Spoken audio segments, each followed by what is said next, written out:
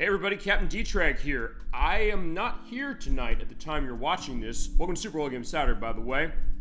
I got a special show for you tonight because, I don't know if you're telling this from the screen here, but I was able to get my hands on the Nintendo Switch 2.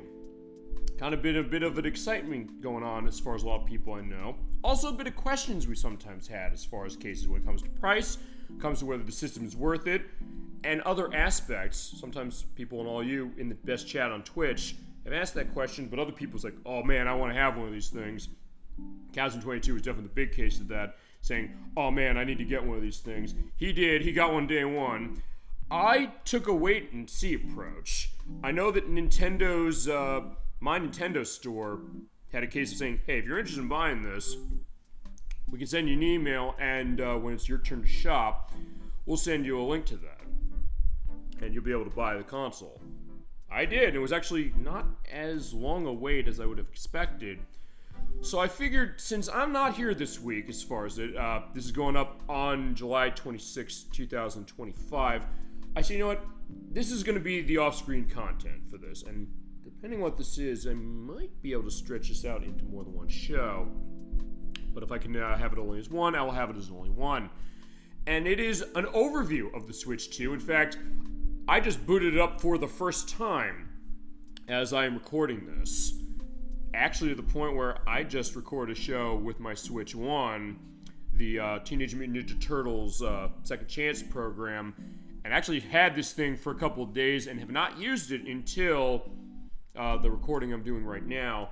Because I said, I don't want to give an indication, this idea that A, I got one of these things, and B, that I was planning a show on it. Because it's a thought I've been having for a while. I said, you know, going back to July 4th, I said, you know, if I was able to get one of these things in time for that, I was thinking, maybe I should do an overview on that. I was talking to some of my coworkers and some of the guests as far as on the show, and they were thinking, that sounds like a cool idea. And there was also one thing that I was also thinking, which is, yeah, that, but also, maybe there's other things we should be showing off this. How does backwards compatibility working? We're all a retro show as far as this, but it doesn't mean we don't cover new things. Clearly, this thing just came out like 2 months ago, not even at the time of this upload. But I said, let's take a look at it. Let's get all your questions out on the Nintendo Switch 2 and also answer mine live in real time. And I figured that's going to be a good way to do it. And since I do need to do a system transfer over as far as all this, I said, well, why don't I just record that too? So I actually have had the Switch 2 for the past couple of days. I said, I'm not using it at all until after I do the next show I'm using Switch for. And this will, by the way, be us going forward. Anything for Switch is going to be running through Switch 2 now, and it probably is going to be running better as far as that. But we're also going to be testing that, and I'm looking forward to doing this and getting the recording set and getting everything going. So much so, I got to get up and I got to grab something out of my wallet, which is $500 later because I got the Mario Kart World bundle, which only has a sticker as far as on the box, as far as showing the front, but showing that you have a digital copy of Mario Kart World, the 9th game in the Mario Kart series. That I took digitally because I said, I don't want to pay $80, and I kind of want to get the Switch 2 in as cheap a fashion as possible. I'm thinking, how is that possible given the way this costs? Because the console is $450 normally without a game. There's this bundle that's $500, so you're saving $30 by taking Mario Kart World digitally. And obviously, most of the games on Switch 2 are not physical. We'll get to that, trust me. That's a big elephant in the room that I know has been a bit of a contentious point for a lot of people, and not just me alone. So, we'll talk about that, but I said, you know what can I do as far as making it go economical? And part of the thing is that I have tons of controllers on my Switch. They all work on this system, if you know what you're doing. Honestly, this is kind of a new territory for me saying, do I know how to handle this case of it? But that's what we're going to be doing now. So we're going to go through the system setup, and I'm going to show off everything. I also do edits, of course, for sensitive information. Another reason why I said, you know, let's do it this way, as far as it. So when you first boot up the Switch 2, this is actually the first time I booted it up, your selection of languages, of which there are a decent amount here, as far as English, normal English, French-Canadian, French, German, Spanish, of two variants, Italian, Dutch, Portuguese, Brazilian, and Portugalian, Russian, Japanese, simplified Chinese, traditional Chinese, and Korean. I'm running default English. You pick your region. The Americas. Okay, so now we do have to do an end-user license agreement. I usually scream about these things. But then again, this is a setup of a system. So I don't know if I can be completely, angry about that idea. I mean, it kind of makes sense. You know what the hell? Let's read it. If you're under the age of 18, stop! You must get your parent or legal guardian to accept this agreement. Okay. There you go. That's interesting.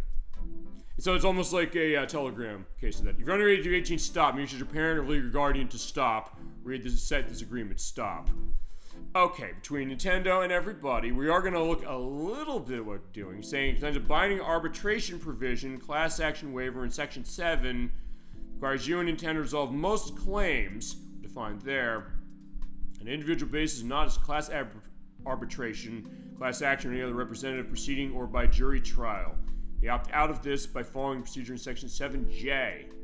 So yeah, I've sometimes was asked, am I a lawyer? No, I'm not a lawyer that way, but we are talking lawyerese as far as this aspect. So aspects of third-party content, saying you have a revocable license to use software on this console. So basically, do not modify the console or pirate the console, otherwise you're going to break it and you can't go online and can't use it. You may be able to purchase separate physical media, allows you to use software including games compatible with it, and have that going on. Updates for case of the system may require if you play games, enjoy features and software and all that stuff. You can send Nintendo providing you giving automatic updates, though I'm going to assume this is like Switch Normal, where you're able to select opting out of certain updates or controlling how updates work. We're saying how I tend to do it on Switch as is. Must install the most current version of software install as soon as you reasonably can. For Switch 2, that is true because basically they said we break the console when it first came out and said you have to update a patch for it. Now, there's the case of getting used to modern gaming. Honestly, I guess it's one of those questions. They said they didn't want people to, start playing this when retail decided we're going to break the street date of when this console came out, that being on June 5th of 2025. So, I mean, kind of made sense as far as how they did it. I mean, it goes to that, I guess, major debate as far as idea of online and gaming. Where is that going? Is online going to be something that it's going to be fixing things that, they should have released it right the first time? It's our Pokemon Gen 9 joke here. Or not, but that's going to be a question as far as that. You might need to download it in order to need digital download it for physical media.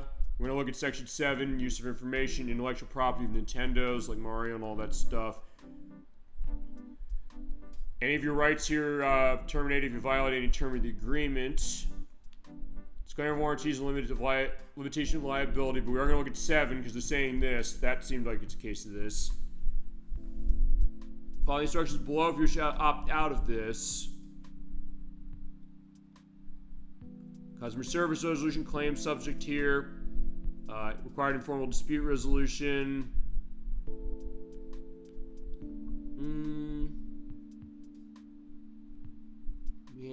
Let's see. Part of understanding that in this mandatory provision, we right to sue in court and have a jury trial. I don't really have any reason to sue Nintendo unless this thing shocks me to death and it's not safe or something. I don't know.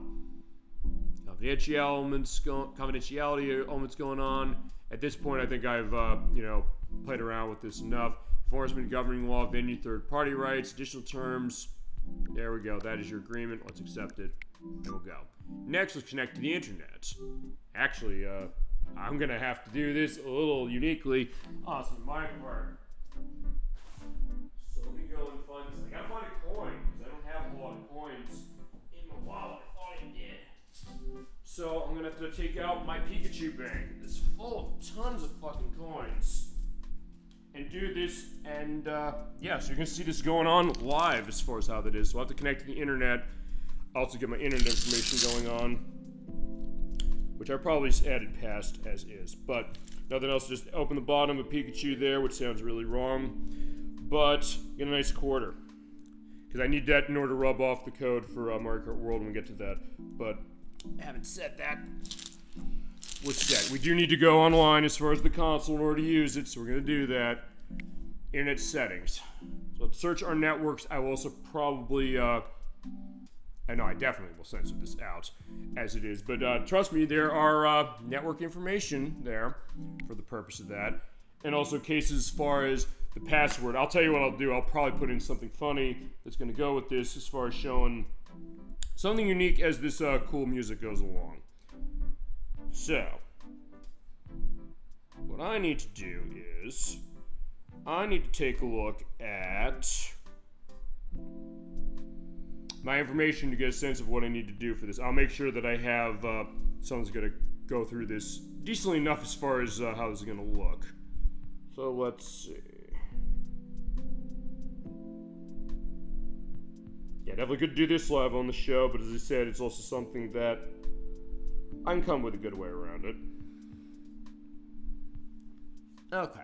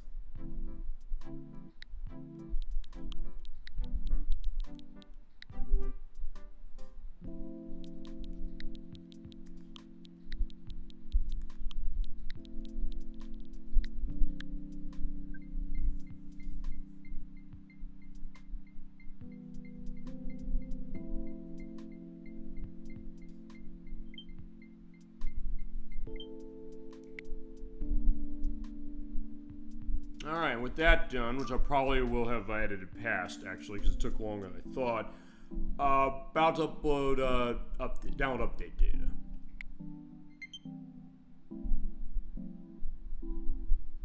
Alright, so we'll have to pick a, time zone here.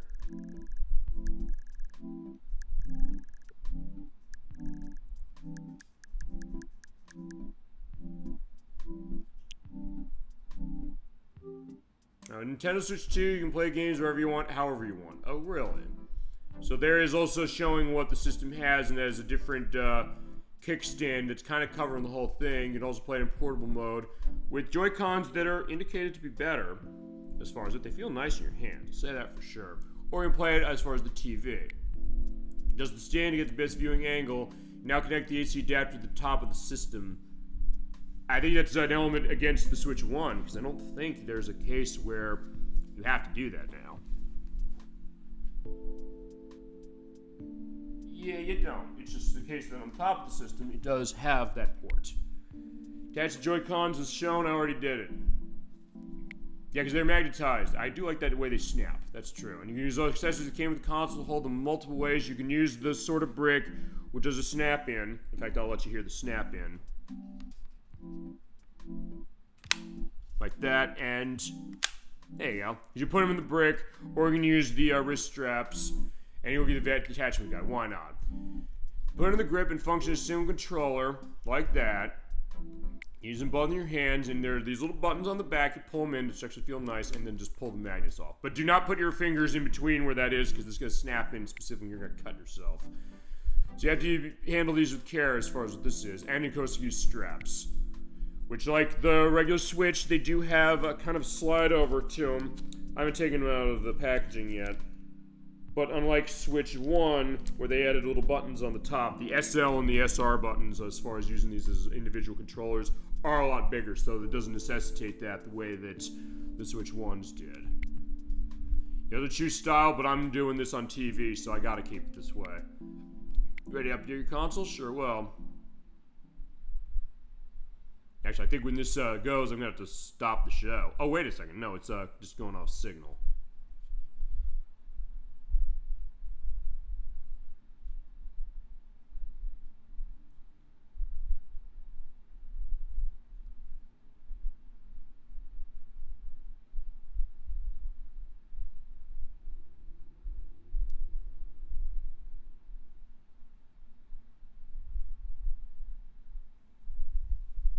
Alright, now we'll have edited past that. I probably will use like the Switch 2 snap thing for that.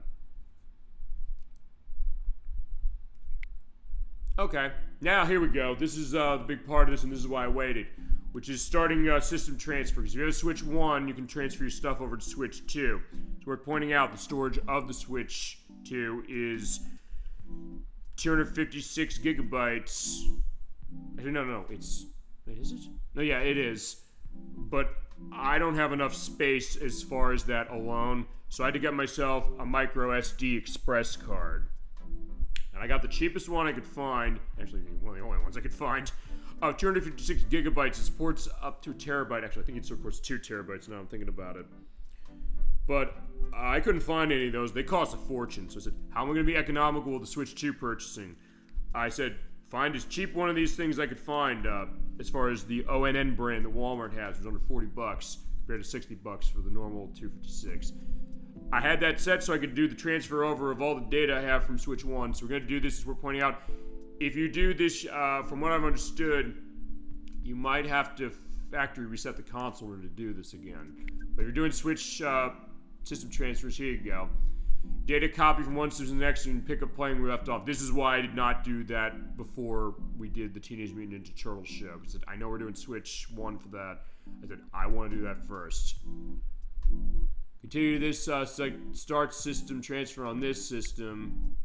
We'll transfer over everything over there except news. So the news channel that is on Switch is not going to come over, although I guess it's a case where we just started fresh from the Switch 2 when you get there. And also, by doing a transfer over, that means all those screenshots and videos I hold down when I say, hey, what happened weird in the game, I'm carrying that shit over, you bet. And use that code to go to Nintendo's website for more details, and we can do this. So start system transfer. First sign in your Nintendo account is the same one you used on your Switch. I'll also probably have this case censored out too. Or I can do the new-fashioned way, which is saying, let's use a phone. Let's get a QR code. We are going futuristic on this program, ladies and gentlemen. You also use other methods. We're not gonna.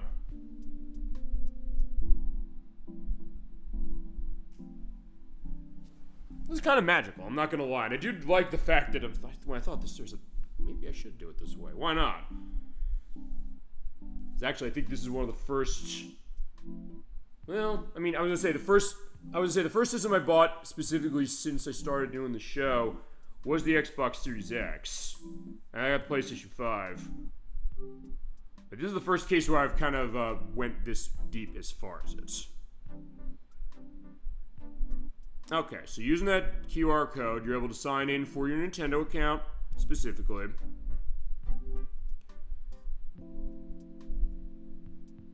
And get everything set over here.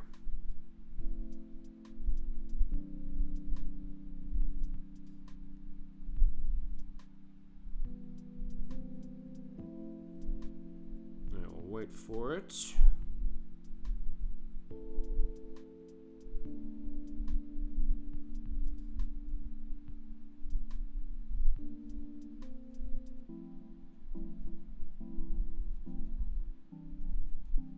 You get this nice relaxing music. Already I like that quite a bit. Alright. I will also have this hidden away as far as what your verification code that came from doing this is. This is the other reason I'm doing it this way, so I can edit out anything that's sensitive.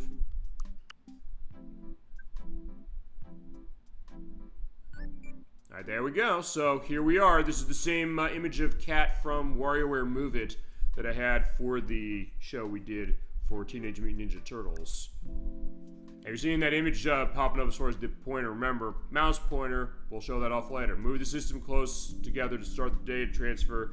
So my Switch 1 is over there. Oh, my Switch 1 is in my hands right now. Switch 2 is over there. Just place it right next to it. Like so. Alright. Move it close. They're literally right next to each other. There's no case where this should be a problem. So, on the home menu, select System Settings, System Transfer to Switch 2 on your Switch 1. Deal with the process until you see searching for your Switch 2 system. Keep the system on this screen whilst you do it. Okay.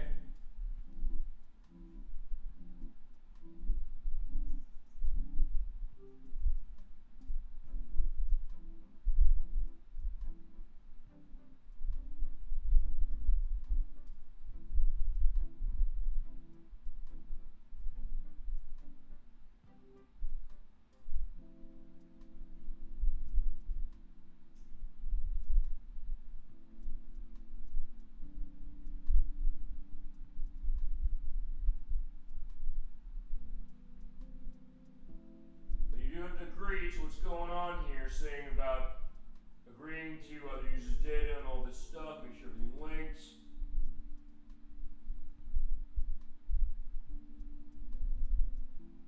Save data of the following software removed and moved over to the Switch 2 system. That is basically going to be, okay, not as much as I thought.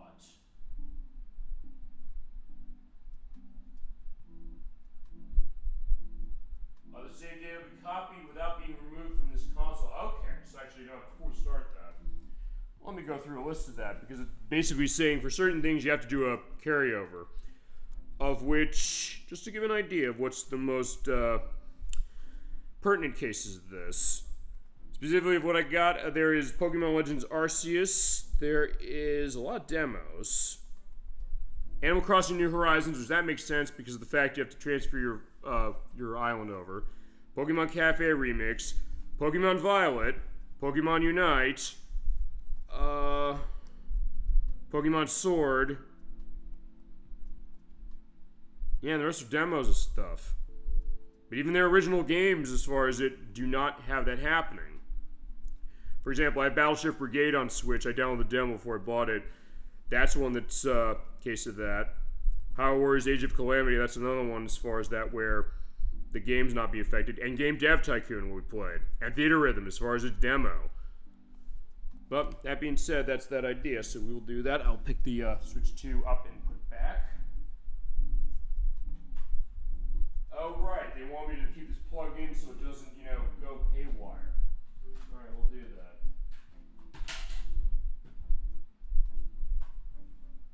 Yeah, so if it dies, you're not going to lose anything.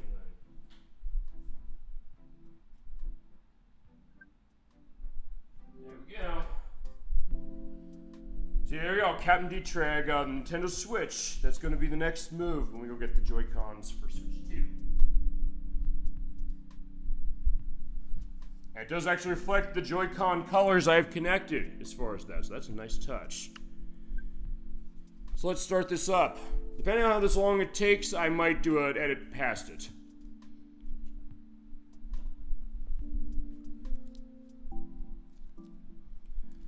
I mean, I do have a lot, so that's going to be a question as far as how it transfers all that over.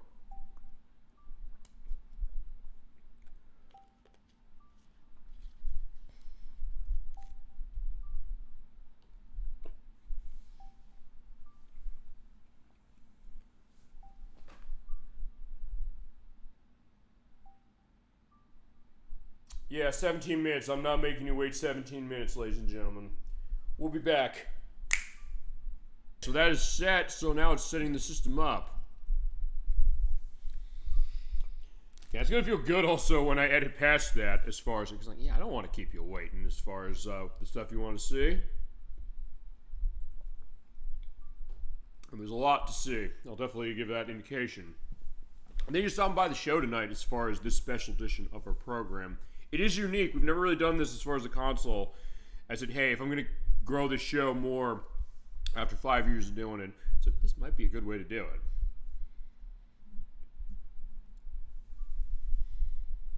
Alright, so yeah, it is taking everything that I transferred over from Switch 1 into Switch 2, and if you're thinking, that means we're going to test stuff from Switch 1 to Switch 2, you were correct, my friend.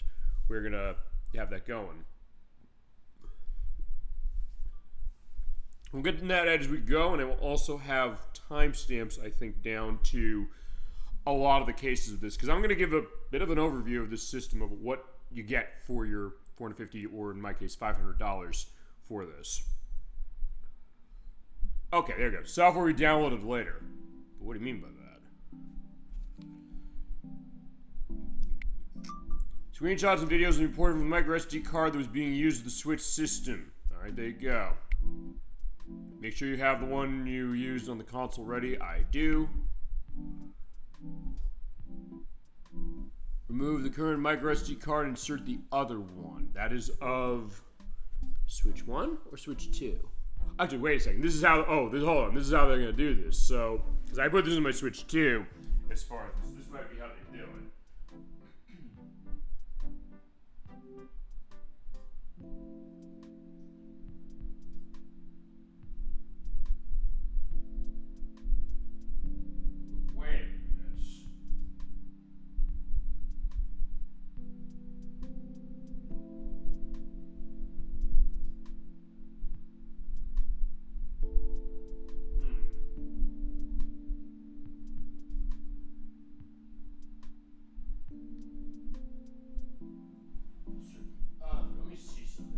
I had to take this out of the dock for a sec.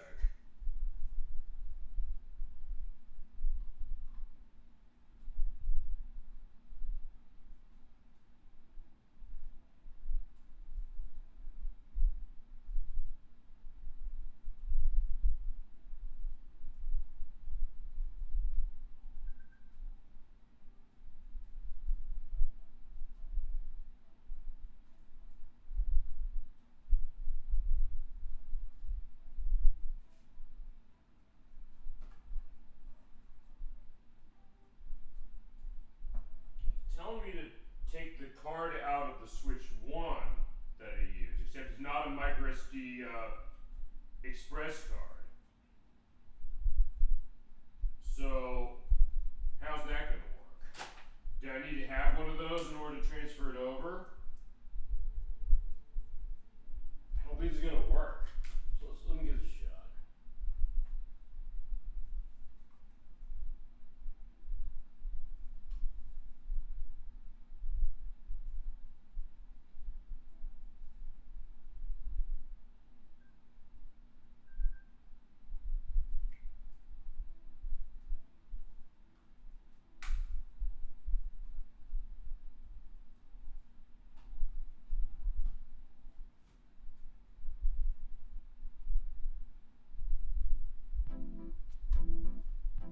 Okay, so I guess it's working with the old card, but it's the one that the Switch 2 doesn't work with. I guess I had to take the one from the old system and put on this one. Alright, let's see how this goes, and if it takes a while, again, I'll do an edit of... Alrighty, that is the end of the screenshots or copy system memory. Now in this case, you can put that microSD express card in. Yeah, it made me nervous, because, like, wait a second, hold on. I thought the Switch 2 does not support the old micro SD cards, but I guess smartly they said, yeah, just put the old one in your console, and then put the new one in. We should do that.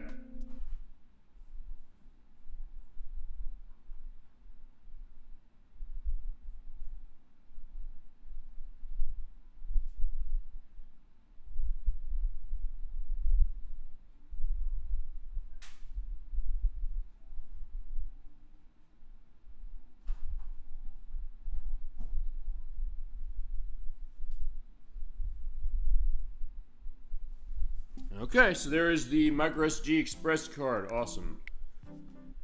More than imported screenshots and videos to this. Yes. Next question, am I gonna have to do the snap again? Well, maybe not. Seems like this is going actually way faster, so no, I don't think so. Well, I don't know, I do have tons of screenshots on Switch. How many times have I held that button down when we saw weird stuff happen, either on the show or when I was doing practice?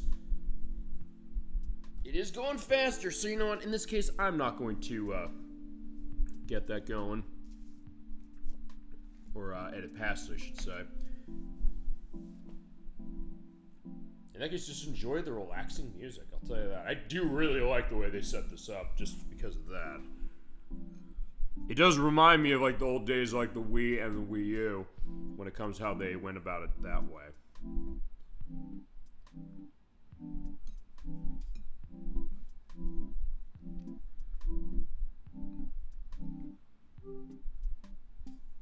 If nothing else, I guess it's showing the difference of speed in microSD and microSD Express. Make sure you look for that XC on it, because even as a tech person, I was confused looking around as far as these cards, saying, which is the one that has that, as far as making sure they're going to work for this. As long as you see the XC, you're all set. Which offers up to 800 megabytes of read speed and 600 megabytes of write speed. So this has... Also, it's water shock, temperature, and magnet proof. I guess fitting for the magnetized aspects of the Switch Joy-Cons. But I think they're probably shielding those very specifically from what I understand. And we haven't gotten a case like iFixit where they say the Switch 2 Pro controller is, quote, piss poor. Which they just said today at the point of me editing this, or recording this as it is specifically. Editing is coming later as far as this. But they're saved your microSD Express card now. And also, that's also a case. That's not the reason I didn't buy that. It's just that costs a lot of money. It's like $80-something. Like, I'm not buying that controller for $80 bucks. But we do have to restart the system, so we'll be right back. Alright, there you go. That's just a transfer. So yeah, as far as how I have edited here, I'll cut that down significantly. Alright, theme color, source system we carried over. I had the dark look, so it's going to stay that way. Alright, so at that point, press home button to go home. Hey. Oh, you got a piece of music as well. It's sleek the way it's set. I guess they're patching Cowabunga Collection, which is the last thing I used to play this. Alrighty. All this stuff. It does look a lot smoother. And I guess in that case, we'll also take a look as far as what everything goes on here. So here's controllers. You have the two Joy-Cons. You can do searching for that.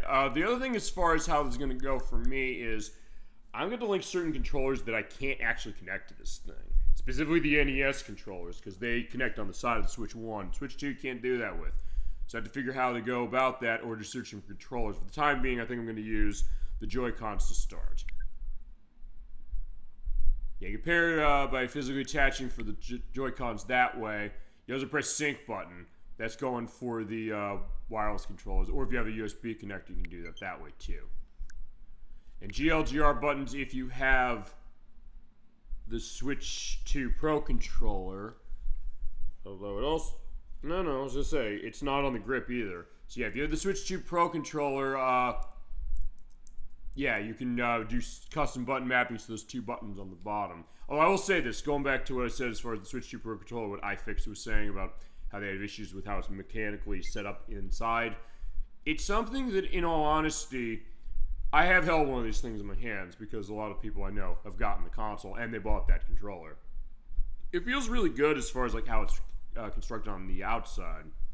Maybe it's on the inside is there it's counting and not doing so hot. Okay, after creating a map for a game, they can link to the active user. Next time they play it, it'll be mapped that way as well. And the mouse controls, because remember, there's a case of mouse control. If you have the sensors on the controller, you can just use it as a mouse, like this. So I have it on the table. And you can use the button at the top, like as far as the R button, as like a click case. You also use the strap to make it easier. Play the cursor, place it on a flat surface or table, move it to show as image, and press... either L or R or ZL or ZR. Tilt the control stick through menus like this. That's pretty good. And use them on home screen software that has usage of it. And And grip order. We'll figure linkage to controllers later. In this case, it's basically just going to be a setup of everything. All right, let's take a look at what we got here. Because, yeah, this is the first time I'm looking at this perspective of this. So whilst everything's patching... Well, actually, wait a second.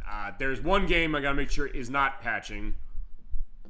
Actually, in that case, I do need to go into system settings. Let me do that. Let's go down to... I'm looking specifically for one thing, which is...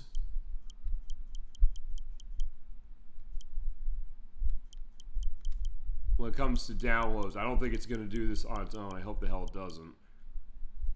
There's one thing I need to have it not patch, which is going to Switch 1 stuff. Let's see. Just want to make sure I'm looking at this.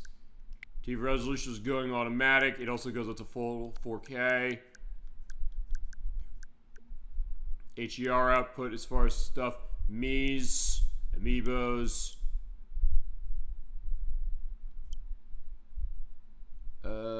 Where is it? Dock update.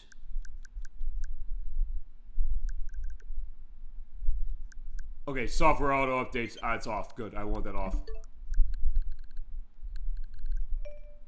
There's one thing I need to get a sense of, which is there's one game in here I gotta stop this instantly. Where the hell is it?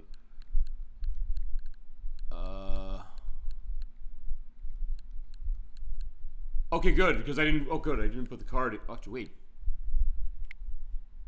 Oh, shit, it patched on its own. Fuck, alright.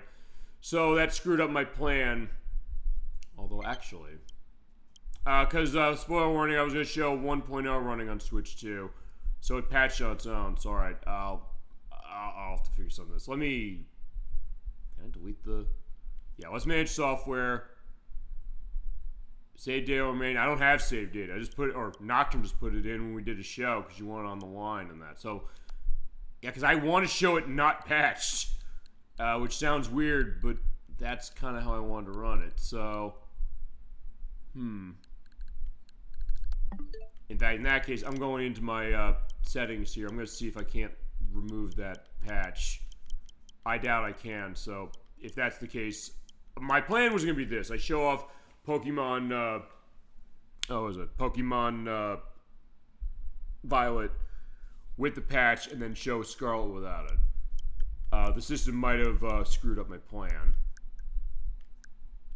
Let's look at manage software.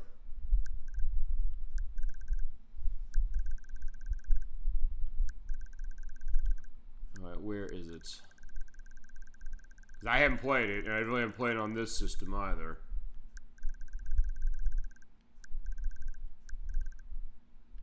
That's Violet. I'm looking for Scarlet. Alright, it is the same case as Switch 1 in the sense of searching for stuff that's set that way is not really indicated.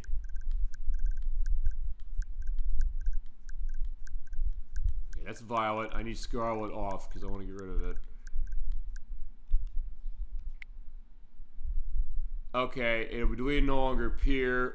Oh, alright, so much for that plan. I said I wanted to check it out that way, but maybe because I had it put in my console, I couldn't avoid it.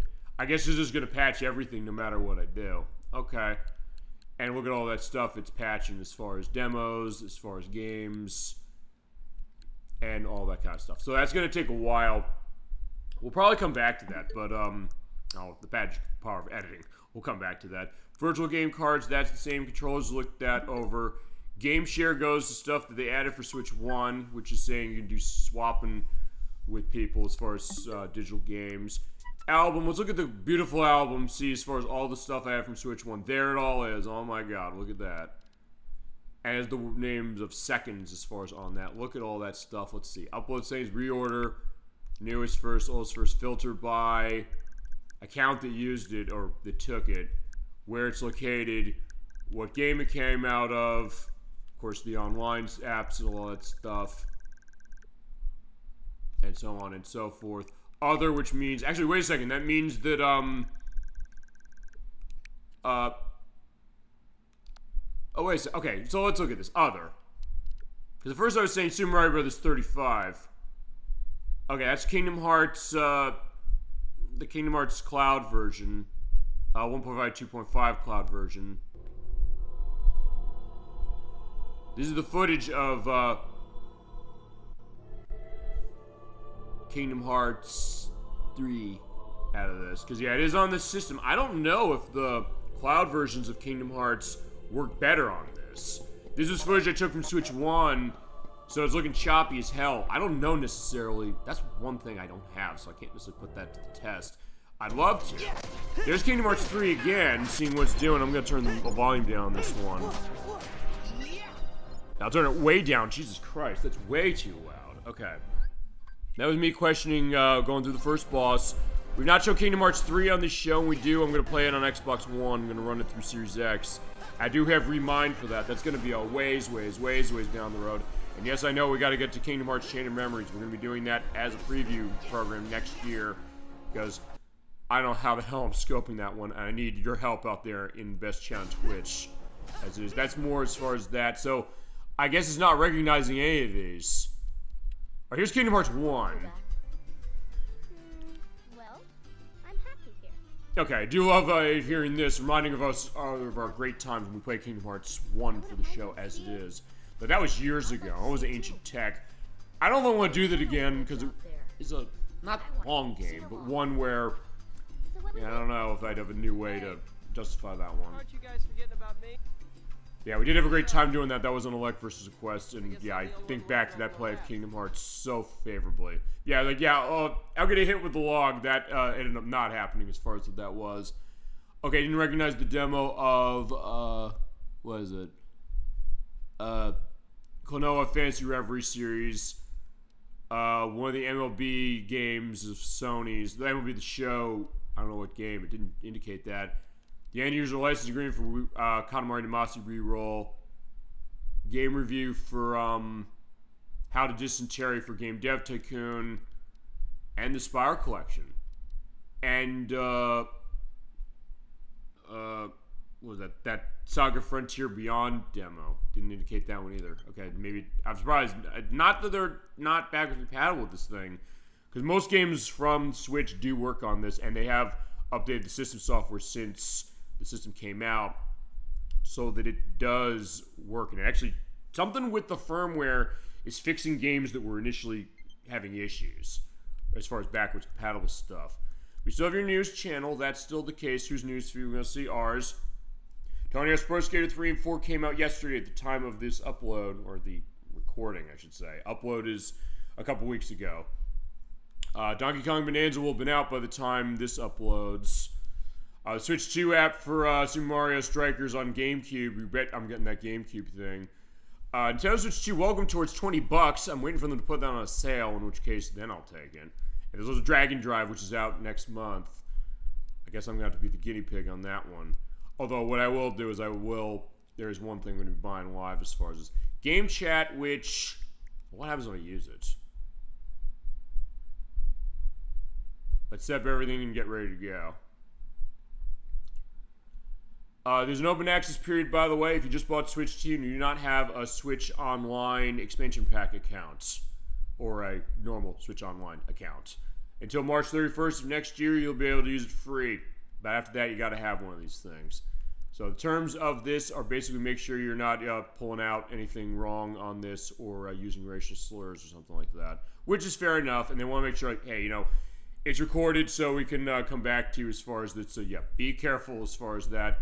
What you say can and may be used against you in a court of law. And you need to confirm your phone number. Okay, I'm going to have to edit this away. You can't be used until you verify your phone. Oh, shit.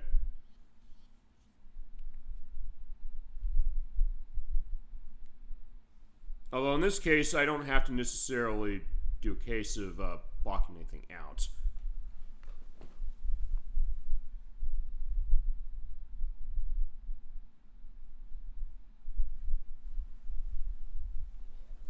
Alright, let's see though what happens. Because I do want to show you as much as I can show as far as what's going on, but yeah, protecting everything and all that.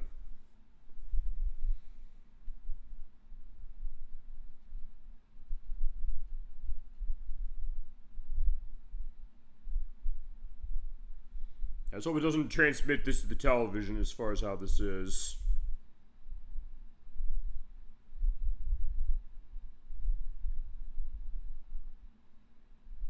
Alright, so yeah.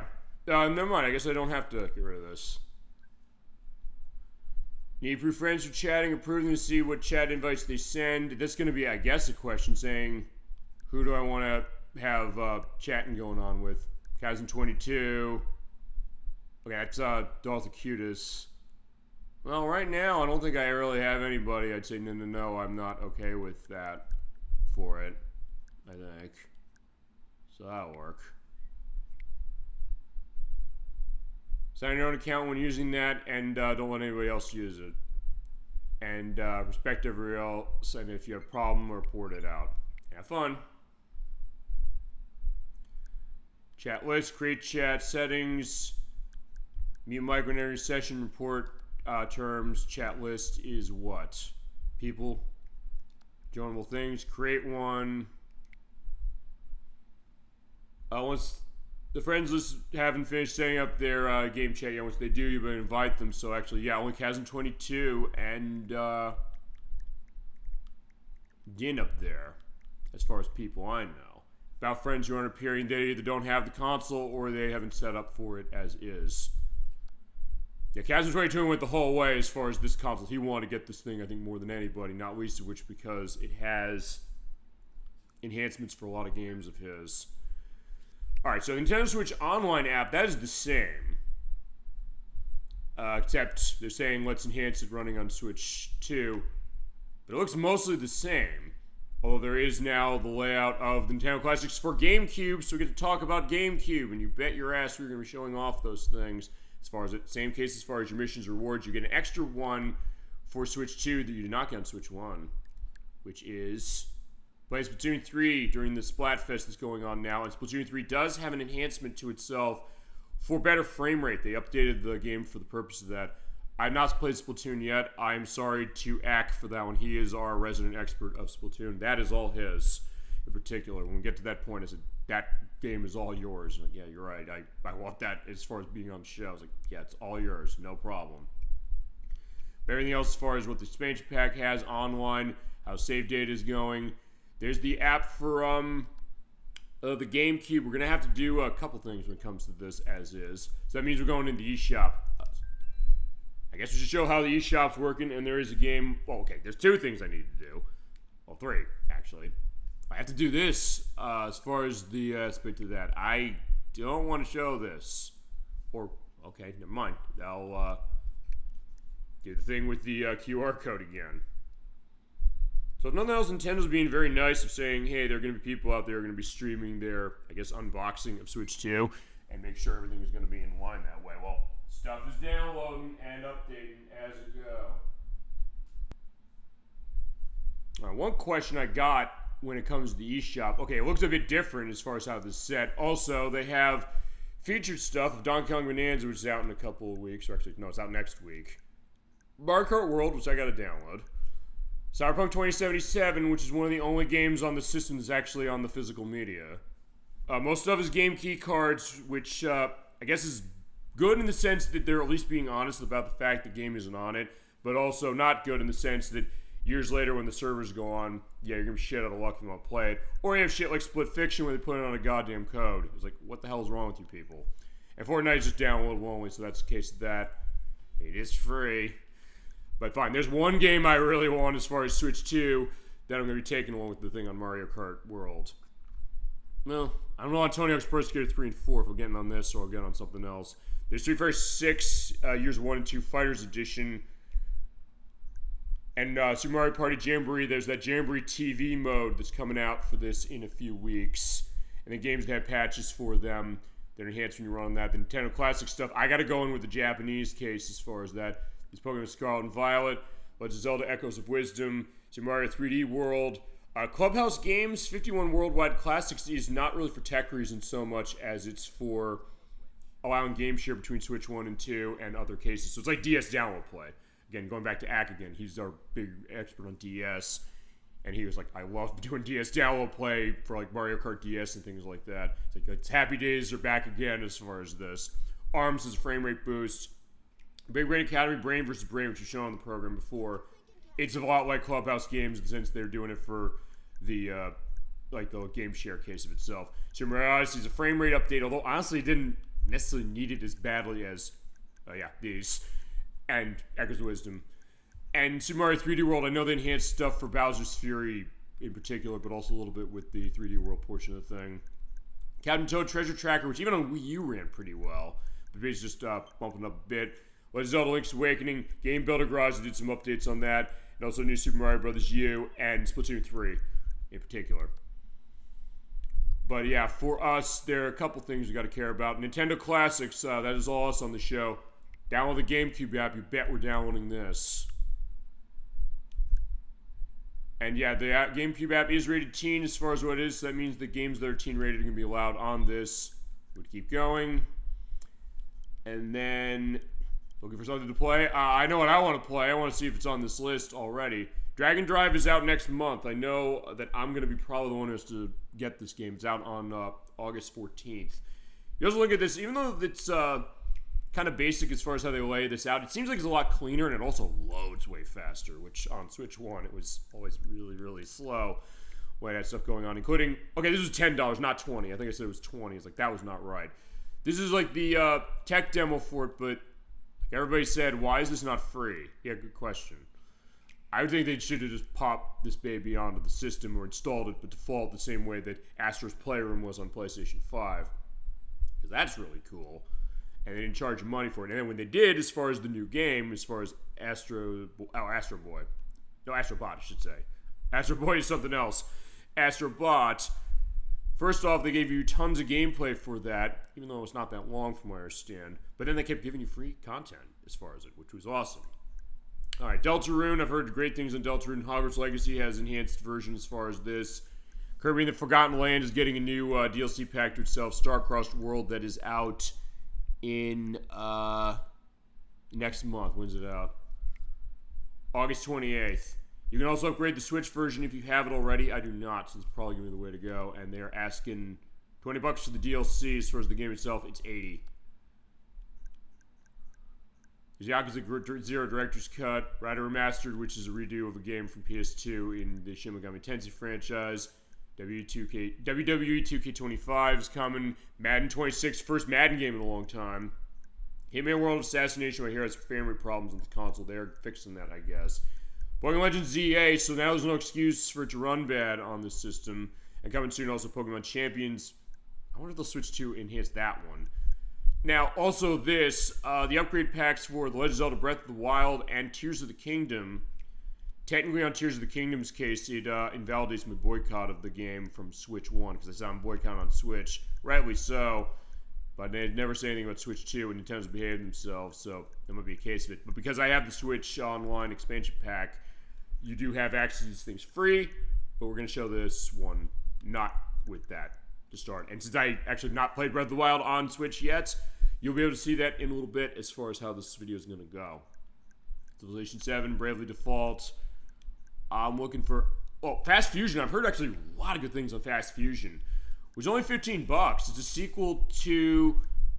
I'm trying to remember what the fast case of these games are. They're kind of like futuristic, like F-Zero-ish kind of racing games. I've heard this game is really, really good. And a technical showcase of the Switch 2, from what I understood. But there is one. Enron Factory Gardens of Azuma. And since this is a Marvelous published joint... It is on the physical media if you buy it that way. But if you bought it on Switch 1, you can also pay $10 and upgrade to the Switch 2 version as you so desire. Is Marvel who published this thing? Yes. Yes, it is. Because Marvel said everything we publish on this console is going to be on the physical media as opposed to a game key card. Very nice. I guess the question is going to be seeing if other companies do that. And for that matter, does Nintendo allow third-party companies to have another size of their game cards as opposed to apparently 64 gigs. I think that's all they're offering, because Puyo Puyo Tetris 2S on Switch 1, it's like 2 megabytes. Or 2 gigabytes, I should say, sorry. 2 megabytes would be amazing if they put it on that. 2 gigabytes. It's a game key card on Switch 2. It's like, why? I guess because of that. Also, I don't know if they're going to re-release games that were released on game key cards as physical cases. Nice to see that. And from what I understand, I think a lot of stuff this game keycard hasn't been selling well, although what not selling well means on this console is a question, I think. But we do have to get down to business on one way. Let's get the code ready, and in this case, I do not need to censor this out. For Mario Kart World, because I do want to get this stuff set. Actually, wait a second, hold on. Actually, before I do this, there's one thing I do want to download that I actually have to go to the Japanese store to do. Because, yeah, I'm saying the Gamecube app, but remember, I have my other Switch account for the purpose of running that, so I can go in there and get the Japanese side of things. And stuff that's come out recently, like the remakes of Patapon 1 and 2 from PSP that just came out, the remake of System Shock 2, and other stuff's coming out, but there's one game I'm not seeing in recent releases, and I'm like, really, are you kidding me? Okay, well, not that. The Super Dimension Fortress Macross 2. That's the new Arcade Archives game. And they're doing Arcade Archives 2 stuff on this console, and I am ecstatic in terms of what they're adding. And also stuff coming soon. That's weird. Why is the version of Tony Hawk's Pro Skater 3 and 4 not available this way? But either way, Donkey Kong Bonanza. But alright. As far as what you got on your wish list, Ridge Racer. There we go. That's it. Wait, this is the Switch 2 one, right? I was making sure that's it. You bet we're going to be showing this. This is going to be that. I also like the idea that it shows my massive-ass wish list as far as stuff on Switch. Of stuff like Yu-Gi-Oh! Early Days Collection, Gradius Origins, it's coming out soon. The Sun Soldier's Back Collection, that's like, damn, that's $2. Christ. I might want to take that. That, by the way, is a collection that has a bunch of ancient Sunsoft games, some that have never come out in the U.S. In particular, The Wing of Medulla, Firework Thrower Kintaro's 53 Stations of the Tokaido, there's a name, Ripple Island, and that's it. Yeah, that is $2. That is neat. I might have to take that for $2. See, it's that cheap as far as that. The redos of Era the Acrobat, there's the first one, there's the second one, there's the Game Boy Advance version of the first one, and Zero the Kamikaze Squirrel's on this line somewhere. And a lot of the Cubite stuff as well. In fact, there's Zero the Kamikaze Squirrel right there. Considering how expensive that is on Super Nintendo and Sega Genesis, that's absolutely one that I gotta pick up. Also gotta see what other things are on sale. Okay, this was the game, Teenage Mutant... Oh no, this is not the roguelite of Teenage Mutant Ninja Turtles. This is Teenage Mutant Ninja Turtles Arcade Wrath of the Mutants. This is the arcade port of the modern Raw Thrills Turtles game, which is definitely a nice cut down on price, because that is a bit pricey at $30, admittedly. But there is a physical version of that, too. Top Racer Collection. I still need to get this, because I guess that's how we're showing Top Gear 3000 on the show. And I can show the extra game that's as far as that, the new take on that. A lot of the retro stuff, which initially a lot of the Carbon Engine stuff had problems when it came to running on Switch 2, but most of them fixed as far as how they are. Let's see. Other stuff I was considering when it came to our puzzle showcase, as it was, and other things. Banning the Ink Machine, which got a new version or its sequel recently.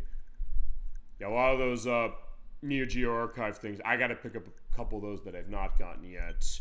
Yeah, that's downloaded. I'm just going down the list, seeing like what's on sale. Yeah, the Humongous Entertainment games and Backyard Baseball is on here now. So clearly, people want to play the Humongous Entertainment stuff, and they're definitely getting a good case as far as the porting of those on the system. That is when they port them right, because initially there was no music in Freddy Fish 3. I think in Putt Putt Travels Through Time. And next time we come back to Freddy Fish, it is going to be with this. So yeah, she's coming back, and there's Luther with her. We'll see them at a future date. Glay Lancer, I do have this on Wii. It is $350 on this, though.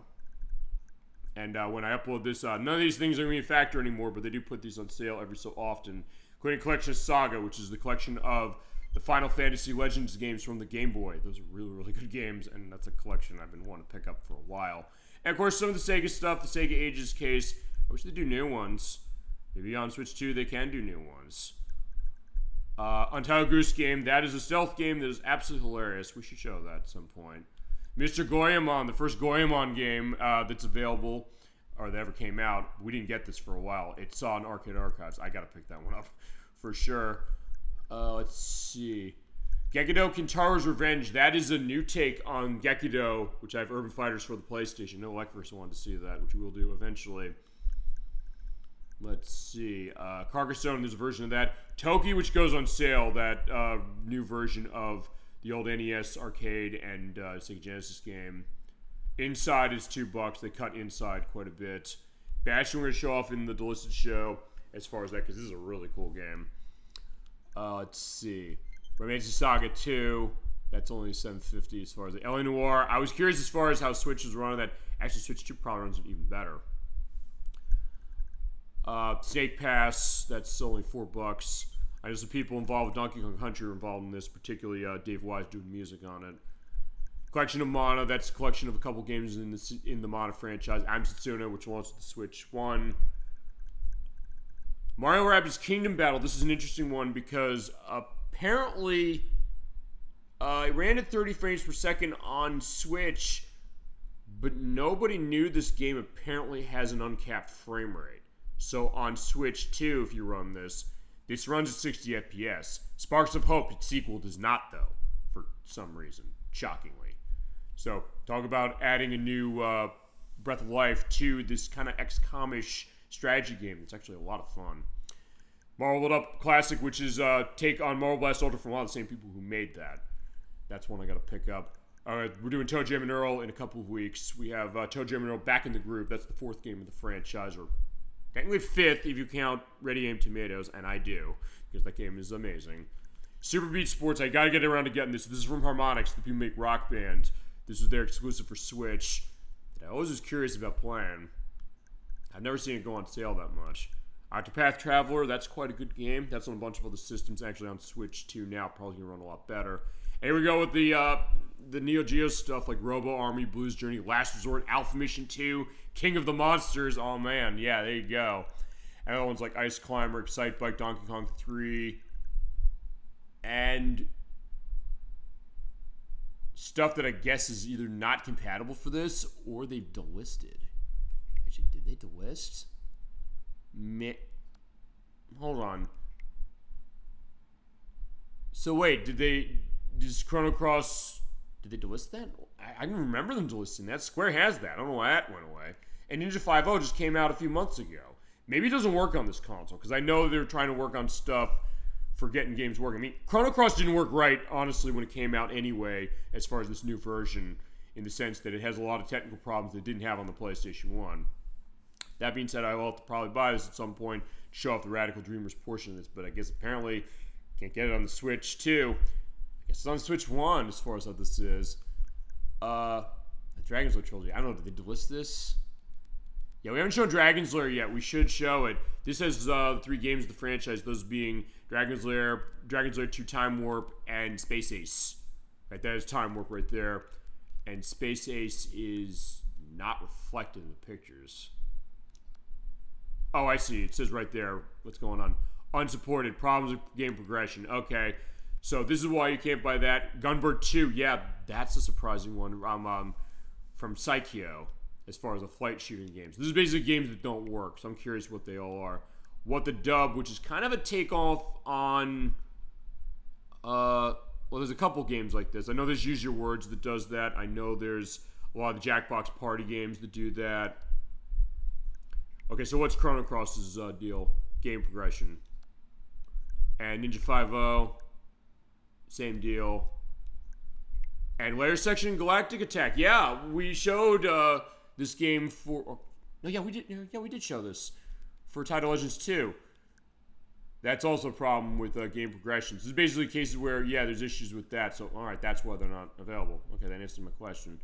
So, I'll tell you a few things I'm going to do. Oh, that's searching and browsing. You can do that. Panzer I have that already. We'll deal with that as far as our game look over. There's the Gamecube, but yeah, we're not done yet. We got to go to the shop again. We're going in the other account I have, which is a Japanese account.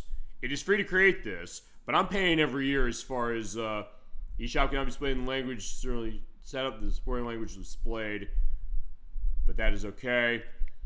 Because all I need to do is go in here, and I have to do this too. Okay, fair enough. Yeah, remember me, please. This is how we're also going to show the Japanese versions of the Switch Online, or the Nintendo Classics this is now. Now I got to get that nomenclature right going. So if you've ever wondered, how do I do this? I'm showing you how I do it. So, as I mentioned, all you got to do is you create another account on your Switch or Switch 2, as it is now. You set this other one to Japanese, and then you have your other account that you're paying for your Switch Online or your... Well, it's a Switch Online account, so that is right. I'm going to switch on my expansion pack account, and why'd that go away? Tetris connected, oh my god, that is an amazing game. We gotta show that as a full show. I gotta figure we're doing. That needs to be a preview program saying how the hell do we scope this game, because we gotta go on this. Yeah, I'm currently signed in one account. We gotta change this one. We will. Hopefully that's a case where I don't have to... Oh shit, yeah, I have to remember... Oh no, we're not using that. I need to put in... Let me think about what I used as far as this.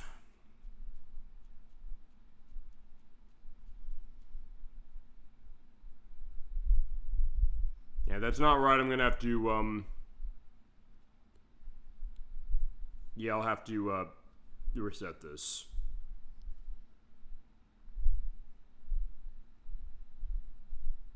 In that case, also I've edited past. Okay.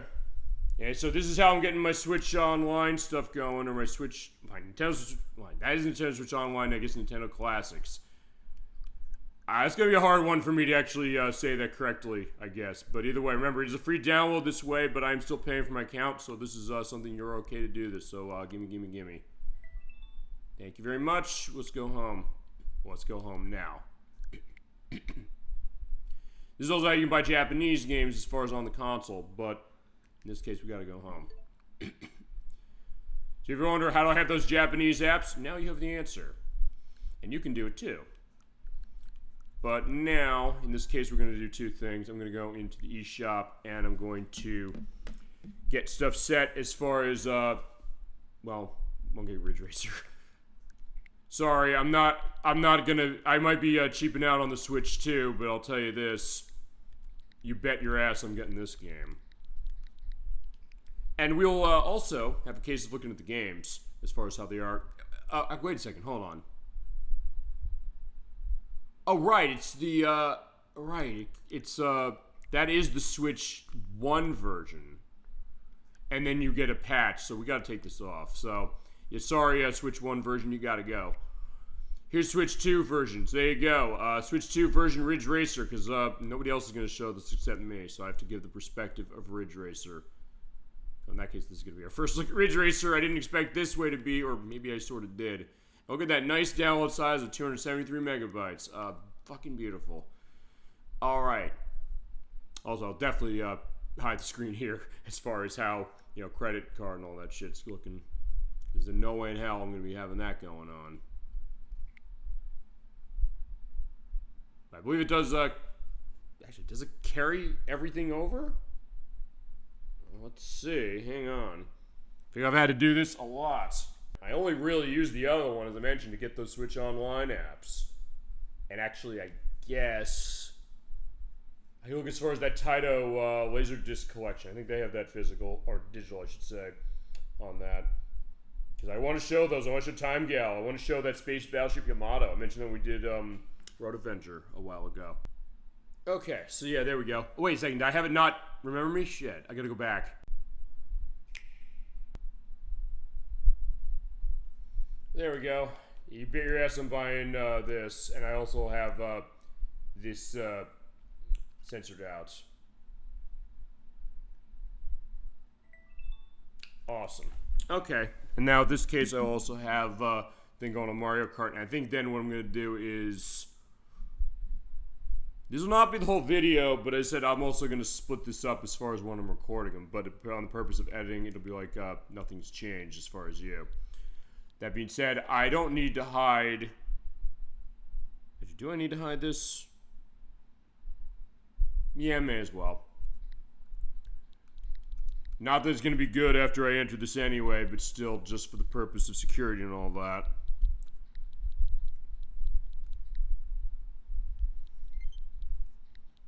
There's Ridge Racer. Oh my god, good old Ridge Racer.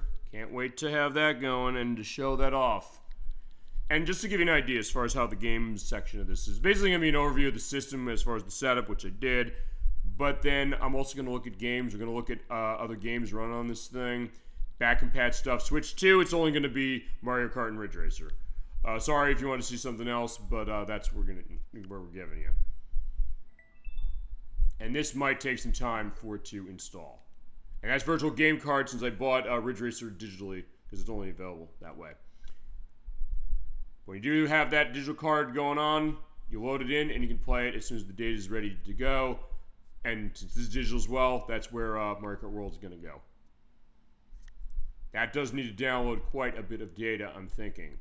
And we're back. So, after the setup of the Switch 2 that you saw, and the first view that we had a few minutes ago, although in this case it's been like 12 hours, I did some off-screen stuff to get some things set up for, I think, what people really want to see out of this, the games.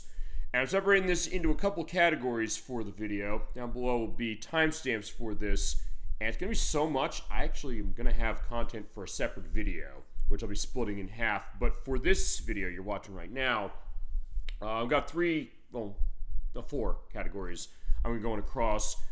A couple of the games I have for Switch 2, which when I said a few minutes ago that we're only looking at Ridge Racer and Mario Kart World, I lied. There's also demos of games, so I said I'm going to toss some of those in because they are stuff from Switch 2, specifically Street Fighter 6 and Wild Hearts S, and the Gamecube apps as well, as far as the Nintendo Classics.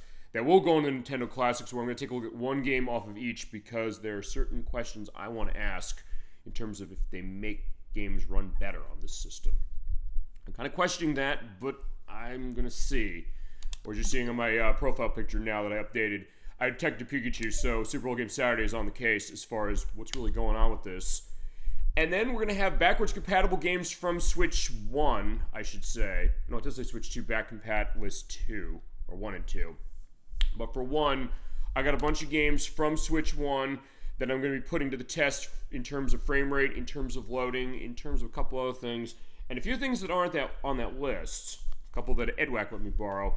And just to go back, I did find out, thankfully, when it comes to Pokemon Scarlet and Violet, as I mentioned, I got this game patched version 4.0 for Violet. When it did the system transfer over, since I had Pokemon Scarlet put into my system at one point, it updated automatically. I said, uh-oh, am I going to be stuck doing 4.0? No, the good news is since I didn't play Pokemon Scarlet, and since I did have it unplayed on the system as far as it goes back to 1.0 when you delete it off. But if you had it digitally, you're screwed. But thankfully, in that case, we can show Pokemon Scarlet at 1.0 running on Switch 2, because I'm curious how that is. But I'll be covering a bunch of games that got updates specifically, but other ones where they didn't exactly, because I'm just curious, how do certain games run? Because Legend of Zelda Link's Awakening did get a patch for stuff. Super Mario Odyssey got patched, as did Super Mario Bros. Wonder. I'm doing this for fun, because it's not going to work, because they turned this off years ago. But show Super Mario Bros. 35 running, in air quotes, on Switch 2.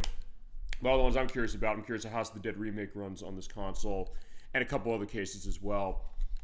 And then I'm going to have demos. I have stuff set up as far as halves, so in that future video I'm going to do, I'll look at another half of back compat stuff and demo subjects. And it's worth pointing out, some of these demos are cases where they got upgrades to themselves already.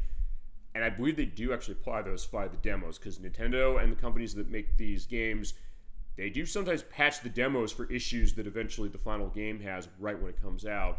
And it's going to cover some of those, like ARMS, and ones that are getting updates soon, like Kirby and the Forgotten Land, and also Kirby Star Allies, because I want to see how this thing going to run on this system. And I got a couple other things as well.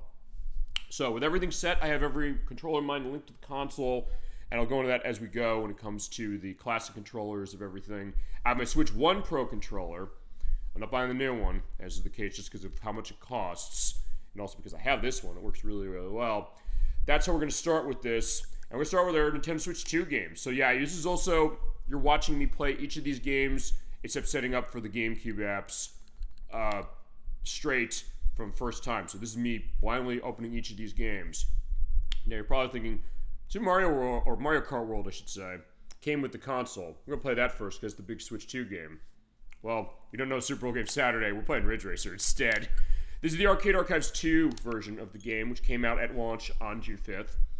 It is also on the other systems if you didn't get it on, or didn't get a Switch 2. You can also buy it on Switch 1 and then upgrade it later. It is a port of Ridge Racer from Namco, the arcade game from 1993. I've mentioned this game a lot as a game I loved playing on the PlayStation. This is the new version of it. It doesn't have everything from the PlayStation 1 edition because the arcade game was just a basic release, but PlayStation added more content. But you have information on how to do things. Background music, as far as things, I do want to make sure I have rhythm shift set. Nothing against the other songs in this game, but I do want to show that one. That's my favorite.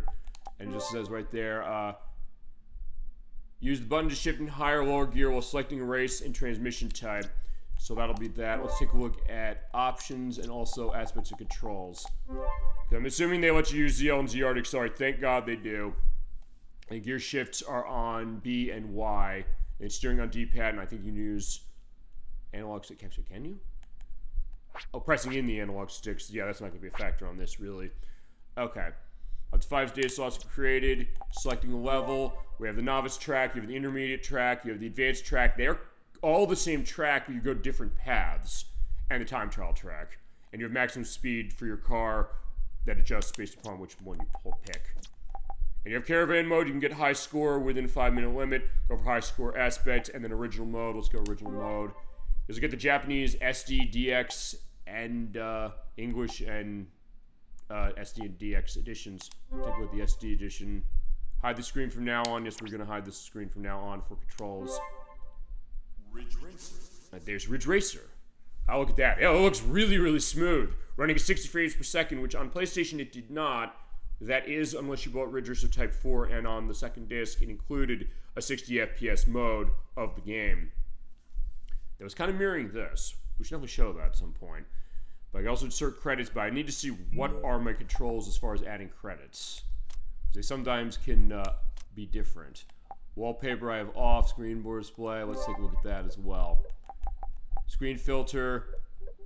As far as applying scan lines, scrolling lines, we are going completely smooth on this one. So no screen filter. That should be good. Quick start, no. Actually, does it say anything as far as putting a coin in? Usually I think it's like on X or something.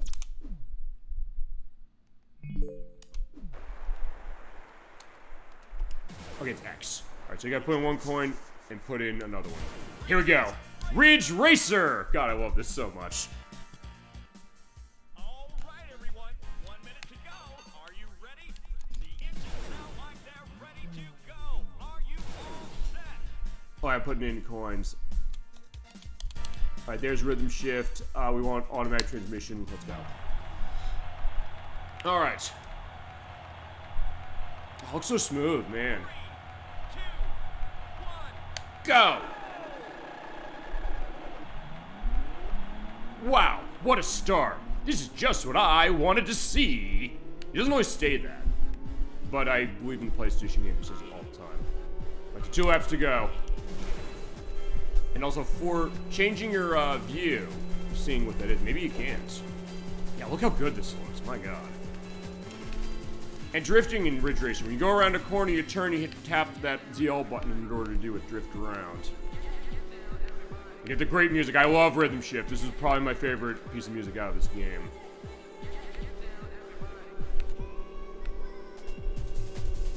Hey, somebody's right on your tail. Well, I crashed into him, so that's what happened there. Watch yourself. Yeah, next course tough. Watch yourself. This is where they're telling you to use the drift. It's not easy to do that, but yeah, with practice you can get it going. Also, the draw distance so far. Not that it was bad on PlayStation. The PlayStation version is a great port, no question. But still, looking at this arcade edition, it is really interesting to see. And also, when it comes to the demos and all this stuff, I'm not going to go necessarily super long. We've got a lot of games to cover. And I'm just going to have the categories down below, not each individual game's the chapter. Here we go. Okay, the final lap. Hang in there. I clearly played this game a lot on PlayStation, if you could not tell. As I mentioned, my experience with Ridge Racer is going back and playing this on the PlayStation when it first launched. It was that and Battle Royale Toshinden that I played when we first rented the console back in 1995. But I didn't know, actually, there was an arcade version at the time. It wasn't 2 years later. I realized, wait a second. There's an arcade version. Like, oh, that's cool. But the PlayStation version does have extra stuff, and we will do the PlayStation version as a full show. We'll do this one a full show as well. Alright, here we go, in first place. I do like having it controlling with the trigger buttons now as far as this is how you play racing games, as far as if you're not going to use a steering wheel and gas and brake pedals. As far as I'm aware, I don't think this game has motion controls or usage for like the switch wheel or something like that. I don't think it does.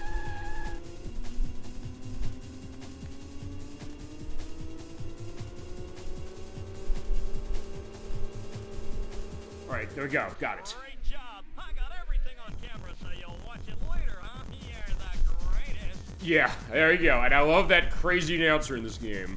He's insanely condescending, though, so if you lose, he's like, hey, come on. You can try again. You'll do it next time. Yeah! It's a new record. Oh, look at that. Alright, but that is game over. So, alright, that went pretty well as far as first look.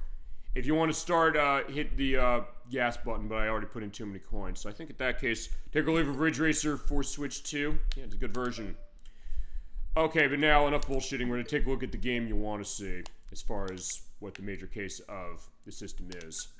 Mario Kart World. This is the 9th canonical entry in the franchise. And let's see what's going on. It did come bundled with my console, and they went open world with Mario Kart for this one. So we're going to see what do we have here.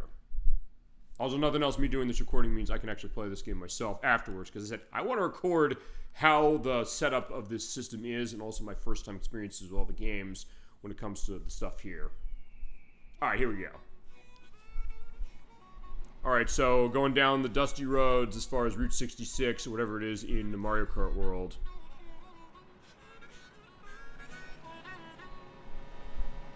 Mario Kart World!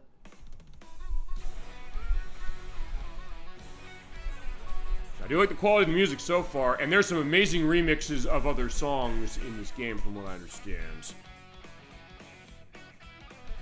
Like, here is Mario Kart World. There's single player, multiplayer, there's online and wireless play, and of course the open world. We could show the open world, but I guess I have technically played this game already, because some of my friends have this. So I was at a party with theirs, or basically going to see them last week or so. And I did play it. Alright, we tried Knockout Tour. We couldn't do it. This is an endurance race that's insanely hard. We're going to do cups and all that stuff. I'm going to start Knockout Tour just to see what this is on my own. Of our selection characters of Mario, Luigi, Peach, Pauline, Baby Mario, Koopa Troopa, Toad, Yoshi, Wario, Waluigi, Bowser, Baby Luigi, Shy Guy, Baby Peach, Toadette, my girl, Baby Daisy, Baby Rosalina, Nabbit from the new Super Mario Brothers games, the Piranha Plant, Dry Bones, Goomba, Wiggler, weird seeing him walking on 2 legs, but there he is. The Hammer Brothers, Sidestepper from Mario Brothers from the arcade, Pokey from Super Mario World, Cheep Cheep, Monty Mole also from Super Mario World, Stingby, who was in Super Mario 3D Land for 3DS, the cow, which everybody was going crazy over when they announced the game and showed, hey, the cow driving. I'm not going to play into that meme, but we can show the cow at some point. The snowman, which I think is a nod to Super Mario 64. The penguin, who is also Super Mario 64, and the parrot Bitty Bud, which I believe is from Super Mario Sunshine, and other unlockable characters. Actually, a lot of unlockable characters, and also unlockable outfits. For the case of this, I'm going to take Toadette. Alright. Yeah, she was actually introduced in a Mario Kart game, that being Mario Kart Double Dash for the Gamecube. And she's been a great addition to the franchise ever since, as far as being a great representation of it. Alright, so you got a selection of cars. You have cars, plush buggy, zoom buggy, charging truck. So to take off on charging truck, I know you can play as him. Rally cart, standard bike. The Funky Dory, which is named after Dory the dinosaur from Super Mario 64. And then the Mock Rocket and that rally bike. I was going to change my settings because you can turn on and off smart steering like Mario Kart 8 lets you. Have auto acceleration automatically using your items. Tilt controls if you want to have that. And change your camera controls to vertical or inverted for horizontal and all that. Let's keep going. Let's go standard. Alright, so we have the Golden, Ice, Moon, Spiny, Cherry, Acorn, Cloud, and Heart Rally. I'm going to go with the first one. We're going to see how we do. Because how Endurance Mode or Knockout Tour works, it is an endurance race. We have to go through and reach the end in first, and if you're not in a specific set of position at each checkpoint, you're knocked out. I was already 50cc just for this, but eventually I can go mad CCs. This game is actually really hard when going mad CCs on that for 150.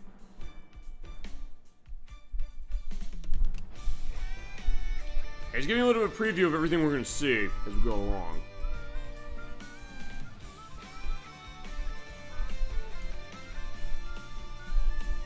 I guess to start, we'll also see if this game is worth the $80 that they're asking for if you're getting a physical version. Which honestly, what I've played of it so far, I'd say they do pack a lot into this. In terms of some of the music choices they have in this, that's pretty amazing. Including deep cuts of Mario games, not just Mario Kart.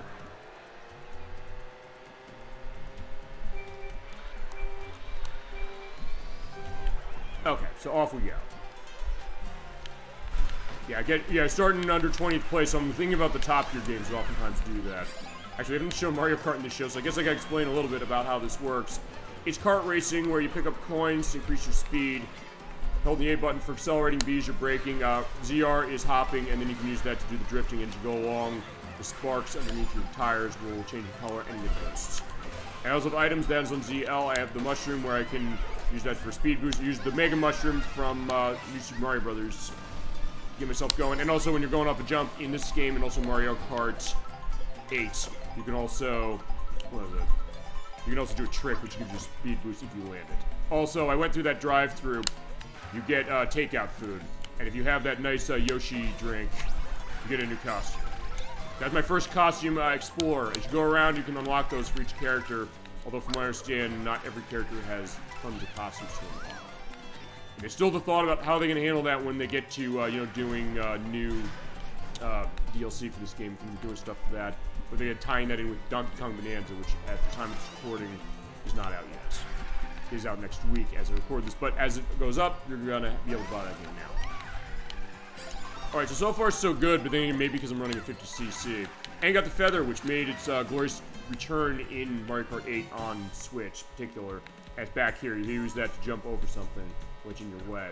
Actually, this is not too bad as far as the 50cc. But yeah, you're seeing the rainbow around your eyes. That means you're getting close to the checkpoint. You have to get to the checkpoint in the position they say that's either that or better. So in this case, now it's 16. Everybody who's below that is going to get eliminated. I should try this. Let's do a launch. Oh, or go off screen. And also, like the old Mario Kart games, Rikichi does not work for free. He does ask you to pay him when it comes to going off the course. Alright, yo, fuck you. So yeah, this is also a case where this is a family-friendly game for sure, but it can also inspire a lot of hatred and aggression out of adults. Alright, so King Boo, you're going away. As you saw right about here, you have grinding in this game. So yeah, they're kind of going the Tony Hawk's Pro Skater direction a little bit. And you actually kind of have to do a little bit of a balancing act, sort of, and you can use that to hop off for actually kind of some platforming cases when you're doing the open world things. Or in certain races where you also go up the walls that way. Oh shit, I got Spike Shell, so I'm getting hit. Every Mario Kart game except for Mario Kart on the Super Nintendo has that, where it hits whoever's in first place.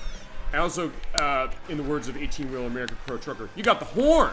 And you use that, it will get rid of anything around, including Spike Shells. But I'm going to hold on to it for now. Alright, and now nice details there of the other cars around, including, I guess, the Koopas and Toads who are on a nice tour, saying like, and over on our left, we have the Grand Canyon. And over to our right, we have a pink Toad with a crown and a horn on her back. We don't know what that's all about. Thank you for driving and riding with the Rosalie Bus Tours. Alright, there's a divot in the ground, so we can use that as a ramp to launch off and trick off of.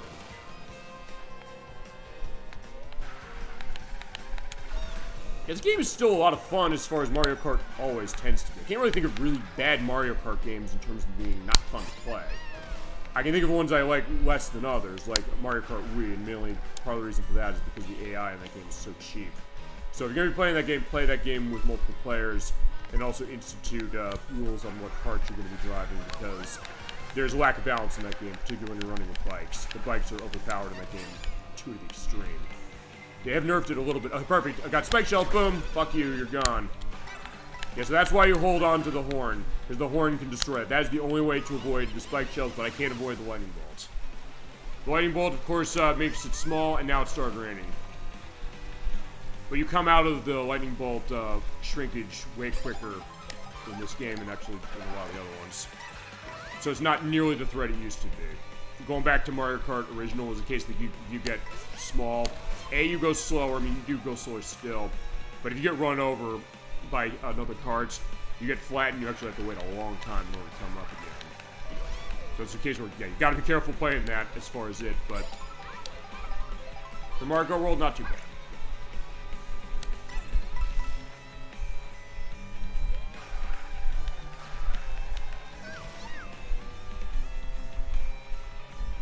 I'm hearing this heavy metal remix of Choco Mountain from Mario Kart 64.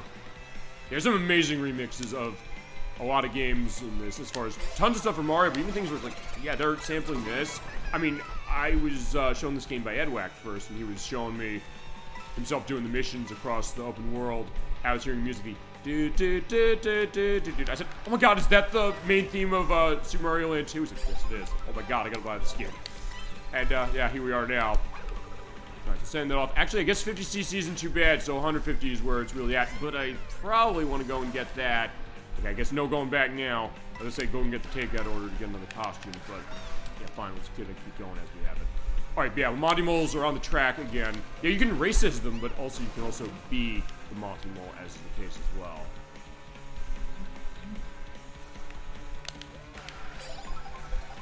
And the cows are in the roads. Like, yeah, you might want to get out of the road, cows.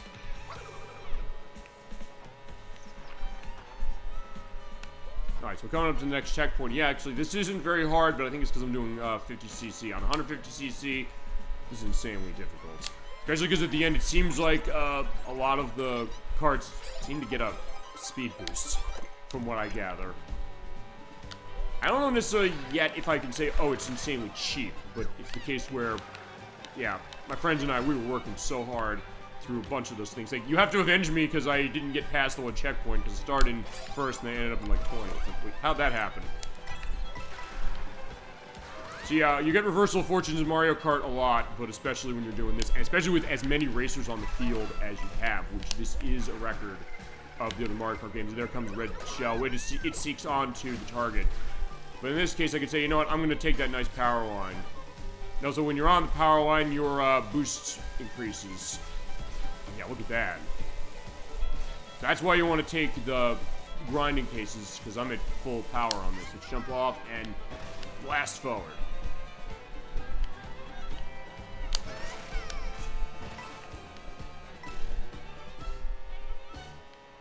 And like Mario Kart 8 on Switch, you do have the dual item boxes. We pick up 2 items at a time. Which I guess goes to something that Mario Kart Double Dash had, and there is Charging Chuck. What an asshole. Oh, did I hit him? No, I hit something, but not Charging Chuck. I think you can hit them with the shell. Oh, here's the takeout again. Alright, that's either an arrested Toad who did something horrible, or it's just a Toad, you know, patrolling the area saying, yeah, what's going on? I guess he's not giving out speeding tickets today, or maybe because we're on 50cc. But yeah, there's a Piranha Plant. Gotta drift around him and go. Yeah, Spike, who we're also racing against, he's spitting out the spike balls. Whereas he made his debut in Super Mario Bros. 3, which we've shown on the show before. Now going to Mario Circuit territory, so yeah, look at Super Nintendo era, look at this. It does have the rainbow-colored walls there, just like the original Super Nintendo game. Which, when we play Mario Kart for the show fully for the first time, it's not an off-screen case. I want to make it that one, honestly. I might actually ask my brother Inherit not to be wants to win that one, because I know he loves that game as well. Whoa! Okay, I launched. I probably shouldn't have launched if I was going to go get the takeout order. Yeah, from what I understand as far as this game, there's tons of things wrong. Oh no, another spike shell. What? Ow. And as Mario Kart law tends to dictate, when you're in a higher position, your items are not going to be as useful for, you know, destroying things. You're not usually going to get a star when you're first place. I was getting stuff like banana peels, which is fine for what this is, but since we're on the last leg, I gotta be careful.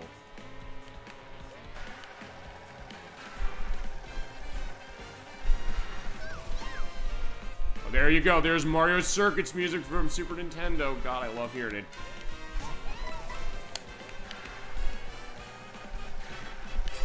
Sounds so good with like the jazzy saxophone going on. There they are. So I can look backwards and hit them just like the original game.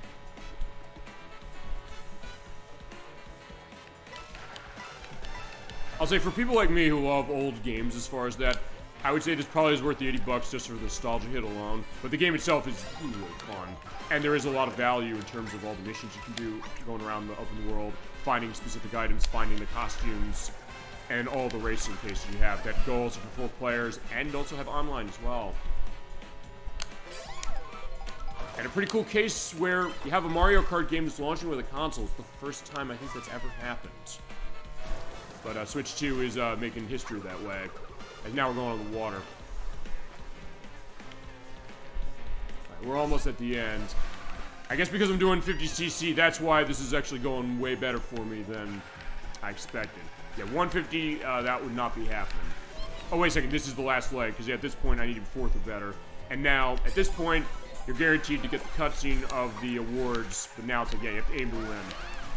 I guess we'll see if the AI catches up now. And say, whoa, let's do that launch and go up. Whoa! And you have the glider. Oh no! You motherfucker. Yeah, he hit me while I was in the air. Like, yeah, I couldn't avoid that. It's not with an item I couldn't. Or not with an item I didn't have. Ugh. Yeah, there we go. In that case, I can also take the higher road and perhaps avoid things. But yeah, those red shells, they seek onto you.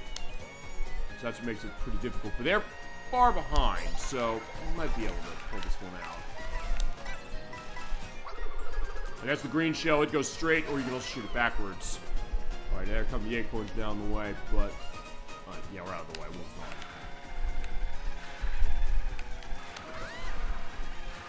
Alright, we win. Okay, so on 50cc, it's not bad, but bump it up to 150, and it's like, oh, no, that's gonna be too much.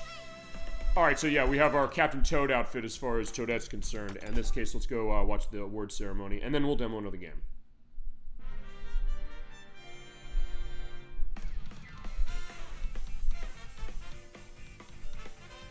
At the end of everything, it shows you what the positions of the top 3 are. There's Baby Peach in 3rd, King Boo in 2nd place, and then Toadette himself in 1st. Look at that.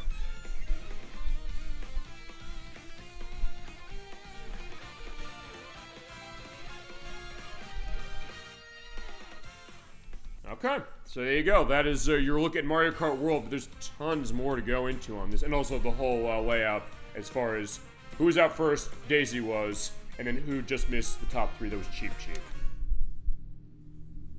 But alright, so yeah, that's the look at Mario Kart World. I was gonna say 8, like no. Okay, and you also get stamps and things, or stickers for driving a certain amount. So I hit 20 kilometers, got 50 coins, 10 kilometers, 5 kilometers, started the game for the first time, and others for starting the first game, or starting your first game case. And did I actually get that? I guess I did. Yeah, I guess I did. Oh, it just doesn't have a color, I guess. Or, okay, no. They just, they're that way. Okay, first I thought when they're grayed out are the cases where I have to unlock them. Let's go with the Lakitu Cloud. Okay, so that's Mario Kart World. So far, so good. I'm definitely going to enjoy playing that one more. Alright, let's take a look at the stuff I got demos for. First, we'll take a look at Street Fighter 6. This is from Capcom, which came out last year for PS5 and Xbox Series S and X and PC. It is now on Switch 2. Remember, it's a game key card on Switch 2 and the DLC that goes. The game is not still in development, but I guess... Hold on, wait a second. I guess they gave us a demo of the game before it was finished completely. Okay, but yeah, it's on Switch 2 now. It is on a game key card, it's worth pointing out. And I think the extra DLC that comes with it is not on a game key card. I think it's just a code in a box. That being said, it isn't a massively priced game. It's cheaper than Mario Kart. It's like $60. It does have extra DLC, so if you're fine with it not being fully physical on the card, if you're a Switch 2 owner, you're probably going to have to get used to that. I hate to say it. Yeah, it's not a bad case of itself, although question of how does this game run? And honestly, in my case, I've never played Street Fighter 6. so I don't know how this is going to go. And since we're running online, you have to be careful. Do you want to send your play data to people, or to Capcom? I say no. Street Fighter 6. I've heard this game's pretty good. It looks pretty nice, and actually with the recent DLC that came out for it, they do have older Capcom games available to play in this, including a re-release of Mighty Final Fight, which is a game that's like $400 otherwise, and Mega Man 3, amongst some other stuff. But for this, I'm just going to do a fight. I don't know what's going to go on this. And this was a question of how good am I at Street Fighter, which is not necessarily that great. And also, I've never played it until right now. This is the training. I do have experience of playing Street Fighter. Okay, control method. Perform special attacks easier with fewer attack buttons. Dynamic type, or classic type. Yeah, I think we have to have the classic controls. We're doing the half circles and quarter circles and things in order to do that. So we're going to use that. Takes time to use them, but they open up your options in a fight. Okay, do I have to do the tutorial, or can I look at just doing a regular fight? Or I gotta skip it. Let's see. Let's do a one-on-one. Alright, you can use Joy-Con 2s for gyro controls. Okay, I was not aware of that. I guess what? You just slam down and hit him? I mean, I'm using the Pro Controller still for this one. Commentary settings. Play-by-play by Aru, Jeremy Lopez, Kosuke Hiraiwa, and Steve Scott. Okay, I guess I'm gonna have no commentary on this. We'll do 3 rounds. Alright, so let's do player 1. Question is this, what do they let me have? Metro City Downtown from Final Fight, so I guess they're going that idea of it, and that's what we're giving us as far as that, as well as the training area. Now, our characters are...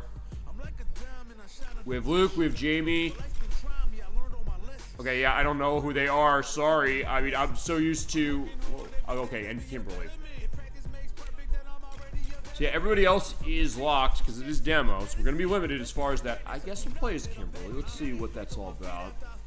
Okay, she's a speed fighter with mid-range and normal elements, type tricky. Although, yeah, I don't know when Street Fighter went hip-hop, but either way, that's a fair idea, saying, yeah, kind of more modern. Oh, she does kind of like the Chun-Li look to herself, as far as like the posing and all that.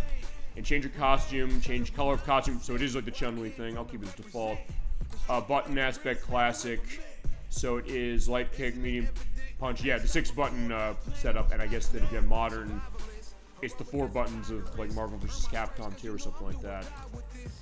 No advantage, I think is good. Let's go. And then, yeah, let's fight against Jamie. Alright, let's dance on this one. It does look nice. I'll say this. I gotta turn the volume down. This game is really loud, I'm realizing.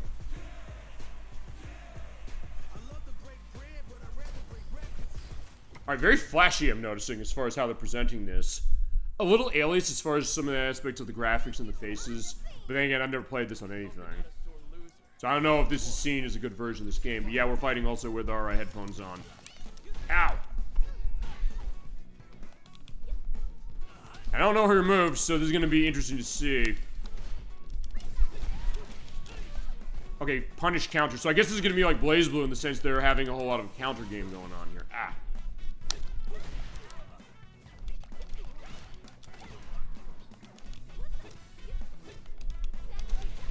Alright, so there you go. Yeah, just try your half circles, quarter circles, and the attack buttons and see what happens. Okay, so I have a spinning kick doing it, cursor backwards and the kick. And when you have a stronger kick going on, the attack will be stronger and perhaps go further. Yeah, like that. Now, so I don't know if this has special things like Street Fighter 3 does. I'm pretty sure. Yeah. So in that case, I'm just trying to hit the buttons at the same time as far as what they are. Uh-oh. I don't think I'm going to be living very long.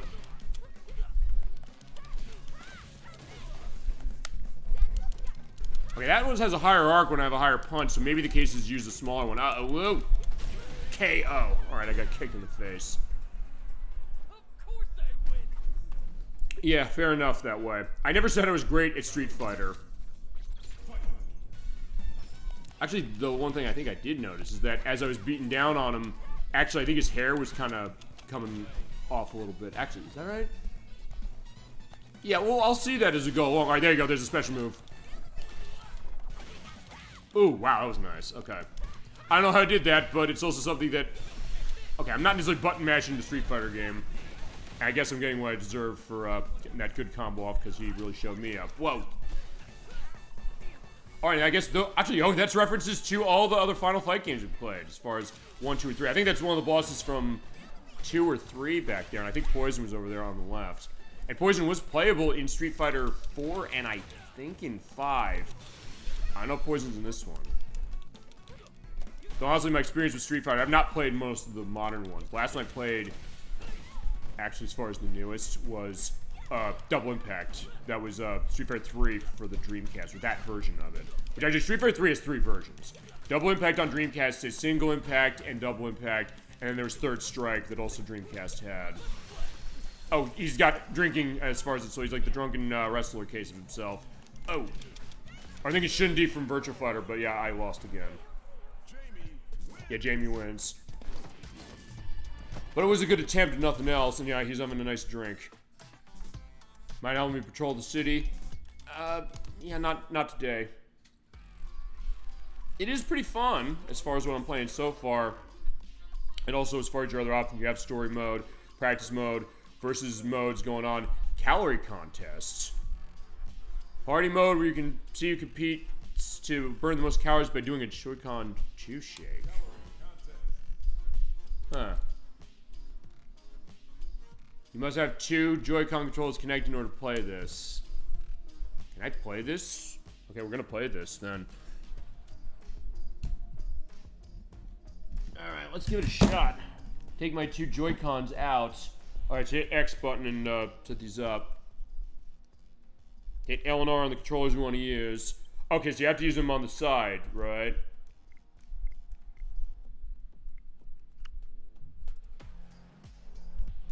Actually, wait a second, I need to connect this. You have to connect them horizontally, so that does mean that I have to set it up here. So actually, let me see, is that gonna go right? Because I tend not to play these things as far as that. Let's see. Actually, you know, let's turn these off briefly. Hit X to get my controller set. Wait, is that right? Hang on. Oh wait, so it is reversed. I had to hit Y then. So let's see, L and R on the controllers we want to use. We'll use these. And then hit L and R on that one. Perfect. There we go. Now we can hit that. There we go.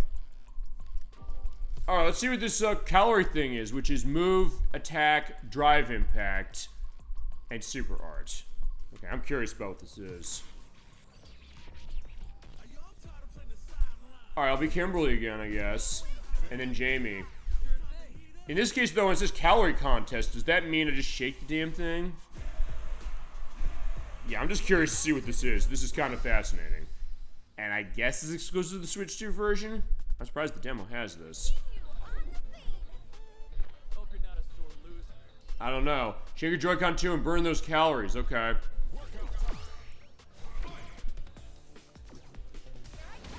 So let's see. Okay, so shaking down on it, I'm doing jumps and shit. So I basically just shake the damn thing. Also, look at the fruit baskets over there, like, falling down. Like, we're not even hitting them. But also, I guess that's what it is. Just shaking and pressing buttons and doing twists. I really should be on camera doing this. Okay, that's also how I do the special that I did when I was doing the fight. So I guess you can motion control the game. Which goes back to the days of the Wii in terms of when they'd have support for stuff like that. Not that the Switch itself didn't have that. That's kind of interesting to think about that. It's like what Ack was saying when it came to the idea that with the game share and stuff like that, it's like the return of DS download play. In this case, it's like the return of Wii stuff, like crunch time. Okay, so yeah, I got my tape deck in. It's like, I got my Walkman. We're going to be going now. Okay, so you're basically just fighting without health bar and basically making sure, like, how many calories can you burn just with your shakes along the next crunch time. Whoa! Okay, it's almost like the X-ray things in Mortal Kombat, but it seems like maybe you had a way to kind of get out of it. Almost like a lot of the Dragon Ball Z Budokai games did, when it has that button case, like, hey, set those buttons right and you can maybe get out of an attack. But alright, Jamie won. Okay, so, alright, so player 2, the calorie count given is only an estimate. So, burned 618k calories, or kilocalories, which is the same as a Chinako stew, or the 45 over there was a hard senbei. Okay, there you go. So that was interesting. Okay, I did not expect to have that going on as far as our perspective with Street Fighter 6. I think it's probably only in this version. Alright, that being said, we do need to go home, so... Oh, right, I guess I need to have the Joy-Cons again? Okay, fine, we'll do that. There we go. So now that I have that set, I can turn them off, and I can turn on the Pro Controller. Alright, so that's Street Fighter 6. I guess if you didn't buy it on the other systems, and you're fine with it not being physical, and you want the extra content that goes there right away, as far as it, and in a little bit of a cheaper case, yeah, maybe not a bad option. But I'd be curious to see if people like the game or what they think on Street Fighter 6. I've heard mixed things as far as it, but I know some people I know who do fighting games, and as far as being a fan of them, they tend to say, yeah, it's a pretty good one. Okay, so next up, I'm going to pull out the other Switch game I have a demo of, or Switch 2 game. This is Wild Hearts S. This is from Koei. I'll just put the Joy-Cons back on the console. I like how they magnetize, so it's actually really easy to have it set. In that case, it's weird how the Nintendo Switch 2 logo is in a different color of black there when it loads. Okay, I don't know nothing about this game. I just saw there was a demo of it. I saw that it was something that was in one of the Nintendo Switch 2 directs we had. I don't know what this game plays like. So you're seeing this for the first time, perhaps, along with myself. All right, let's put that item on. Let's get the brightness till the image on the left is barely visible. It's barely visible would be that, you know, that'll be fine. Enable online. Okay, what is it though? Want to change other settings? Yeah, let's do other settings. Just see what's going on. English language, accessibility options of subtitle size, nice medium, chat log, graphics, so you can run screen brightness, and color vision deficiency support. That's interesting. Camera controls, which are, I don't know what this is. Okay, I guess it's like a hack and slash from what it looks like. I'll stick with the default on this to see. No, I don't want to do that. I just want to stick with the defaults on this one. And I think we're good. And there's an end user license agreement. I guess I have to use the word fucking to describe this, but I don't know if this game is needing of it or not, so I can't completely complain yet. Okay, it is a Koei Tecmo joint. Developed by Megaforce, so the people who made the Dynasty Warriors games. Okay, is it one of those? Like a Muso hack and slash game? I mean, I do have one online when it comes for the Switch 1 back and patch stuff, for this instance at least. Yeah, but I don't know. I do kind of like the idea of going into a game like this blind. Not sure what to expect. I've seen that squirrel over there with like a rose on his head. And you get subtle rumble coming from the Pro Controller for this.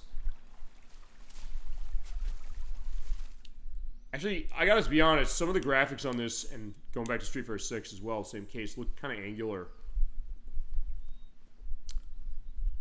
Maybe it's a case where really, I know we sometimes mention this as far as how graphics are in games nowadays, but maybe we've reached an inflection point perhaps with where it looks, oh my god, amazing. It doesn't look bad though, I'm just noticing that a little bit.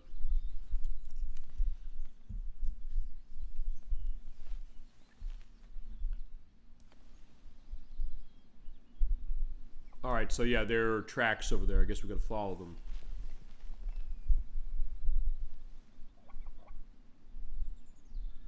Right, there's a creature.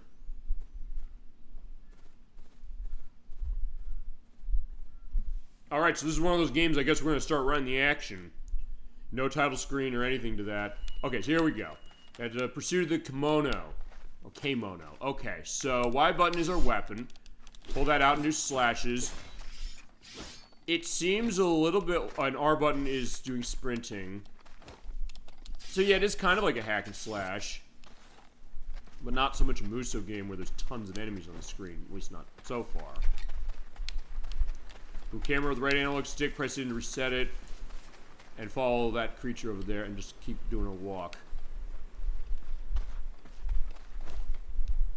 Yeah, I don't know if anybody's played this game. I don't know if anybody I know has played this. I just picked it up admittingly... Well, I picked up the demo just because it's a demo. And I just wanted to see what is this game. But sometimes it's exciting to come into a game that you have really no expectations of or no knowledge of. See, maybe it's something special, or maybe it's not. Alright, that being said, there is a lot of pop-up I'm noticing in this game, so I don't know if that's so good. Or also, for that matter, how representative is the demo of the final game as the thing for Mario Kart, or no, not Mario Kart, for, what was it? Street Fighter 6 indicated. I mean, maybe a Souls-like a little in the sense that it is, like a hack and slash game with numbers popping up that way. I mean, I'm not getting killed in 2 hits, and I also put my weapon away by hitting R. I hold B button whilst going there to climb rock faces, or what does it say? Oh, hit R and then climb up. There we go.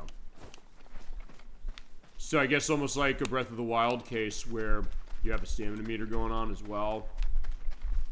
But it's definitely much more enclosed in so far than something like that. I guess in this case it's pretty much just explaining how do you get yourself going with the controls. I guess preparing you for the kind of game that it is. Preparing me, because I don't know much about this. And this will probably... Oh, this will oh, stealth now. Okay, we still press A button to crouch. I was going to say, this is going to be the last Switch 2 native item we're going to look at, and then we're going to look at the Nintendo Classic stuff, and the backup pad for Switch. Alright, so let's do a sneak up. I guess I got to kill this thing for food.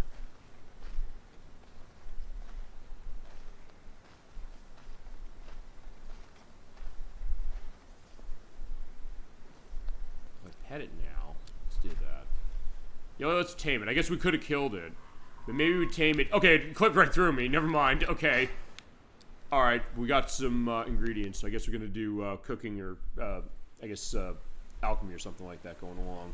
Okay, so yeah, it clipped right through me.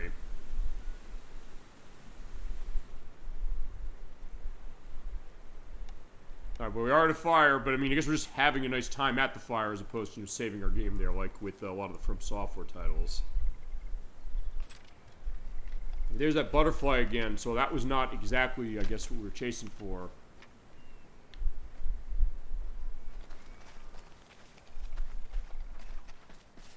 I'm just gonna go a little bit on this one just to see what we do. Find the source of the music.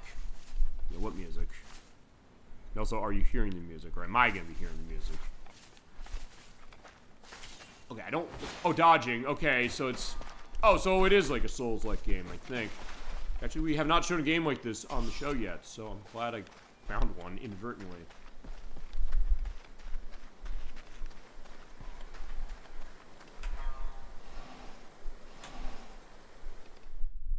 Wait, that's the sound of the music? Yeah, I'm not sure I'm liking the way the textures are kind of flickering as far as how it's doing shadows on this.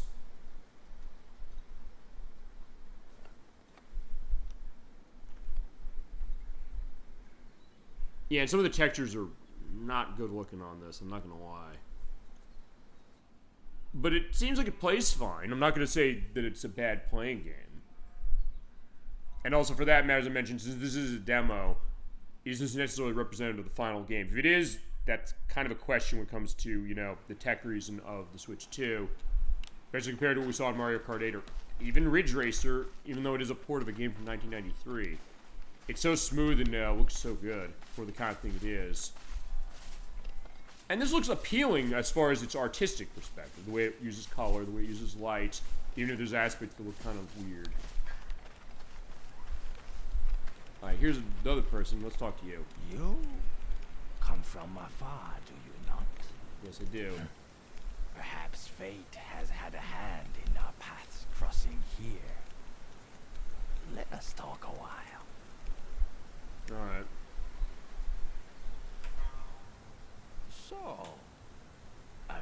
I mean, I guess maybe that's a mask. I'm not sure if his mouth isn't supposed to move. Or maybe it's just a case of he's like a mythical creature. Asthma is fraught Okay, with Azuma is danger. fraught with danger, huh? Mountains and rivers, the source of their great power. Land shaped to their will. Yes, I speak of Kimono. Rampant Okay. in these parts. Okay, so that's where we chase the kimono. Few humans remain, driven from what is now Kimono territory for lack of sustenance. Ha ha ha. Listen to me preaching to Buddha. For one look at you speaks volumes. What does one look say? The gauntlets that back your hands, the blade at your side. You are no stranger to kimono. I guess that makes sense. You We're chasing it, derive right? from an ancient clan, one that made kimono its business. You are a hunter, huh? Yeah, I guess so. That's what it makes Yes. sense for. The epitome of the hunter creed you are. And what am I, you ask? Aha. Simple musician, of course. My name is Musina. Shall we say? All right, pleasure to meet you, Mujina. We're just playing. What indeed It looks like, befalls us in this I don't know what the instrument here is. music. My thrumming is but echoes of the past. Still, we are here to talk not of me, but of you. I wish to know every detail. From whence did you arrive in this land? A few minutes ago. But let's see. Okay, so I have choices on what I could say. I can say I come from the western capital, from the northern provinces, from a continent by a kimono trail, or across the sea from the south. I guess I'll say I come from a faraway sea, a faraway land from the sea. Truly, whirlpools and wild waves abound in the southern ocean. No ship can cross, so I hear. I guess our ship could. Sadly, the days of hunters being revered in Hinamoto are long gone. To the west, samurai battle not kimono, but each other. I'm wondering if this is perhaps a period piece of sorts as far as Japanese folklore, or Japanese, I guess, feudal history or something like that. It seems like there's something very specific about a lot of the references it's making, but I do kind of like that. It's hard to earn a living where I'm from. There's no place for me in samurai world. War calls for soldiers, not hunters. I was always a drifter. So I'm a vagabond and a drifter. Alright, I'll take that. Always? But he's saying I don't buy it. Drifter, then?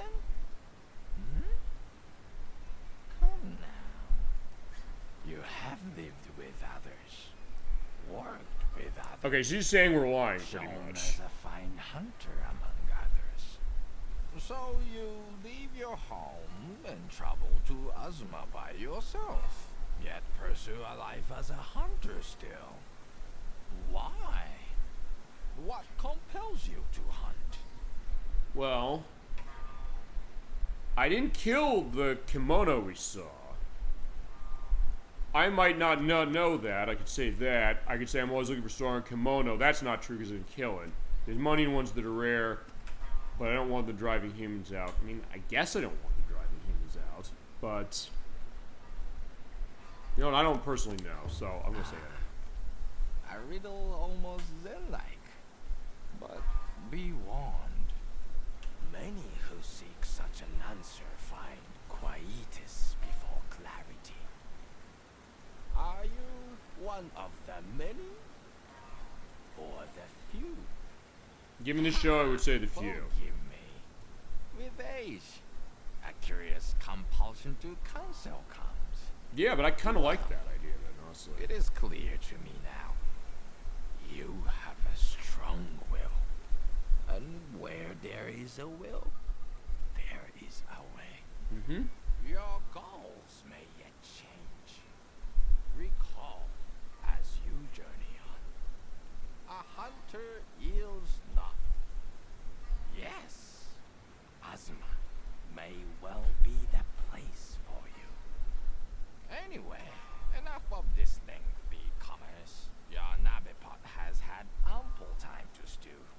so let's eat. I will disturb you no more.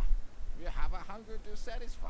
Yeah, hence why we're doing this show. Alright, so I guess we got to take that hat off and see who's really behind the mask.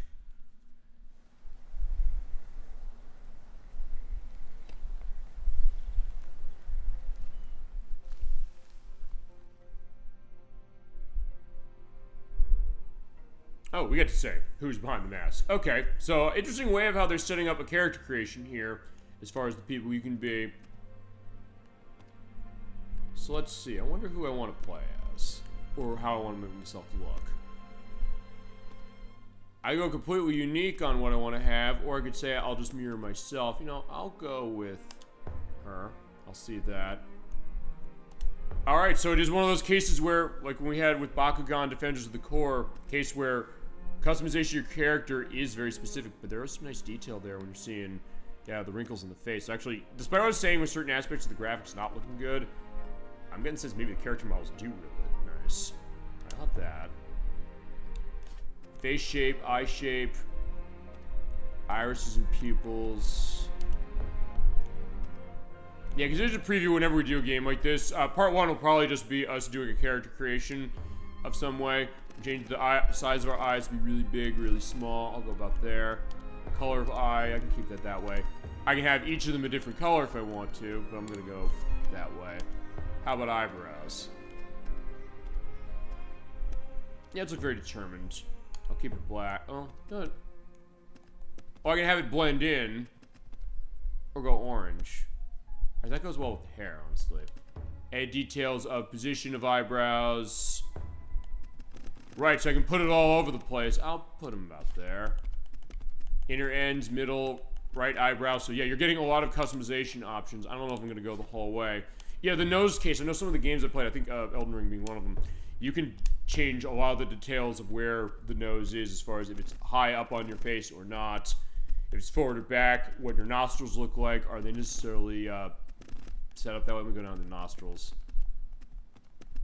Yeah, if they're drooping upwards or downwards, I think that'll be okay.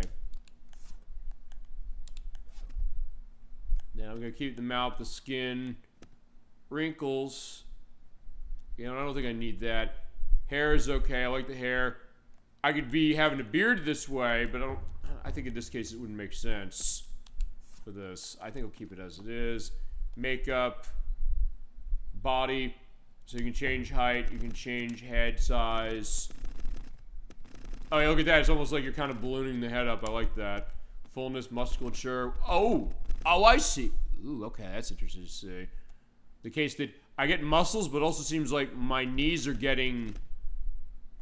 You're seeing that right there. It seemed like as I go up higher, you can like see like the skeletons inside as far as like the bones, as far as that, and maybe something happened to my feet, or my knees, I should say. You can change bust size.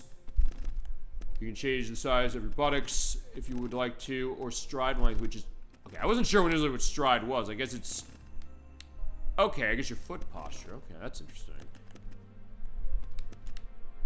Alright, so that should be good as far as what that is. Chest markings. Alright, so I can say I have a scar right there. I'll keep it as it is. And then details voice. Here we go. It's complete. See how you like this. Let's do this. Not so fast. All boxed off. Let's use this. Complete it. Back in action. I know just the thing. Let's do this.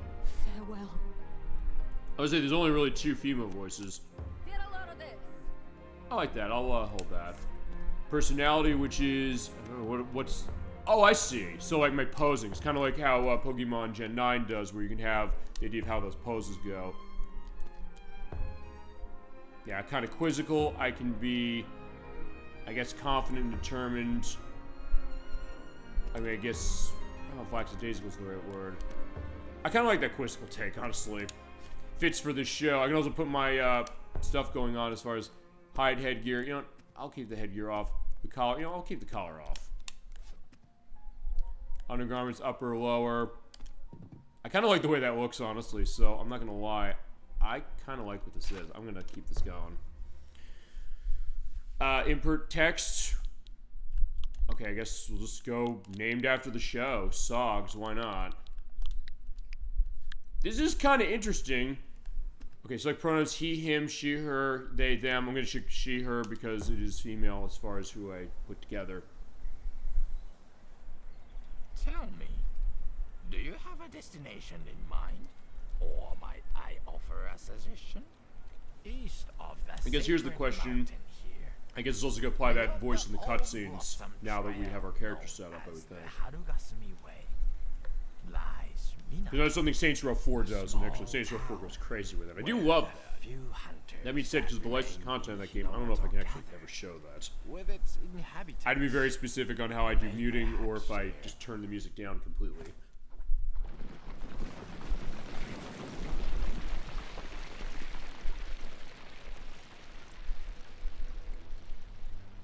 Also, I feel like I've showed this game longer than all the other ones.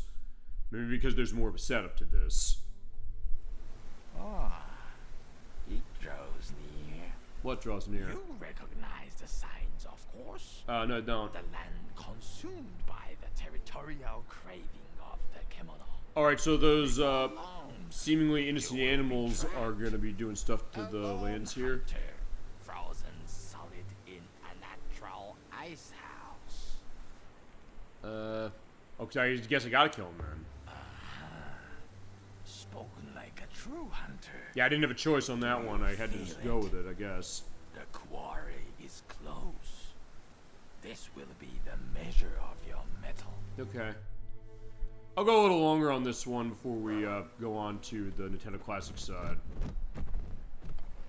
Okay, so alright, we're gonna get into combat if nothing else. Alright, those don't look friendly. They're gonna kill me. I do like the designs of them. I will say that. So there's some good stuff in this game I'm seeing. I don't know if I need to say this is as good, though, as something like Konetsugami Path of the Goddess, which did launch with the Switch 2. That's also a game key card. Basically, assume anything's a game key card until I say it isn't. Or just notice if it's by Marvelous, or Nintendo, or if it's Cyberpunk 2077, it's physically on the card, everything else is not. But that's another game that has this great stylish Japanese cultural perspective about itself. And it's kind of a mixture of an RTS a little bit. Oh, okay, I guess I gotta kill these things. Sorry. Yeah, so if you're sensitive to death and animals like this, yeah, look away. But they were gonna kill us, and I guess we gotta do this then. 'Cause I have to hunt them down. But this is hitting some of the same notes that Konetsugami did for me. And I'd like to show that game. I should probably do that. In fact, maybe what I should do is... Hold on, let me put that away and we grab onto this to climb up. Maybe I should have... at the time of this recording, I haven't really thought what I want to do for December's show. Maybe I should have like an end-of-the-year look as far as just an on-screen sample of a bunch of games from something. I mean, in that case, I might pull stuff out of Game Pass from Xbox Series X. I mean, despite what Microsoft's been doing recently when it comes to shutting down companies or laying people off and canceling games and things like that. Yeah, I've got my problems with that, and I'm going to definitely go into that again in a little bit with some of the Nintendo Classic things I'm going to look over. But we'll still talk about what some of these things are. I do still have the system. I mean... I don't know if I'm going to buy another Microsoft console again. I don't know if they're going to do another one, as is the case, just based on how they've been running. But, we have what we have, and there's definitely some interesting stuff to show off. And I would love an excuse to show off Konetsugami. So maybe I can justify something like that. Alright, let's get ourselves going. I like the way the snow's looking, but it also looks weird how it's kind of changing when I change the camera. It looks like it's getting heavier, and then just, like, not really as much as I go. But I'm not sure... if that's necessarily intended. It does look like... I would say it does... At first I was seeing... am I getting snow on my outfit? But maybe not. Alright, so I guess then maybe that's not right, the way that the snow is showing, and that... for some reason when I changed the camera, it's going on there. So yeah, I think above anything else what I'm noticing is that there's some technical problems in this game in terms of how it looks that are really kind of the main... takeaway as far as being a negative on this one. And I guess maybe the question of would you want to play this against other games of this type. I mean, of what I've played so far, I'd probably rather play Konitsugami than this one. But there are some interesting things to this, I will say that. And the fact that it's a free demo, that's the other thing. You can't lose as far as giving it a shot that way. Same with Street Fighter 6. I don't think Street Fighter 6 had a demo on anything else. But also dodging. So just like a Souls game like Dark Souls or Demon Souls or Elden Ring or something like that, you have the dodge and you sliding roll on R and A. Whoa, like that. Okay. So there's a timing perspective to avoid yourself getting killed, and yeah, if From Software made this game, I would have been dead by now. But I guess in this case, well, I'm okay. Actually, I don't even know what my health is. Oh no, my health is... Okay, that's my stamina. You have jump, so I can jump out of the way if nothing else. Whoa. Ow! So can I do a lock on? I guess not. So it's that, X and Y, like dodge. Whoa. I guess I dodge the ice. So that thing is responsible for the storm. Or maybe for the purpose of tutorial, I'm invincible. I don't know. Or also for the purpose of demo, but I wouldn't think so. Ouch! I'm taking a lot of damage. Or it's a scripted fight, perhaps. I'd say if this was a Dark Souls game or something from Software, I'd be dead in like 2 hits. If that. Alright. I'm liking the triumphant music as well. And even just the design element, going back to that again. There is value to what I'm seeing. And that's something... Yeah, if they can clean this up, or if they did clean this up as far as the final case of itself, this might be kind of a little underrated diamond in the rough as far as Switch 2 is concerned, and maybe if it's on other systems. I don't remember if this is on other systems. Alright, so... Okay, so I guess I wasn't supposed to win that one because I'm almost dying. Okay. Alright, so I'm thinking the opening of God of War 2, where you're basically almost dying, and then you have your powers taken away from you. And I guess like God of War 2, there is, I guess, elements of nature coming to life and, I guess, helping. I do like that shot. And that, title card drop. Okay. I also guess when I do a thumbnail as far as the look over of all this stuff, that might be something to use. That is a nice look. Okay, that, lack of texture on the ice is not, though. So that's maybe the thing I'm wondering, which is, I don't know if people would necessarily give this game the time of day because of its issues with its graphics. But as I said, it's not an unfun game. There are some things about it that are really interesting. And even on visual style, the artistry kind of takes it far.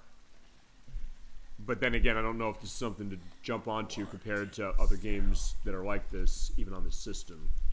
But maybe in one of those cases when there's a price drop or if it goes on a sale, maybe one to go for if you love your Souls games. And it seems like a case of something like that. Though maybe not as difficult a game like that. I'll have to talk to some people as far as that scene. Have they played this? And if so, what do they think? Let the spirits in the karakuri join your own. Okay. Let them drive you to hunt. I mean, I guess the other analog, I keep saying like Dark Souls and things like that, just that kind of a game. I mean, maybe Monster Hunter, but then again, Monster Hunter usually is on a larger scale than this.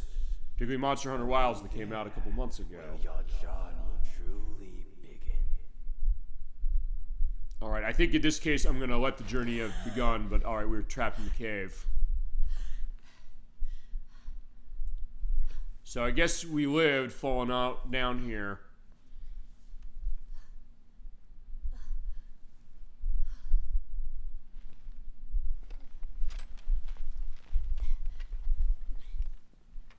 Okay.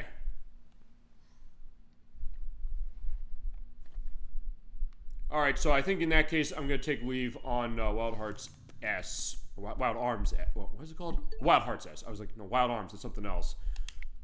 Yeah, kind of interesting. And it's interesting to kind of look at that and give it a little bit of a look over. But now, I think we're going to take a look at what, in my case, I really wanted to see when it came to Switch 2. What do classic games look like running on this? And for our first look at this, we're going for the GameCube. And one thing I'm also going to do is I'm going to take the Pro Controller out, plug that out, and plug this in. Yeah, unlike other people, as we're pointing out, when it comes to the GameCube stuff, I have the normal GameCube controller that ran with my normal GameCube. I don't have the wireless one that they released for this. But you can use either one as far as it, or you can put a Wavebird into this if you have the GameCube connector, which I do have for this. So let's get that set. Because we're going to show off Nintendo GameCube. There's only 4 games on it right now at the time of this recording. It launched with 3, and they've since added 1 extra. And we're going to take a look at them. I'm going to first boot up the Japanese side of it, though. Okay, so the same games on the Japanese side here. It's F-Zero GX, it's The Legend of Zelda, The Wind Waker, Soul Calibur 2, and Super Mario Strikers, which they added about a week ago. But, actually, in this case, I'm going to have to do a home case, but I don't have a home button on this thing, so I'm going to have to take the Pro Controller and turn it on. Yeah, where did I put it? Yeah, too many controllers for Switch of any kind, so I'm going to show off the English versions, but the games are the same to show that idea. Let's set this up. Actually, I guess then... So I guess if you're running even with a normal GameCube controller, it does not recognize, like, the GameCube sounds. And for this, you have your option for CRT filter if you want to have it on. You can have the European and North American versions set as well. So here's F-Zero GX, there's Legend of Zelda Wind Waker, there is Mario Smash Football. That's what Super Mario Strikers was known as in Europe. And Soul Calibur 2, which is the game we keep showing on the show without actually giving a full show to. And let's do that then, just to kind of get it going. We will do this for a full show eventually, and I think the idea, as I've mentioned when we've shown it before, is we'll go through the full game, go through Weapon Master Mode with a character. I guess I'll have everything unlocked somewhere else. I don't know which console I'll do for that, but then I will show off all the other ones. This would be the way to run GameCube, because at that point, I can just pull it off of here. And then the PlayStation 2 version, I think I know people who have that. So then we can show off all the unique characters. Remember, Link is in this version. And since we are running the full version this time, unlike when I showed the GameCube preview disc at the beginning of the year, we can show Link. In fact, I will show him, and I guess I'll show Shenhua as well before we go on. This came out in 2003 for GameCube, PlayStation 2, and Xbox. This is one of the best 3D fighting games of that era, no question. Even if I would question if it's better than Soul Calibur on the Dreamcast, because that game was so great. This is a lot like it, but it adds a lot more. And it's a case where more people played this because it was on more systems, and systems that sold better. Even the GameCube sold better than the Dreamcast. So there's something to be said about that. But it's more splitting hairs at that point, because regardless of which of the Soul Calibur games you play, you're going to have a fun time. Another case where I can't really think of a really bad one. I mean, I have my issues with Soul Calibur 6, but I don't say it's a bad game necessarily. And I haven't played 5 at all, and 4 I played very briefly, so I don't know if I can say much on it. And there's also Broken Destiny, which is on the PSP, but I've never played that one either. For me, it's mostly Soul Calibur, Soul Calibur 2, Soul Calibur 3, which I have on the PlayStation 2, and was only on the PlayStation 2. And I haven't played the original, which is Soul Blade, at least that's what's called on the PlayStation, but it was Soul Edge in the arcade. Maybe we'll get an Arcade Archives 2 release of that, if it's a case of Namco saying we're going back to Ridge Racer. They're going back to Air Combat 22, which is the very first, or one of the very first entries in the Ace Combat franchise. And never got home ports until about a week or so ago. So maybe we can get Soul Edge, as far as the original arcade game, available that way. And we'll see also we get third party going on the GameCube app here. Maybe stuff of Sega, well, except the one game of theirs technically that we have here. Maybe other stuff of Namco's or other companies. I guess we'll see what's going on. And remember, you do have to have the Nintendo Switch Online plus expansion pack subscription service to play this, or any of the games from GameCube. And you do have to have Switch 2. These will not play on Switch 1. Yeah, this cutscene still looks amazing.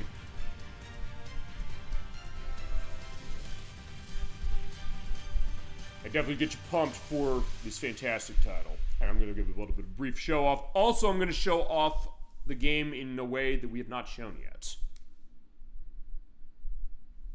Soul Calibur 2.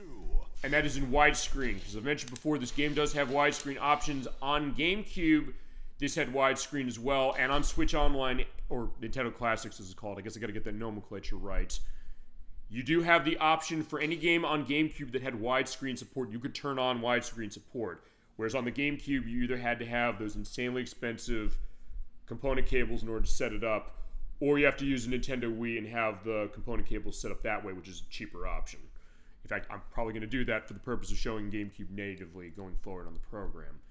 So you can set adjusting of display on screen as you like. Screen ratio is right here, so you have 4:3. It's set to 16:9. It looks a little squished, but it is correct as far as the aspect ratio. And on the GameCube and on the PlayStation 2 and the Xbox, it had 480p for the purpose of this, but it's been bumped up a bit as far as this system. And on original Xbox, you had 720p option if you ran it at 4:3, which is fine. Honestly, it is probably the best looking version of this. That's not the delisted Soul Calibur 2 Online Edition. Let's also get our controller settings ready to go. We have guarding on L and R, the A, B, and kick buttons on Z. Okay, B. Okay, there we go. All that stuff set. And using C stick and rumble on. I do have the GameCube controller that has rumble on it, so you can turn the rumble on for it, or for the wireless one that is not the Wavebird. And I think with that, yeah, let's go ahead and we'll take a look. Let's just do. I'll do an arcade fight. Now, since I just booted this up, there are characters that are unlockable that I have not unlocked. But on GameCube, we have Link. We'll show him off. The other characters we have to start, we have Mitsurugi, we have Necrid, who is designed by Todd McFarlane, because Spawn was in the Xbox version. And on all three of the consoles, you have Necrid, who basically transforms into the fighters. You have Taki, Raphael, Yun Sung, Cassandra, who is the daughter of Sophicia, who's unlockable in this. Talium, Kilk, who has the stick as far as that. Shenhua, who's my character of choice. I will show her off once after we look at Link. Maxie, Ivy, who is probably the most technical fighter in the game. And if you can get her movements down, that's quite a good case of yourself. Nightmare. Yeah, who has Soul Edge, that sword that's going to cause all evil to the land. Astaroth, who has the big axe. And Voldo, of course, the creepy, mummy guy. Alright, we'll take a look at Link. I've actually never played as Link, because as I mentioned, I played this on the Xbox as opposed to the GameCube. Here he is, and we're going against Cassandra to the tune of Unwavering Resolve. Oh god, I love this music, I love this game, let's go. I'm going all out. Alright. Battle 1. Fight. No. In the case of Link, what are his movesets? He does have attacks that go with the franchise, and that you can use the bow and arrow as far as that with specific combinations like that. And I think you can also toss bombs out if I remember correctly. And B button is my block, and also to hit forward, and the B button I can do the guard impact. I'm going to try and see if I can do that, or try and take down Cassandra. And grabbing is on B and Y. And I got her. Fantastic. Or got her.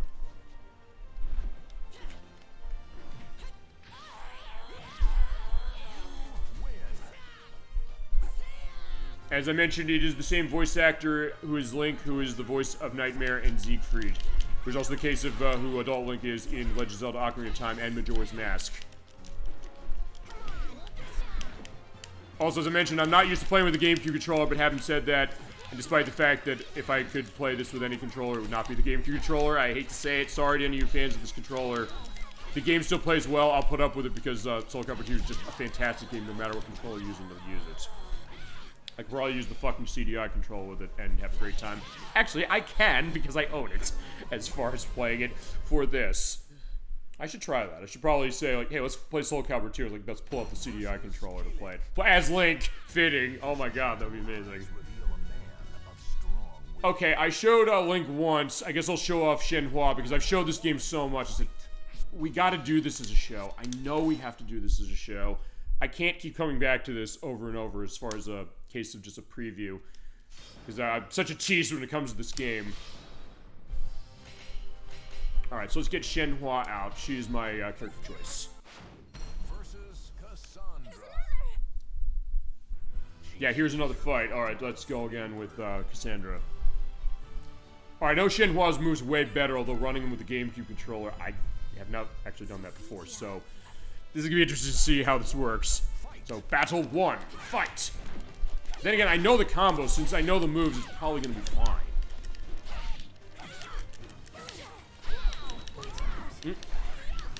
Oh, except you use are unblockable. I don't think we actually talked about that part as far as Soul Calibur yet. Ouch. Yeah, I probably should have avoided that. When you have the screen going with, like, the the light's going down, that means she's charging up an unblockable attack, and she gets it up enough and it hits you, yeah, you can't avoid it. But you can also do that as well. In fact, hers is you hold A and, actually, wait a second. Was it that way in, it was that way in the Dreamcast game. You hold A and Y, you basically do that, setup of the, sword as far as, like, the pull back and then let go. There we go. There we go.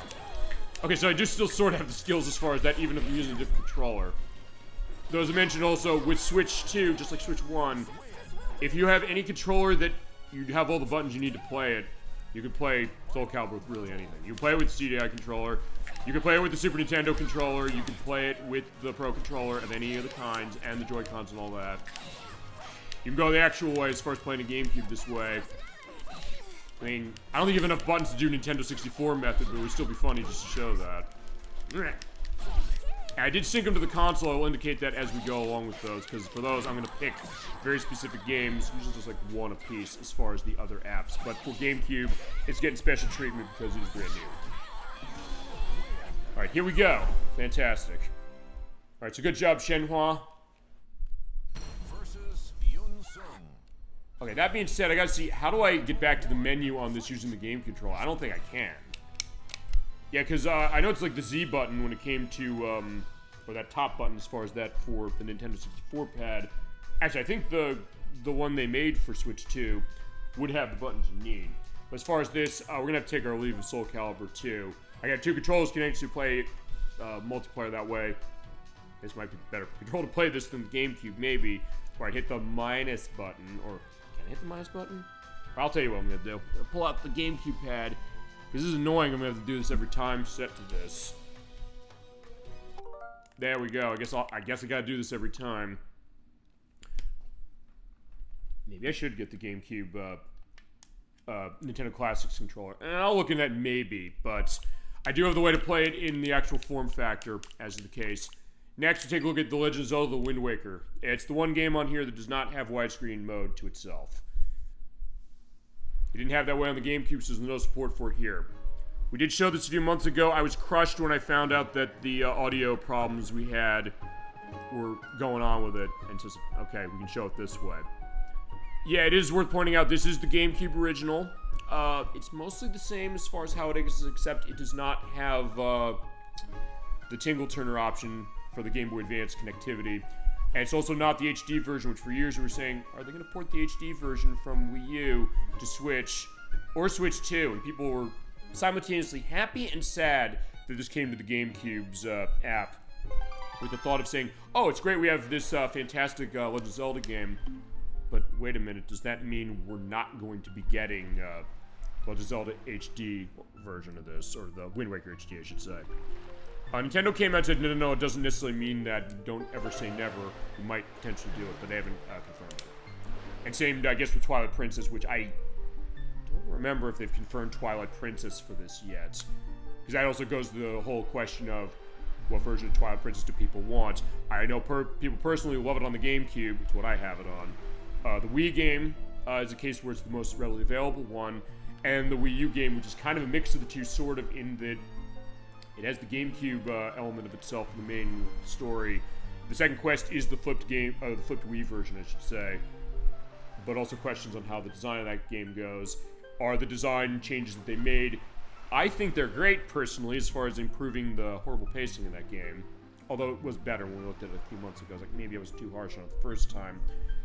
The other thing, maybe that takes away the element of how the game was in the first place.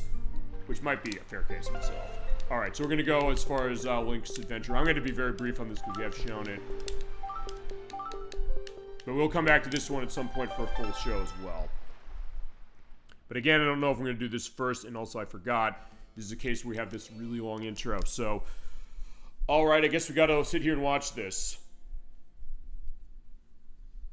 Then again, it does do a great job of getting stuff set, as I mentioned when we played a couple months ago, as far as previewing it, of what's going on with where this goes in the Zelda timeline. Because this is way, way, way, way after a lot of them. And the thought being is that, spoiler warning, the Deku trees in this game, and remember the Deku Sprout from The Legend of Zelda Ocarina of Time, it's this version of the Deku Tree. Or that's the Deku Tree in this. And they are kind of relitigating aspects of how Ocarina of Time and Majora's Mask went, particularly Ocarina of Time, I guess. And also the idea of the return of Ganondorf. And what was that looking like? Of course, a young boy in green appeared out of nowhere to slay the evil wizard. I think that's what Ganon technically is. Yeah, he's like the pig wizard. Yeah, using the Blade of Evil's Bane, we'd seal him away and give light to the land. Actually, I guess this is also kind of going to a bunch of different games in this series, because remember, he was in the Dark World in Link to the Past. But this just goes into the Hero of Time. That is the idea of Ocarina of Time in particular, as far as that idea of this version of Link. And we rode off an opponent into our next adventure with Majora's Mask. Passed down for generations until it became legend.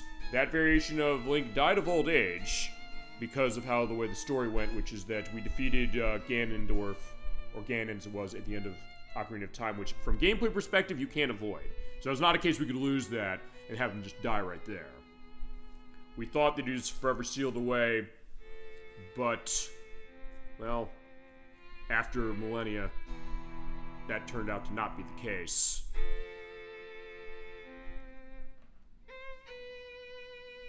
And people did praise the Hero of Time and saying he's going to come again on the third day in accordance with the scriptures. Because I guess, well, I mean, that is a fair thought, because remember, with Zelda, the idea that the religion of that was Christianity. That was what Shigeru Miyamoto said. And I guess the idea of, I guess Link maybe is the Christ-like figure, but also kind of a question what that looked like. A little, you know. But they have the belief, the idea, but no one came. Say, my God, why have thou forsaken me? But in the last hours, doom drew nigh. They left their future in the hands of fate.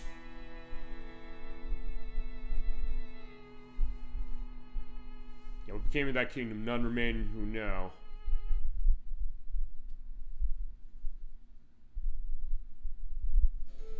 Because, yeah, the memory of the kingdom vanished, but the legend survived on the wind's breath, and that was the idea of how the world was flooded. I do love this music to set this up. And it comes to us at this point saying, at a certain island where we're going, we have to give boys in green, when they come of age, the garb of the Hero of Time right here. And that is our variances of Link, as we're going to see a little bit of. Clothed in the green of the fields, they aspire to find heroic blades and cast down evil. I was like, I want to play this game again, just sitting down and watching this. As far as that's the thing, I guess, what games like this can really do to somebody. Really get you in the mood to kind of go and play it, you know? And if you have the Nintendo Classics case going on with your Switch Online expansion pack account, yeah, you haven't played this game, you have Switch 2, play it. It might be worth getting the console for that way, although it is worth pointing out, remember, let's be honest here, you do not have any ownership of any of the games on Nintendo Classics for anything, so if they want to pull them away for any reason, you're not going to have them that way. But Big Brother, that's Ariel, she's our sister, of course looking for us. Is on Onset Island. I remember the cel-shaded or tune-shaded graphics look, which remember at the time people said, this was controversial, they're ruining this franchise, we want it to look realistic. But nowadays, people love it. And it's one of those things of them thinking, what were they going to do with it? But give Nintendo credit for saying, we're going to take this stab, but also say, we're going to back it up, and we're going to make it so that people will be convinced by this, generally speaking. I'll tell you, I was convinced by it, honestly, with some of the later games in the series. Because although I like Twilight Princess for sure, and even Skyward Sword, I would say the style of this, the life this game has, is so unique, and it's something that I really look back on this and think, wow, you kind of come to this, it might be the perfect first Zelda game for a lot of people, because it emphasizes what the franchise does really well in terms of its dungeon design, its gameplay, as far as its adventure aspects, but also just the personality it has. Now, the other ones don't have that, but this one in particular, it really stands out in a great way. Talk about the use of color and the way that the artistry goes. It's still an absolute work of art, despite the fact that this is a game that came out, 22 years ago. Can you believe that? This is a 22-year-old game, and it still looks as good as this. And this isn't its original version. Even that HD version they put on Wii U, They took this and enhanced it more, and it looks amazing still, but you're working on a Gamecube. Good lord, it's fantastic. So here we're at the lookout. Remember what day it is today? Yeah, it's my birthday. Still half asleep. I was like, no, we did look at this game a couple months ago, so I know what it is. I did not forget. Maybe it's one of those cases you're not going to forget this game. Yeah, it's your birthday. I was like, yeah, please don't remind me. Yeah, because remember, Grandma's waiting for us to come back to the house to get the garb. Alright, so let's go do that. Good thing I came to find you then. Alright, you probably go home and see what she wants, huh? Agreed. Also, what was that pixel there? It seemed like there was an empty pic. Oh, wait, so you don't want to look at that. Because remember, you have a right analog stick to aim in. Okay, maybe it's not. Maybe that's something in the distance as far as what that is. Because, yeah, I've used the C stick to look into. You can do the eye case that way. I don't have the telescope yet. Alright, everybody else wants to say hello. Alright, we're going to take a shortcut off. So hit that L button and pull back and flip. There we go. Remember, you can't swim forever in this game. So before Breath of the Wild and Tears of the Kingdom were doing it, yeah, you have that water meter. If it goes down all the way, you're going to drown. But in this case, yeah, just go to shoreline reset. Hello, hello? Oi! Do you have a little courage and run as fast as you can and jump to the rock? Yes, because you have auto jumping, the same way that Ocarina of Time and Majora's Mask did, and actually a lot of 3D Zelda games have. In fact, I think the only ones that don't, that aren't the Hyrule Warriors games, are Breath of the Wild and Tears of the Kingdom, I think. I probably should try and sneak up on the pig again and actually catch it this time. And you have free camera going on. I do love the fact that this game has that.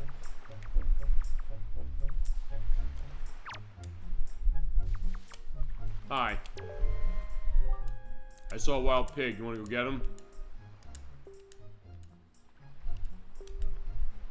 Hold R and tilt the control stick closely towards it, and then I guess grab it with A. I'll see if I can get it for him. Just stay in the grass.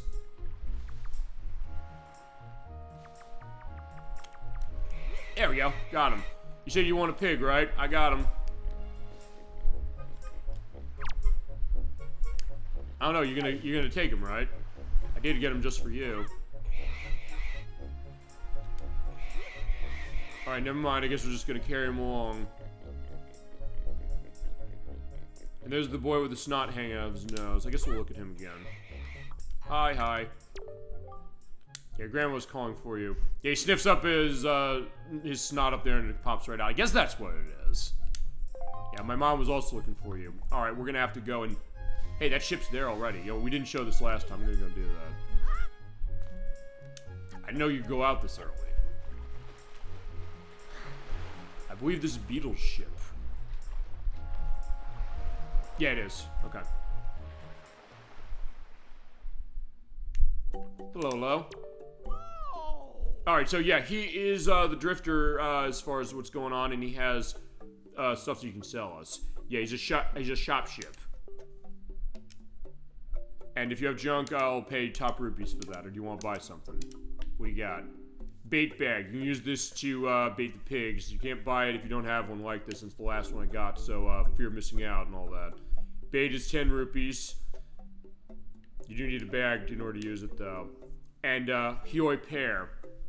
It's also the last of its kind, so yeah, if you want to get it. Yeah, sorry, buy something, okay, please. Yeah, you know what? For the purpose of this demonstration, let's buy this. I'll take it. But you have to have the bait bag. Alright, fine. Actually, it still says the I'm serious thing. Actually, I'll tell you what it reminds me of. I don't know if this is supposed to be a case of him being derived from him or descended from him or not.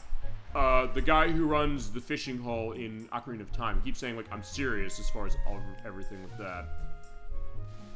Alright, so unfortunately, I can't shop at Beetle's store because I don't have enough money for the bag.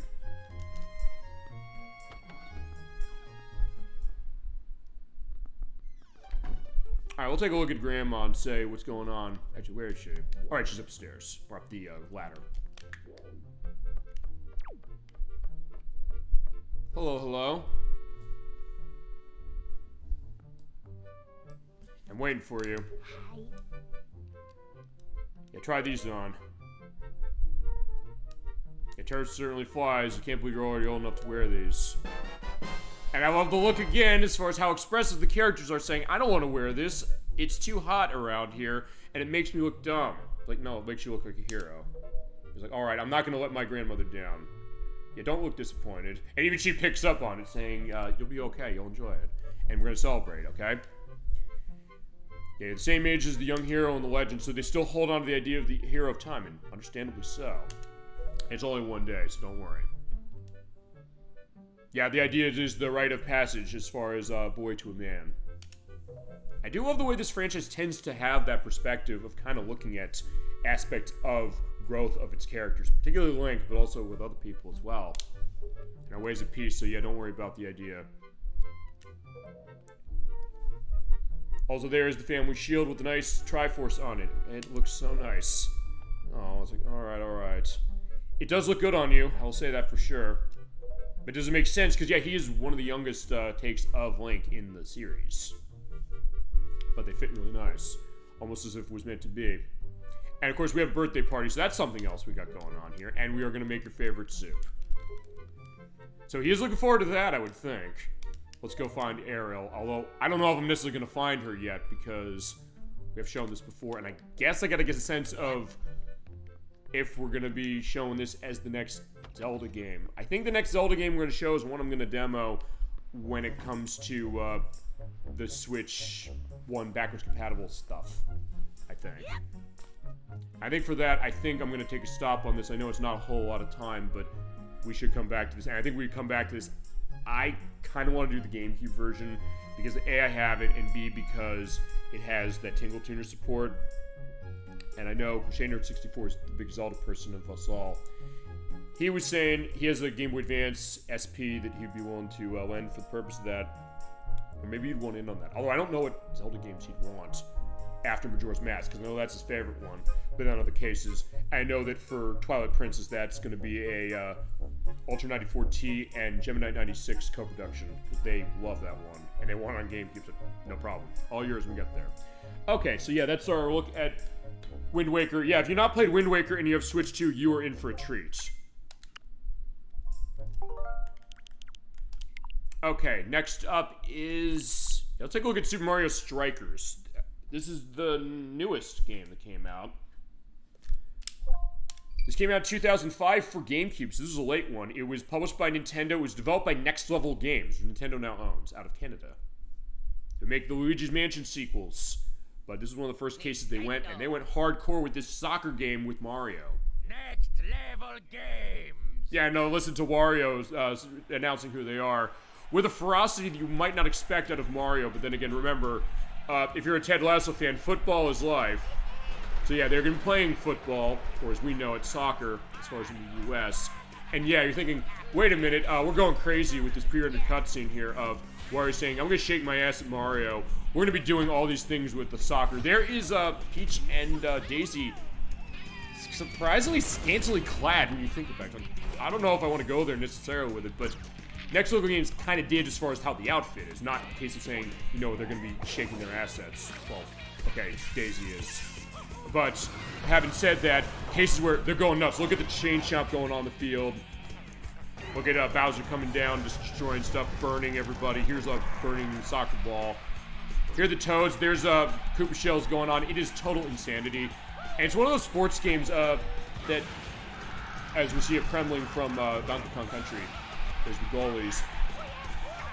The insanity of this game is something that, even if you're not a sports fan, I think you might enjoy this one. And I never played this growing up. I did not play this on GameCube. The experts on this of ours were Edwack and Gemini 96. And actually, it was Chasm22 who did the job of saying, it's Switch Online Day, show us this game. And this game, by the way, also has a widescreen option where you're going to run it. But cases where he didn't play much of, as far as soccer games with him showing it, but he said, you know, this game is really a lot of fun. And it is, as far as it. And I had not played it until the other day either. Yeah, this one's a winner. Especially if you're playing with multiple players. And the first of 3 games of this, because there was Mario Strikers Charged was the Wii game, and there's another one on Switch, as far as it. And you have Cup Battles and Super Cup Battles, you can unlock extra characters and things like that. And the way this works is you have a team you select, or team captain. So you have Mario, Daisy, you have Donkey Kong, Peach, Luigi, Wario, Waluigi, and Yoshi. I'm gonna take... Fine, so I mentioned the thing on Daisy. I'll pull that out, but I'm gonna take... let's take Yoshi out. And you basically choose your team. You choose to have a team of Toads, Hammer Brothers, Koopas, or Birdos. So basically you're choosing your sidekicks. So I guess in this case, let's have Yoshi's and the Koopas going around. And I'll pull out Daisy, and she'll have the Hammer Brothers. And like a lot of sports games go, you basically move the controller over to which team you want to be on. And there's support for up to 4 players, and Y button is your options of skill level of rookie, professional, superstar, or legend. Match time 5 minutes. You are doing 1 match, by the way. And you can go up to 15 minutes. We're doing 5 minutes. Power-ups on, super strikes on, rumble on, Bowser attacks on. We're going to have that all running. Let's go. And you have your options of areas to go. You're going to unlock more as you go along, starting with the Palace, Pipeline Central, and the Underground. We're going to start at the Palace. Alright, so we've got quite a game coming up today, and it's going to be really interesting. And this is the fun one. And a late one on Gamecube. This was, I think, after they'd already announced the Wii, or at the time was known as the Nintendo Revolution. And having it up-res the way they have in the widescreen, it does look really, really nice. But yeah, there is Daisy. She does have like the midriff 2-piece case going on. Well, they're playing soccer, so fair enough. It makes sense. You gotta be careful. It's like, yeah, what's going on, Yoshi? He's like, yeah, fuck off. It's like, yo, yeah, don't give me that. I'm giving it the fist. So, yeah, we're getting angry. And Chasm22 kept saying, why is everybody so angry? To which I said, I don't know. And I asked Gemini 96, I said, why is everybody so angry? I don't know, just because they're angry. Okay. And no penalties going on in this game, so if you slide tackle someone from behind, you're not getting a red card. You're just going to be continuing on. Now, A button, by the way, is your pass. You can shoot by hitting the B button. When you're team captain, you hold the B button down, and you have that bar come up, you hit the B button and time it on that meter. You can do a charge up, and you can have a better chance of getting through a goal and knock out the goalie if you were able to do that. But when you're playing as your team members, basically the case of that is that they just have normal shots. So if you're specific doing your passes, you'll be set, and when you're on defense, you hit, well, I have to, okay, let's see. Okay, B button is your slide tackle. So in that case, I slide tackled him from back. I would have gotten a red card and gotten ejected in another soccer game, but not Mario Strikers. Also, when you knock people into the wall, I'll have to show that in a second. Okay, do a shot, but yeah, that, And you also have players switching on A button when you're close to somebody as far as that, but I do need to show that because one thing you're noticing we haven't done yet is we haven't gone out of bounds. Because usually that's the idea of how that is. But there we go. I was doing a textbook play, hitting the pass and then hitting the shoot right there. There's Bowser. Uh-oh. Oh, he's tilting the course. Shit. Oh, okay, he like tilted a thing on the sides. Fuck you, you're going down. Just like Mario Kart is something that expletives are encouraging. Goal! Except they got the goal and I'm mad. So now here is the replay. First goal of the match by Daisy, so they blew up part of the grass and then shot through. We're not going to let that go. Also, if your items, those are on X and Y, I believe. Yeah, there you go. So I have the blue shell. Fuck you. Boom, you're going down. Yeah. Okay, there's Bowser again. Oh no, he got dazed. That's the other thing. Your goalies can get dazed, so you have to be careful when that happens. Ouch. So now with Team Captain Yoshi is getting in the way. But also, one thing I'm shown is hitting him on the side because it's electrified. There we go. No. What do you think you're doing? Ow. And you also throw the goal or control the goalie when you get to that point as well. Okay.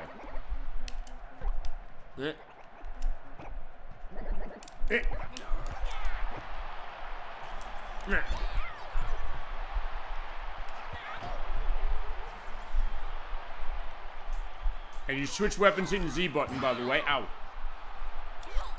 Yeah, stop it, Daisy. You have to go down.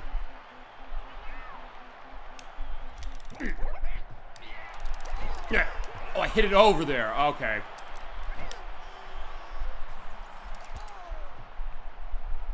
And using the items is on, I think it's on X, I believe.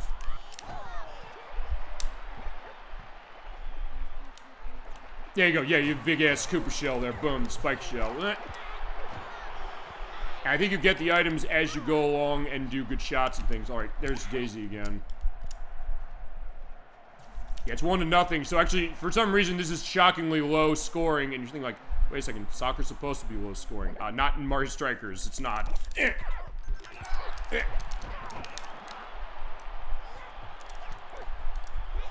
We're gonna show this game off as a show. I think we should, because this game is really, really cool. And there's a lot of stuff to unlock, so at that point I will do off-screen stuff to do it. Oh yeah, this also is taking my aggression out on the Hammer Brothers, going back to when we played Super Mario Bros. Ow! And Daisy is like, yeah, maybe we shouldn't have saved you in Sarasland in Super Mario World, or Super Mario Land, I should say. Okay, fine, I don't mean that, but Yoshi doesn't know who she is. It's like, yeah, who is this woman trying to kill us? Ow! Alright, I need to get a power shot then, so I think I'm gonna try and get my team captain.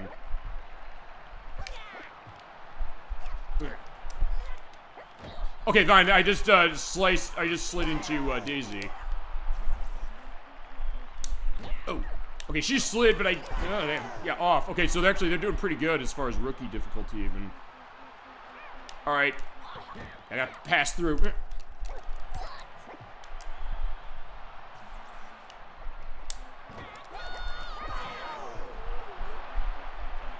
Alright, come on, Yoshi, let's go. Let's go down the pitch. Alright, here we go. Damn it! Yeah, I got knocked out. Uh-oh, it's 30-second warning.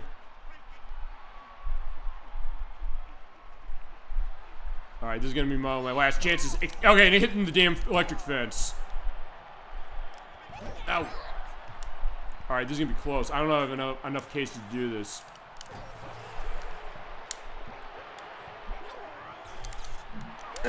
I don't know if this is gonna be good enough. Come on, come on, come on.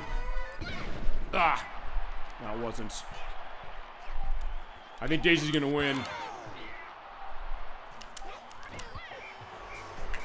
Okay, so 1-0. So yeah, that was actually low scoring. I'm shocked it was that low scoring because we had cases of it going on. But all right, here you go. Yeah, she literally licked her thumb and stuck it on her ass. So I was like, this is rated E. I'm surprised it is because they didn't introduce the E10 rating at that time. But all right, I did not win. And just show you the highlights of the match as far as different things. And of course, the highlight of the game is probably the goal that was scored. That's here we go. Yeah, there goes the bomb that hit that and then went into to score the only goal. Yeah, because it blew us all up, basically. Look at that. Yeah, this game is utter insanity, and I do really like it. Even though I didn't do great as far as... I tried the Super Strikes, but I didn't have much going on. I could play this game more, and I kind of want to play it more, but... I think I got to demo the last of the GameCube games as far as this. We'll come back to this, though. This game is a blast. And one that I came too late, but I'm glad I discovered. And even cases of Chasm 22, he's like, I don't play all those sports games. Like, this game's a lot of fun. I'm gonna still keep playing this. Like, yeah, I think you got a point there. And so will I. I think we all will. And if you have Nintendo Classics as far as this, and you have the Switch On Expansion Pack app, it is here for you now. It is a lot of fun. And you can also play the PAL version, which actually I don't think it runs at a slower frame rate. You'd think it would as far as the 50 hertz case, but it didn't look like it was. But speaking of running fast, come back to F-Zero for the first time in a while. I don't know if this is the next game in the franchise we're going to do, but as I get the GameCube controller set. This is F-Zero GX. This came out from Sega. Yes, Sega made this. It was specifically Amusement Vision, the company that's now known as Ryugago Toku Studios. They made the Yakuza games. Also, I guess they default you on the 1019 card of the GameCube when it comes to this, saying there are 1,019 blocks of free space in the virtual memory card for this, which uses 4 blocks. So, okay, there we go. And when you first boot this game up, you do have to do type in your name. I noticed that when I was off screen looking at the Japanese release, saying, let me just load this to see what that's all about. But I'm going to set this one up. Came out 2003. As I mentioned, it was Sega who made this, and Amusement Vision. And Nintendo said, yeah, you can make this for us. They made an arcade version as well, that being F-Zero AX.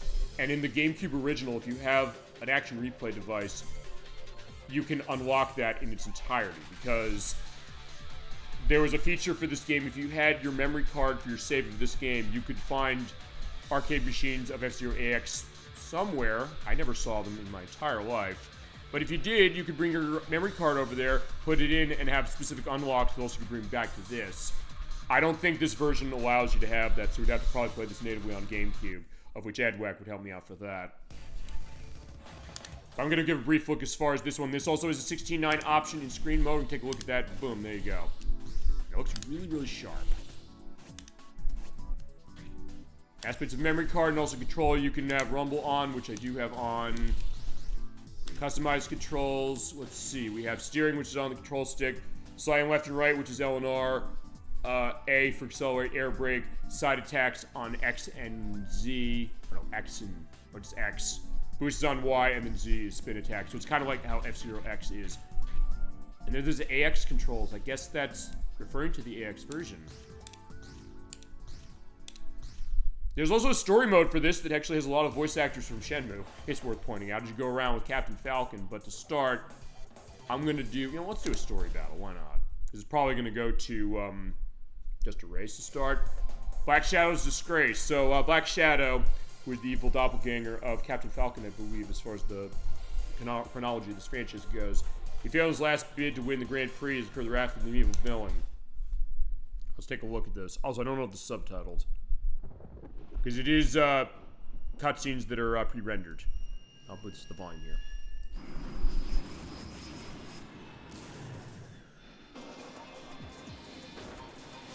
Yeah, these look a little grainy, I'm not going to lie. Although, again, 2003, as far as what this is all about.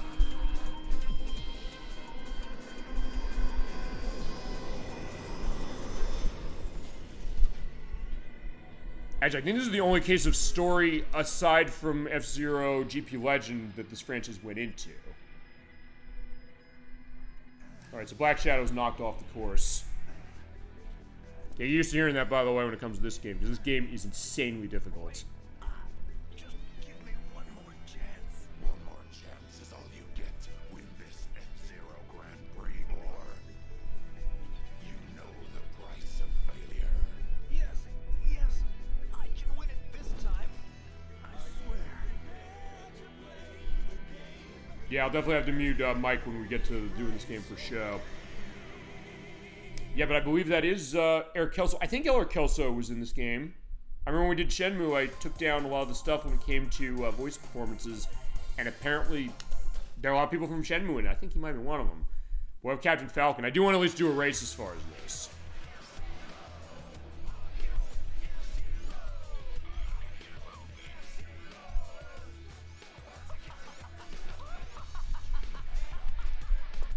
They're kind of like a Blade Runner or a Coruscant from Star Wars take as far as how the environment here is. Captain Falcon's walking down the alleyway. I guess he's a spy because he has the secret way in. And I've never seen this before because I've only briefly played this at gaming convention and was set up and not looking at the story of it. There you go. There's the Blue Falcon, his vehicle with the number 7 on the side.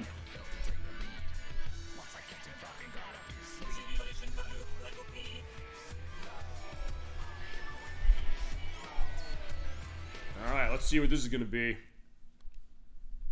As far as how it plays like F-Zero X from Nintendo 64, except a lot harder. Get all capsule on the track and finish in 80 seconds. That's okay, but I think I need to show an actual race.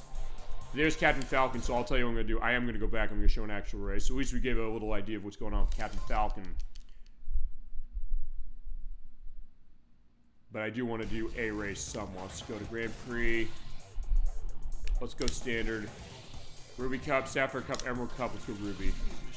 And you can unlock a bunch of characters like with F-Zero X. So you start with the 4 from Super Nintendo, that being Captain Falcon, Dr. Stewart, Pico, and Samurai Goro. We will run with Captain Falcon. Now we have Garage. It's on Y button, which is Garage Data. What is that? No Garage Data as far as what this is. I'm not really sure what we got there. I guess you can customize the machine, but having said that, let's just do a race. Because to show one thing this game does really well, or a couple things it does really well. It looks great. Its frame rate is 60 FPS, basically locked. And there are tons of cars on the screen the same way that F-Zero X had. You can also change color of Captain Falcon. We'll go the traditional one. There he is. And here we are at Mute City, as far as how it looked here. It does look really nice, really colorful, really futuristic. Yeah, but good luck on some of these courses because they get insanely hard with a lot of tight turns and quick drop-offs. You fall off the course, you were dying.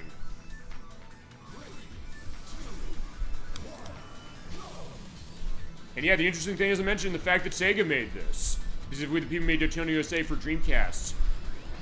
Like, I guess this is as hard in some ways as, what is it? The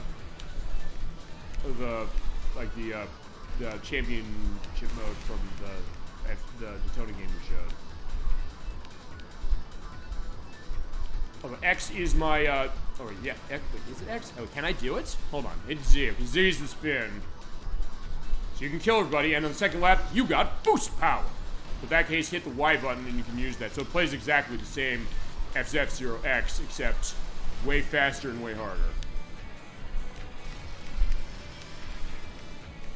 But it's also one of those cases where it's not like the game controls badly or anything, necessarily. It's just that maybe the way it's set up is something where they went too far. I mean, I guess it probably is, because this is the last time we saw F-Zero as far as a console take, and we're on final lap, which I don't think we can get far. And even as far as how easy this course is, I don't think I'm going to be getting far as this, or killing anybody, because I want to kill somebody, too. In the show, when we played F-Zero X on Nintendo 64, I can be bloodthirsty with this franchise, but in a good way, in a great way. In this case, I'm going to use my boost going on completely, so at least I can get second place. I'll take that.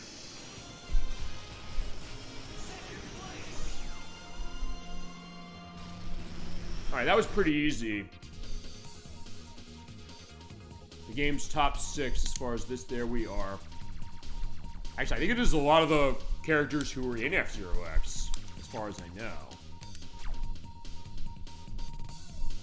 Alright, let's see about doing another race, see if I can get one that's really, really difficult as far as Casino Pals. Yeah, let's look at this, and then we'll go on to something else as far as that. Because, yeah, this is the last as far as the GameCube, but I will say this. It is a nice addition, and I've heard cases as far as there potentially being button lag in this, although I've only played it so far.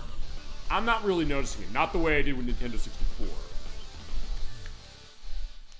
And I do like the fact that that wide screen is available, because, as I said, it was always so hard to get that going on the GameCube, because you did have to have specific cables for it. Those cables go for a fortune now. So if you want to, I guess, either the straight way of going, I guess, high def on GameCube, you get yourself a Nintendo Wii that has GameCube support if you don't have one now, and I don't. Because it's like $40. I'm going to be doing that for the Million Treasures 3 show we're doing next year, so in that case, I can at least have that running as far as GameCube or anything going on that system natively going forward. And get yourself component cables for that, which are way cheaper. And it's not Jim Warnell doing the voice as far as this, from what I understand. Can I kill somebody too? But he still says the same thing about getting boost power. And you know, like the creepy clown going around like the casino area. Actually, it almost looks like a precursor to Casino Park from Sonic Heroes. Which is maybe down in their minds, even though it was not Amusement Vision who made Sonic Heroes.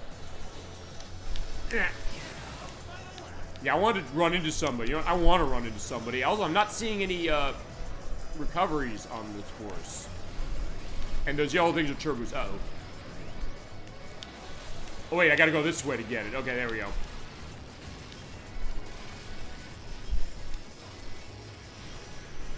God, look how insanely fast. That's the other thing. Maybe it's one of those cases where the speed is so insane, but maybe it's too insane.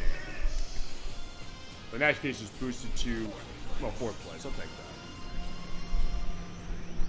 that. Okay, so not bad.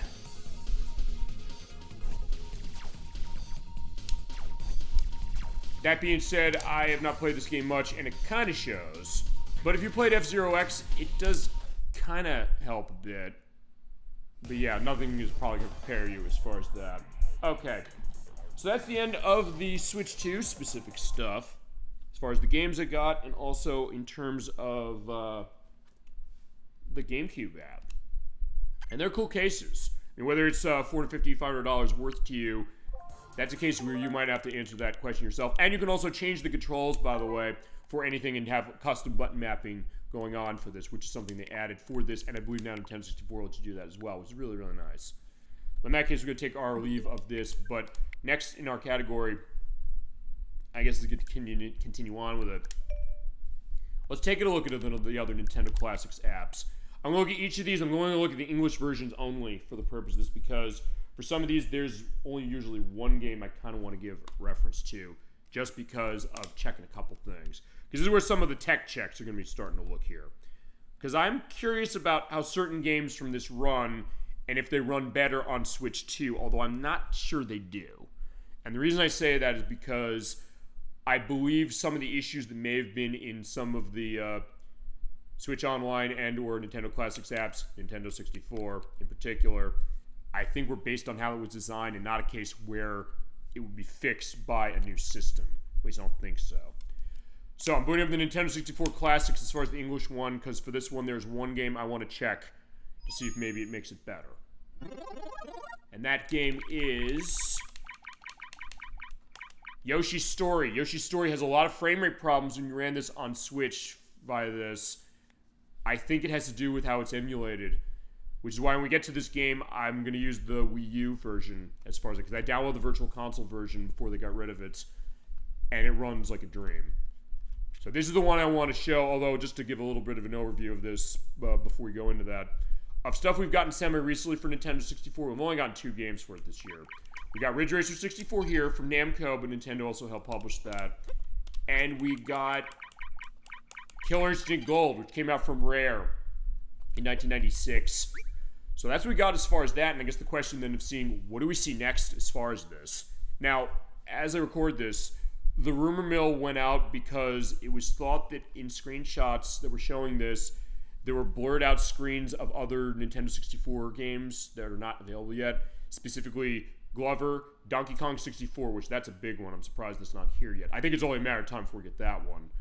Forsaken 64 for the Mature app, even though that's not a mature rated game despite what it says. I don't understand why that has a mature rating in all honesty. And also, there was one other one I think they indicated as far as being available, but in case that they might be on the way, but we don't know yet. And at this recording, we don't have them. But I want to check Yoshi's Story. Released in 1998 for Nintendo 64, as Nintendo positioned it, the direct sequel to Yoshi's Island, which was a big mistake for them to do because it basically set people's expectations up saying, we're going to get another great game like Yoshi's Island. This is not the same game. It's not as good. I'm going to come out and say it. I know people despise this game. Emetics in particular, he hates this for that very reason. It is not a game that was well reviewed when it came out. It is a bit different in the sense that it's a really easy game, but it also has methods of itself that make it perhaps one of the hardest games of the Yoshi franchise around. And also, it's more childish in terms of how it looks, but it is very appealing. It's held up really nicely to that, because the way this story works is that the Yoshis had their Super Happy Tree stolen, and it completely put them into bouts of depression, and I guess zombified them, because Baby Bowser stole it. Because after we kicked his ass last time, and we delivered Baby Mario and Baby Luigi off, yeah, he came back and said, I'm going to be going through this, and we have Rewind, by the way, added for Nintendo 64 when you're running on this console. But anyway, the case that now they're speaking in Dr. Seuss's as far as case of rhyming, but also it says here, hit ZR to rewind. I want to get that to go away. Can I please have that go away? Okay. He spawned the eggs. Yoshi nest was due to face Baby Bowser's test. So somewhere else on Yoshi's Island, these eggs were around and they hatched, and since they don't know what the Super Happy Tree is, they were not affected by the bout of depression that the other Yoshis have. It's kind of a dark story when you really think about it, but they were looking to see what's going on. They said, what are we going to do about this? Because everybody else is seeming like they're out of sorts. You'd think they'd be really happy by the birth of ourselves, but apparently not. So they said, it looks kind of dark, it should be really, really happy, is the thought, especially with this great music, which is by Kazumi Totaka, who did the music for Mario Paint and for Luigi's Mansion and Super Mario World 2, 6 Golden Coins, and Waver 64, amongst many other ones. He said, you know what, if we keep our spirits going on, we'll be able to take down Baby Bowser. He said, yeah, we're going to keep on keeping on, and we're going to go and spread the love around. And I'll tell you just my element of this game. I have a lot of nostalgia for this game because I played it when it came out. I do agree it's not the same game as Yoshi's Island. Nintendo did make a mistake by calling this Yoshi's Island 64 first, so they brought that comparison on themselves. But that being said, when you get over the perspective that this is not Yoshi's Island, it's something that the twists it makes on the formula do work out really well, and is also arguably the best Yoshi game that came after Yoshi's Island. Another case where Nintendo has tried to chase the dragon on Yoshi's Island so many times. When they went closer to it, maybe it was one of those be careful what you wish for cases. Because Yoshi's Island for DS, there was a direct sequel from R-Tune, the people who made the Blinks of the Time Sweeper games. That felt really, really derivative of it, as far as it. Then there's Yoshi's Neo Island on 3DS that was by RZ, the people who made Sonic Superstars and Balan Wonderworld, where they said, you know what, we're going to totally shit on the continuity of Yoshi's Island and say, no, this is the real sequel, and the ending that we're going to work so hard for when we play that game, which I do want to try and start that in December, it meant nothing. And it's also a game that's fine in terms of how it plays, but again, feels so derivative of Yoshi's Island. It's a case that maybe we owe Yoshi's story an apology when you really think about it, because of the case that, you know, maybe it had a sense of saying, let's do something different. It was not well received at the time for that, and I understand why. And Nintendo, unlike something like Twilight Princess, where they said, oh no, not Twilight Princess, Wind Waker, where they kind of just went off on their own. They didn't say that Space World demo of Zelda they showed that looked realistic, that was going to be the next Zelda game. They said this was an idea it wasn't going to be. This one, they came out and flat out said, this is a sequel to Yoshi's Island, canonically speaking, and now it isn't.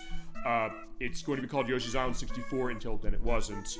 And then people came to us and said, yeah, this seems like you sold us a bill of goods on this one. But there are some interesting things to it, and I had big problems with the Switch version based on how they ported it. And as I mentioned, we could play this, we'll play it on Wii U, unless they fix it here. I doubt they did, but I want to put it to the test, because this game runs at 60 frames per second. That's nice as far as how it is. It's one of the few games on Nintendo 64 that does that. As I'm also looking at the options, seeing as far as stereo, language, and clearing memory of the cartridge or game as is for that. And let's take a look at this. Oh no, I don't want to do trial mode. I want to do practice mode. Because trial mode lets you play any of the levels you unlocked. So here's the look of it. It does look really, really nice in terms of how it is, in terms of being these kind of crafted worlds, kind of like Yoshi's Crafted World nowadays. And that basically what happened is that because of the stealing of the Super Happy Tree, it turned the entirety of Yoshi's Island into this like paper mache bookcase.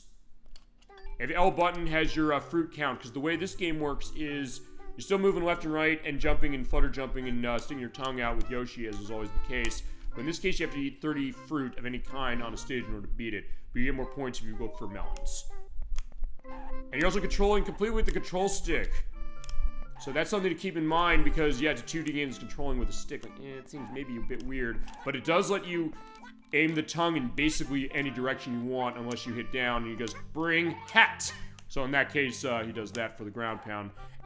And it did have rumble pack usage, where it rumbles for basically anything, including when you breathe, pretty much. Yeah, but when you hit the R button there, you do a sniffing. You can just sniff out fruits and things, or coins, and you pick those up. And they'll say, hey, there's something here, if we see it. And your flutter jump, that's on A button. And you're up, you can float a little higher, going, home. And this was, by the way, the first voice of Yoshi sounding like this by Kazumi Totaka, who voices Yoshi. So it's a takeoff away from the doo-doo case of Yoshi from the Super Nintendo era. Alright. So I want to see this. I want to run through this practice area because I want to see how's frame rate running on this, because it seemed like on Switch normal it drops really, really badly. To the point like this game holds 60 FPS on Nintendo 64, and the ports on Wii and Wii U. So like, yeah, what the hell is this about? We also have Shy Guys. I'm pointing out they change color. Ground pound the ground, you change their color, and when you kill them and they're the same color as you get more points. Like that. And also he dropped a melon. Hit that.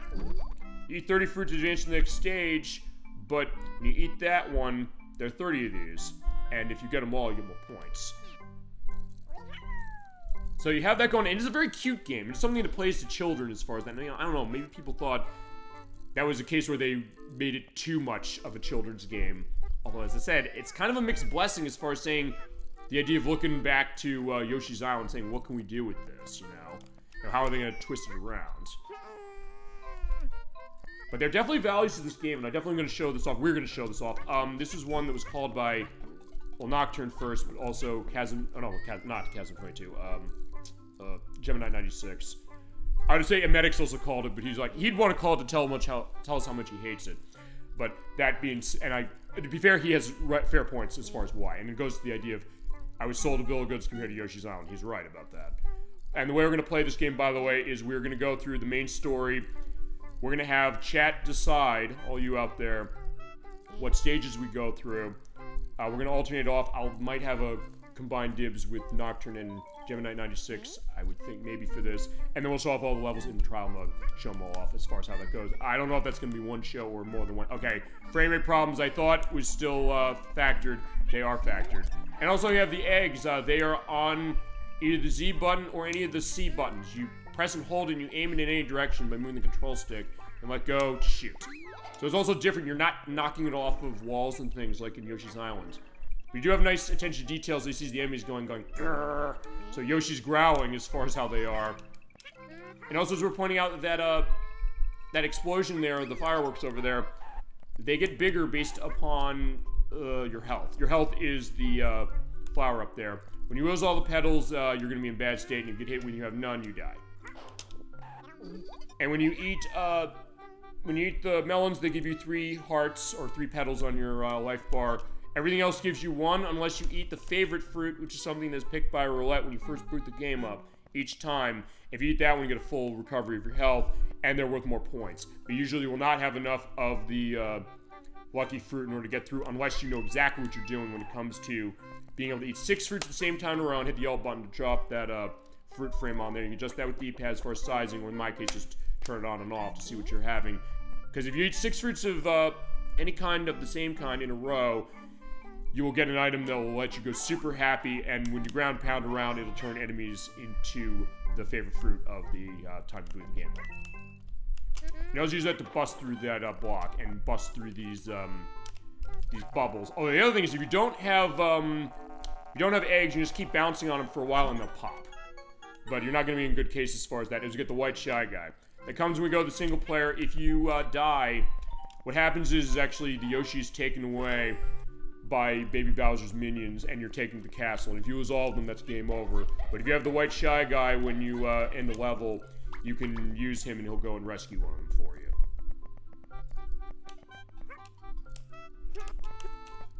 And also you have bad food. I will indicate that right here. You have the peppers here. And as I run, I am breathing heavier, so he has to take a minute to kind of stop and catch his breath as I drop my Nintendo 64 controller. But yeah, so there's a lot of attention to details of this game when it comes to its tech, and also in terms of how well animated it is. But as I said, it is also a case that I'll say this, if this game did not have the association with Yoshi's Island, if this just said, hey, Yoshi's got a new adventure here, and they didn't even mention Yoshi's Island, I think this game would be a lot better received than it is. I'm just going to put that out there now. As I said, if you can get past that, I do think this is a really interesting game, and it's a lot of fun. But yeah, as I said, you have bad foods as far as the pepper. You eat these, it goes, and you lose a petal. So yeah, do not do that. And I also got to my full case as far as that. Now, when you have a higher health going on there, he'll be jumping down there as far as saying, la, la. So he's kind of like walking around as far as being really, really happy. So there's a lot of little things to this game that are really appealing as far as it. But again, might be something that, depending on the kind of gamer you are, I think, wait a second, it seems like this is something too childish for me. That being said, it's not like this game is like an evil case of saying, you know what, we necessarily did. I think Nintendo just made a stupid error as far as associating Yoshi's Island with it. That's all I really am going to say, honestly, with it. And also, this became a casualty, I think, because of that. But also, these flowers, you eat these, you go, wow. They can give you hearts as far as elements of that. He also blocks and goes, as far as pushing them. Let's bust that. That is a melon. Actually, I gotta see if I can do sniffing, because usually you can sniff things out of the levels. And the way you want to do this is you basically want to hold that R button down, and if he goes, huh? That means there'll be something there. But just to answer the question so far as what's going on, is I think I can pound this and get a melon. The other case you can't do that. I think this still has the same frame rate problems. In fact, this is gonna be where I'm gonna tell this. I think. I don't know, maybe it's... Yeah, okay, no, it's the same. Yeah, I saw it stuttering. Oh, shit. Okay, so it is the Switch Online app for this that's causing that. But alright, one thing I'm gonna do is I'm gonna get that melon up there. That's my 6th one. When you have that, you get that heart coming in, you eat that, you go, wow! And when you do that, you are in super happy form. Coins might appear in certain areas. When you do a ground pound, all the bubbles get popped. And you can have a longer tongue. You also have infinite usage of eggs at its maximum explosion there, because that's based on health there, for a brief period of time. And when it ends, there you go. And there's the bee. If you eat that, you get a full health recovery. So I think for the purposes, what I'm gonna do is I'm gonna actually eat all the fruit. I'm gonna finish where we're at. I've hit the start button, I'm gonna quit it. So you can make this game really, really, really, really easy on yourself if you just eat everything in sight. But as I mentioned, in the case of there, I was like, hey, I'm eating the melons all in a row, generally speaking. I don't know if this has enough as far as a full 30. Every level as far as the main game does. But you can make the game harder by saying, I'm gonna look for those melons, because they'll give you more points, generally speaking. So in that case, you can take this game that's really easy and just eat everything that's on the path. Even the bad fruit. Oh wait, the bad fruit takes you out of it. Actually, I did not know that. But anyway, you can take this game that otherwise insanely easy and make it into something that's actually really hard. And some of the challenges in this, particularly when we get to melon crates, which I don't know if melon crates are a thing in the practice mode. I guess that's the lucky fruit here, the apple. It's one of the hardest challenges in any Mario game ever. We were talking Poison River from Super Mario Sunshine difficult here. In fact, I might even say it might be harder than that for some of those. Alright, but here we go. So we have this going on, and he'll say, he has a sniffing going on, he's sniffing faster. So when you hit that, get that woo woo, do a ground pound where he is, and you get something there. In this case, they label it really nice, which is ground pound right there or on the line. And get on the melon. And sometimes you do that to make progress in order to make platforms appear. As I said, I'm gonna go through this. I'm not gonna necessarily show this much time to everything, but I will do that for certain things as far as each of these apps. I'm picking one thing. Okay, melon crate, let's show this. This is actually not a hard part to do it because they started easy. You ground pound this. These crates come out, they have melons in them. They come in a full stack. Later on, they do not come in a full stack, so you have to pick up each one at once. And you're seeing it's kind of a bit of a tilting act. So as you go around there, it tilts, and if it falls down, you're not gonna get it. And you have to make a walk around. Sometimes this game asks you to do jumping challenges for this. And like, yeah, because when you jump, because of the way the physics work, the tower will tilt, and if it goes too far in one direction, it'll all collapse. And all those melons, yeah, you're not getting them. And if you were going for 30 melon challenge, you gotta start the entire level over again, because there's no way to come back and get them outside of doing that. So that's what the game gets insanely, insanely hard. Like, this game's so insanely cute, which it is. But if you want to make it harder, you can make it harder on yourself that way. Some of the things they ask you to do for this, like, are you kidding me? It's insane, but it is something really interesting, and something we'll definitely bring up when we do this for a full show. Whoa, no! Just do the easy part and go to the finish line, which is right over there. And basically what you're seeing on the frame rate stuff, we're going to run this on Wii U, I've decided, but I just wanted to see were my suspicions that this would not be fixed and switched to correct, and sadly they were. And we get down to 25 fruits, you get a warning saying, hey, there's 5 more, so get eating them and you get to the end of the level. And then 1 more, and you get 29, and boom, there we go. So not all melons, so I guess you do get enough for that, but there you go, and you eat them all at the end. So, Yoshi. Yeah, every time I mentioned that, although that seemed faster when it loaded the page. In fact, I think that seemed faster than it is on N64. Okay, I'm gonna have to look back at that then. Alright. You get the great Yoshi music beat.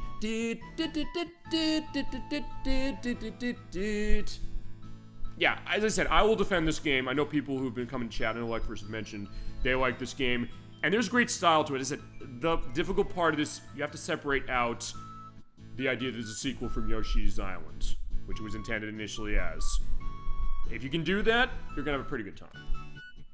And we'll definitely show that as we go going down the way. Okay, so that is Nintendo 64's side. I'm going to look at Nintendo 64 once more because I do have this out, because we have the mature app. There's one game I want to look into specifically for this.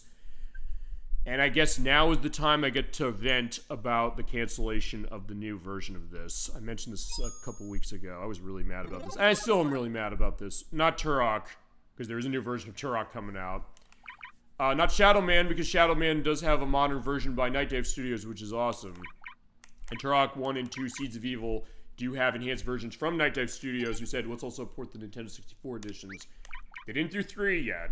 And they haven't ever ported Turok Rage Wars, which is like a takeoff on Quake 3, but with Turok.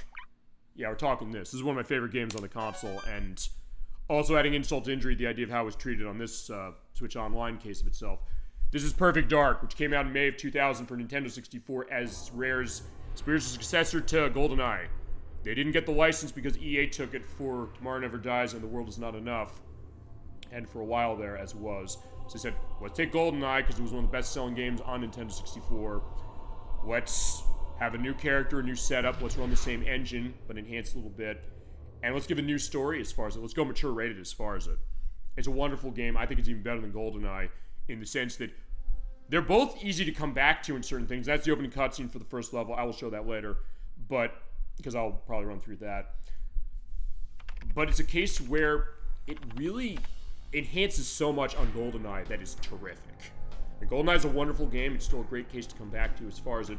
But Perfect Dark took that ball and ran with it and said everything GoldenEye had, it enhanced every way in terms of the aspect of the graphics, and keeps asking me to do the rewind. I'm not doing the rewind, or I'm doing it that way to get it going away. The graphics were enhanced. There's full voice acting in this game, which is amazing in terms of the fact that got it all in there. The AI quirks that GoldenEye had, saying, yeah, usually you could exploit enemies by saying if they're on a different plane from you or they're not straight in your line of sight, they won't shoot you. Perfect Dark fixes that. They enhance stuff as far as the mission objectives, giving a better sense of progression, but also cases of kind of going in a more sci-fi direction. And it is a terrific game. This is a game I want to play for the show so badly.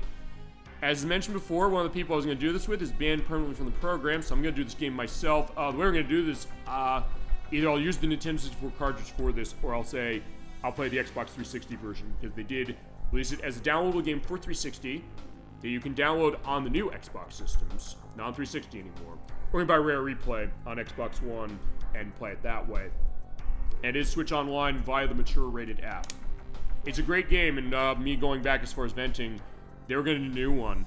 It was coming out on Xbox Series X. They announced this about 5 or so years ago.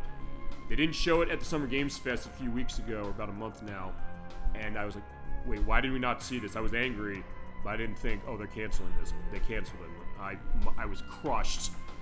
Because I love this game so much, and I wanted to see a new take on it. And apparently the people who made it, A, they're out of business now, and B, they said most of what we saw in 2024 was pretty much a fabrication. Like, what do you mean? Did they make stuff up for this, like a mock-up? That's kind of where it was going. So question what was happening with this thing and it being completely killed. And I wanted to get that game. I kind of bought the Series X expecting, yeah, that's going to come out. Yeah, Everwild's going to come out. Now neither one of them is coming out. And this one I'm absolutely crushed because I love this game so much. We're going to run through Mission 1. I'm going to go through the entirety of this. We're going against Datadyne as far as how this story goes. Just a little bit of a backstory. We're playing as Joanna Dark, who is an agent at the Carrington Institute in England. And there is a company, a pharmaceutical company called Datadyne, who has taken an AI called Dr. Carroll that Carrington was involved in. And we're going to be sent out there to find Dr. Carroll and bring him out. But the idea is that this company, which Daniel Carrington, who is our boss, he has a bit of a war going on with its leader, that being Cassandra DeVries. We'll get an indication of that. We have to go in there and get him out, but we also have to do a bunch of things to get ourselves set, including jamming the security, getting the key codes to get through, which we have to actually meet Cassandra DeVries in order to do that. And also we have to get some project files going on and get the external comms hub so we can get our way in there and get to the lab, as the case. Oh wait, actually one thing, I don't remember if I did this. Did I put subtitles on? I think I did. And this port, by the way, to Switch Online had a lot of problems when it launched, with missing audio and issues with button lag and frame rate issues they didn't even have on N64, which it was pokey as hell on that, but it was pushing the console to the limit. Alright, we have the subtitles, thank God. If Dr. Carroll is not extracted tonight, So yeah, that was another insult, in case that we got the new one canceled and they ported this one last year really badly. Like, I love this game. Are they all expendable? And that line, by the way, was changed from how it was in development originally, where initially she says, okay, so who can I shoot? Basically, what Daniel Carrington on the other end is saying is, yeah, you can't kill the owner of the company, that being Cassandra DeVries. What's the target location? And that, by the way, is, I'm blanking on her name. in the underground facility. How will I recognize him? God, as far as she was voicing Joanna Dark, that being, Files.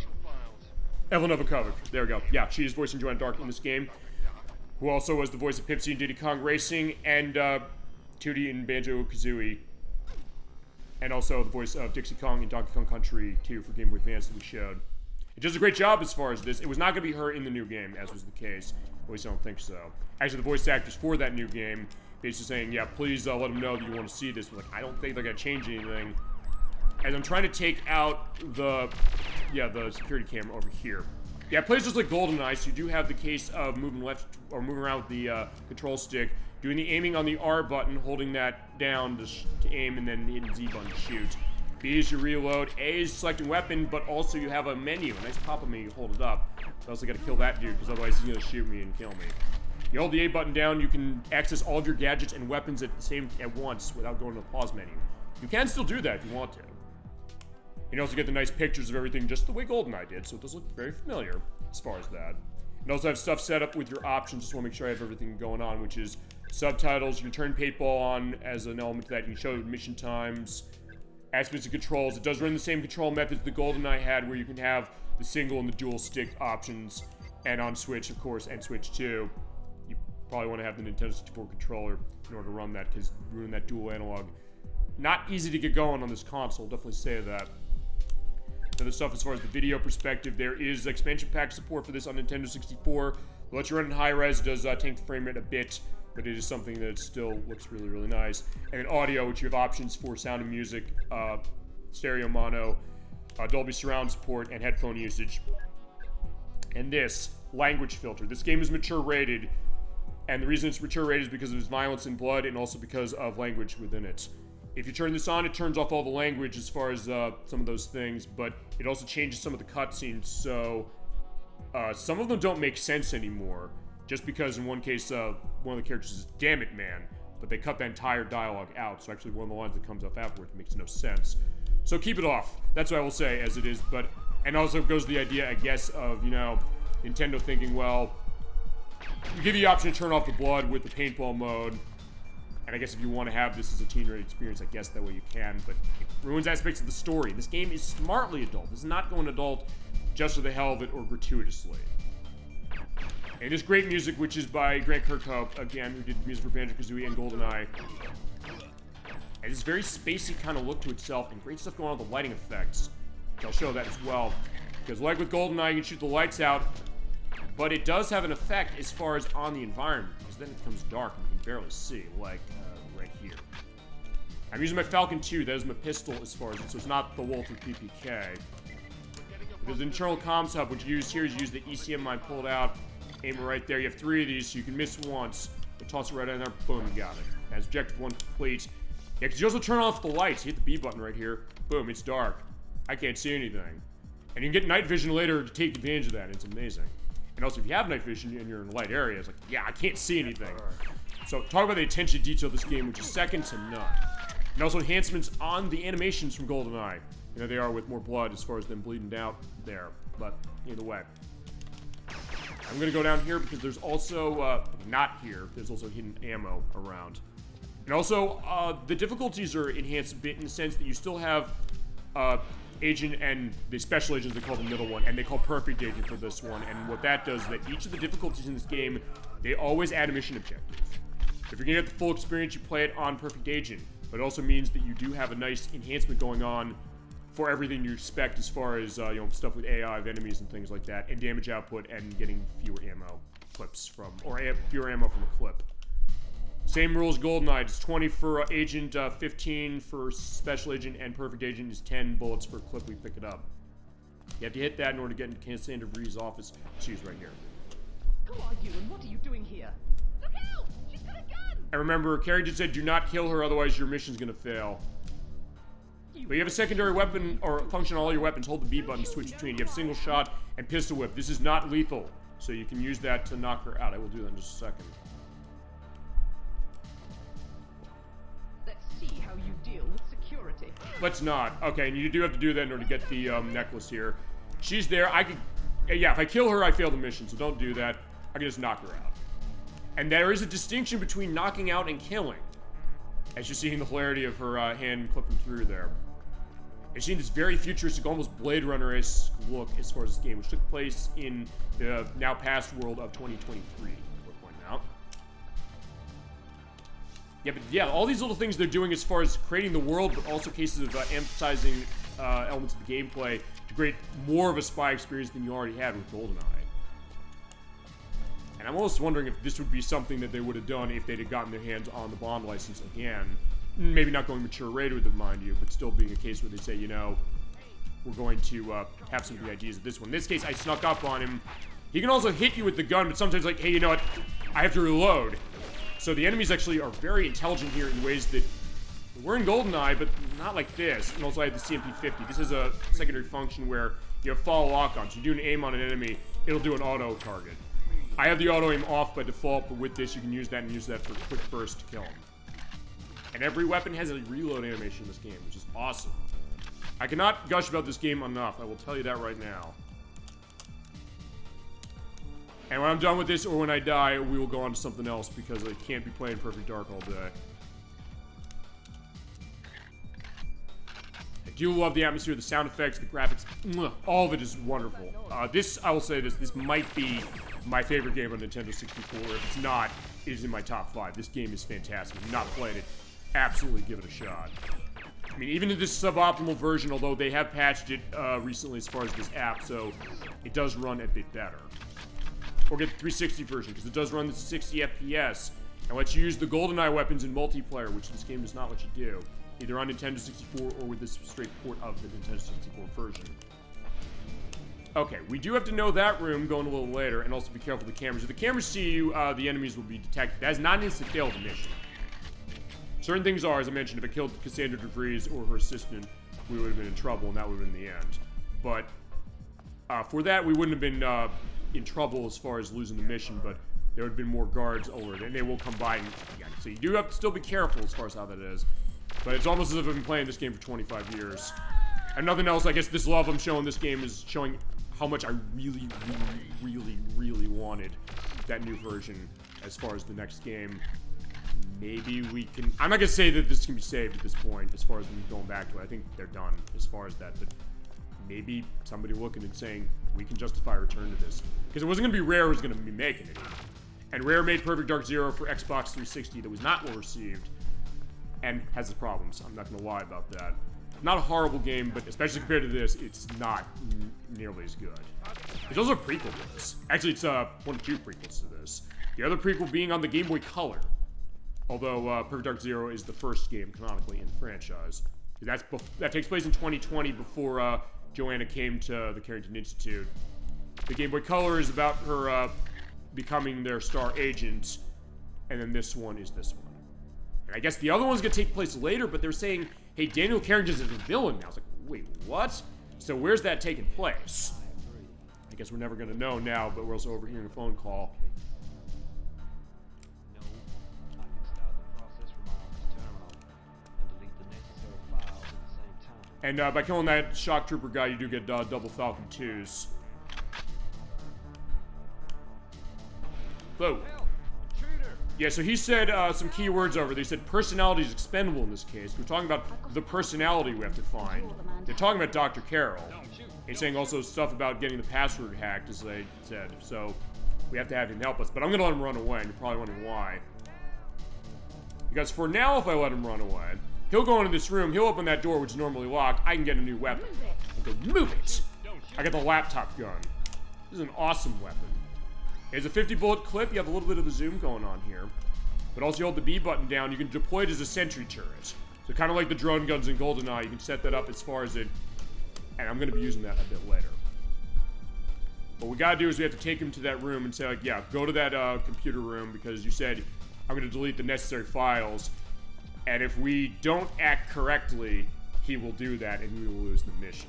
But I'm not going to let that happen. Also, I probably should show this with punching. For unarmed. You also disarming. You can disarm enemies and steal their weapons. Alright, he says, I'm logging on now. Right, I'm in. When he says that, either kill him or knock him out. Because if you don't, he will work through, he'll delete the files, he will kill Dr. Carroll. It says, goodbye, Dr. Carroll. And that is a mission failure. But then you get your data uplink here, use this. You're in close proximity to this computer, and you have to be, otherwise the file breaks. Yeah, there you go. Data link broken. So you have to make sure you're close to it. Hit Z button. Stay in the area. Be careful when there are enemies around. It says I got rid of everybody. We're safe. There you go. That's the download. We are all set. As you mentioned, disarm. If you run into an enemy, you can hit them and they'll drop their weapon, and you can pick it up. They might pull another weapon out, or they might say, you know what, I might just try and punch you, or maybe they'll give up. It's like, please don't kill me, I'm begging you not to. So it's an easy knockout as far as that. So a lot of nice additions as far as this, and attention to details that also play a role in the gameplay, which is what I love about it. And the new weapons, those that do that. I'm running the laptop gun. What I want to have on that, I want to put, this is sentry guns that go down here because you can see the music getting more intense. Like, uh-oh. Like, there's intruder alert. I gotta hold it here, launch it up there. There we go. It's gonna shoot bullets, but it's also gonna run on my ammo of my CMP-50, so I have no ammo for that left. So, hold out the dual Falcon 2s. Oh shit, I'm getting shot at somewhere. Whoa! So there's your health bar. It is in green to start, but it goes down to red, and you're gonna die, so I gotta be careful. And death, by the way, means starting the mission over again. Be careful on that one. I played through this game multiple times in the sense that, yeah, there's nothing like getting to the end of the mission and losing all your health and dying. You have to do it all over again. But then again, this game is so much fun. I'll keep doing it.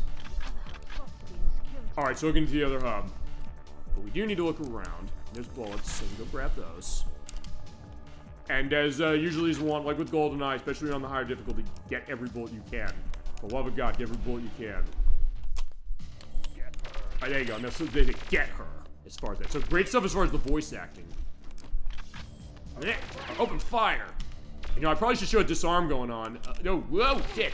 No, don't do that, because I'm gonna die. I'm not gonna be a hero. I'm just gonna say, screw this. We're gonna pull out something, and I'm gonna kill him. Uh-oh. There we go. Get the laptop gun. We do need to go in there in order to get the last of the internal comms hub set. It is on the floor right here. Take that ECM mine, aim downwards, and toss it right there. Boom, there you go. Now we have everything done. I just wanted to confirm that we do have everything done. Boom, we are set. I'm at about middle health, but we got to get our way through. So now what I'm going to do is I'm going to say, screw this. Sentry gun. Boom, toss it over there, let it go. And let the bullets run out as far as that, so that then they'll die. Oh no! Also, depending on if you hit him in the hand, it's almost like Virtua Cop. Fitting, because that's what GoldenEye was initially going to be modeled after. They might drop their gun. So you take advantage of that as well. And when the laptop gun is dropped on the ground, you can pick it up again. But you do lose any of the ammo that ran out of it, so in that case, I only have 44 bullets for it left. But I can also say, hey, I'll toss it down this corner. If these enemies will just start shooting. So not necessarily exploiting the AI, it's being smart with your weapons and also with their secondary functions and your gadgets. In that case, yeah, they're dead. I'll take the laptop gun and we'll be set. There we go. And that's the first mission, ladies and gentlemen. So yeah, first run. Fantastic. Alrighty. And you do still have cases of cheats based upon going through a level fast. Always depending on the difficulty. For this one, it's for Special Agent. And also, there's always a cheat to unlock by beating a level on any difficulty. Alright, so there you go. That's a preview on Perfect Dark. As far as how it runs, it seems like it's running fine as far as Switch 2, but that might be because of how the port went, and also how they patched it. Okay, so that's the idea of Perfect Dark. I love this game. I'm very sad about the new one. Very, very sad. But we will play this game for the show. You can probably tell based on my demo of this. I adore this game with all my heart and soul. And when the day comes to show it, we will definitely show it, and I will be a very happy person. Okay, so next up on the list, let's take a look at the other stuff for Nintendo Classics. I'm going to pick just one thing off of each of these. Just a little of a demo. Basically to show that I guess the case is that it's not changing when it comes to how the tech is running.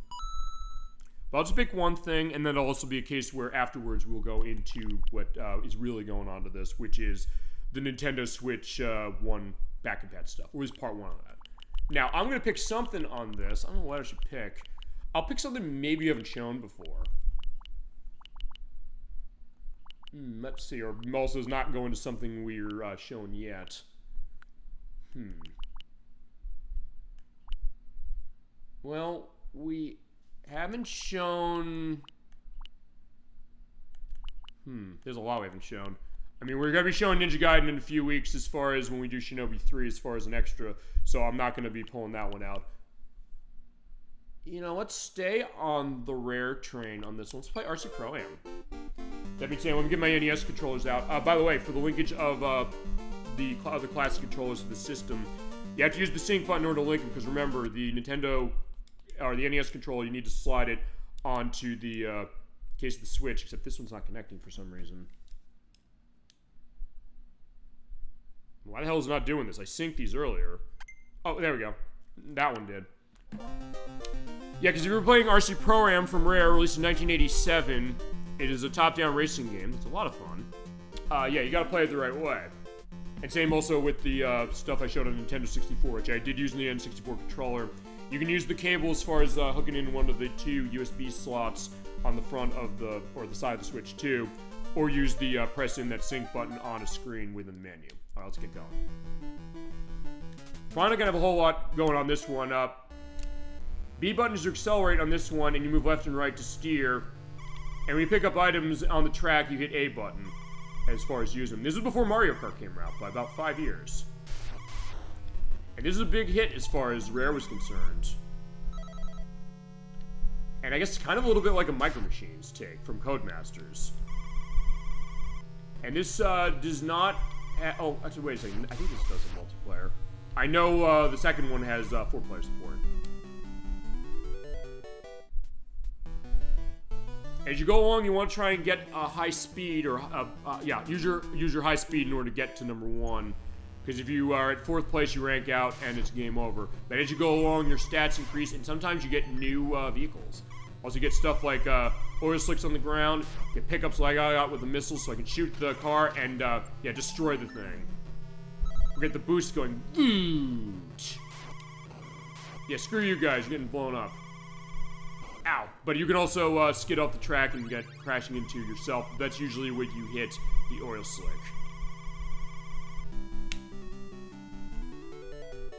And you also pick up the letters that N is going to start spelling on Nintendo.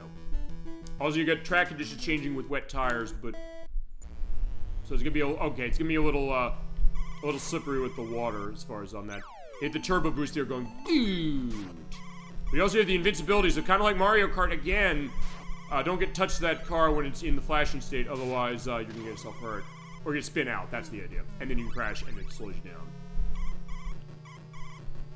You have the map down at the bottom as far as following where you're going, but honestly, even the way the screen is set up, it's kind of easy to intuit, at least to start, where you need to go in order to do the turning. But he's just going left and right as far as it, but you do have to pay attention to what that is, because it's almost like isometric case of itself. I just barely won. I'm probably gonna go to this to game over.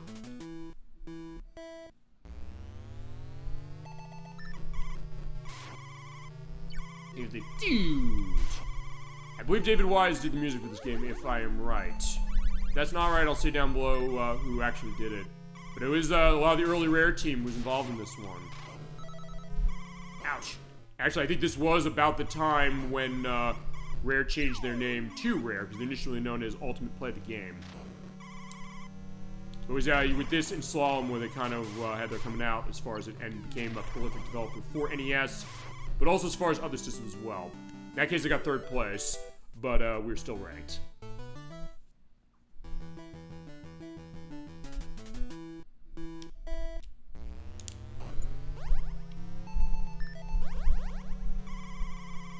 Also, there's rain clouds on the ground as well. Yeah, this game's a lot of fun. I know Nocturne's a big fan of this game, and I completely understand it. Actually, I have this on NES as well. But it was a nice addition when they put this on Switch Online for NES. Actually, a lot of stuff of Rare's from NES that's here. Because people have been asking, I think we've even asked on the show, saying, would, since Microsoft seems like they want to be a third-party developer, and I wish they'd just do that already, maybe they'd put Rare Replay on Switch. They didn't, but they said for Switch Online, we can port a bunch of stuff of Rare's there, including stuff that hadn't been ported before, like Battletoads and Battle Maniacs, that even Rare Replay didn't have. But a lot of big stuff like, actually Battletoads itself is not available on this. Oh no, I'm going backwards, I'm probably gonna lose. Solemn isn't available yet. Carbon Triangle, that's a really good game. And also Snake, Rattle, and Roll. I was thinking, like, what do I show? That one or this one? I'm probably gonna lose because I'm so far behind. But I do have multiple laps. It does say out there, so if the other cars get to the end, that's gonna be a game over for me. But as I said, more than anything, just to show a demo of this. But yeah, as far as the Nintendo Switch Online for NES, yeah, not really anything to complain about as far as how it is basically just back and patented. So it is pretty expected what's gonna be going on with it. And honestly, with the NES stuff, I can't really think of cases where they ported it badly. It's really only N64 where I saw problems with it. Arguable in some cases with Genesis, but I don't know if that's necessarily true or not, but I lost, so there you go. I'm not necessarily the best at this game, but cases where it is still a lot of fun. I got a new name registration at least, so let's get that set, so... SOG, there you go. Oh, SSO? Wait a second, no. Oh no, SOF, no, SOG. You get this nice jaunty music, it is good stuff. Oh, what, CTJ is on the top, and I guess, yeah, TDS, I guess that's Tim Stamper, I think. Actually, I'm surprised I'm not seeing CS or something like that for Chris Stamper, but alright. That's game over as far as RC Pro Am. Okay, that's the home button as far as what that is. Oh, wait, which is fine. Oh, couldn't capture video. Actually, I didn't necessarily mean to do that. Alright, fine, that's our home button as far as that. So, for next, let's see. I want to show the English ones, by the way, for this. You know, let's look at Genesis next.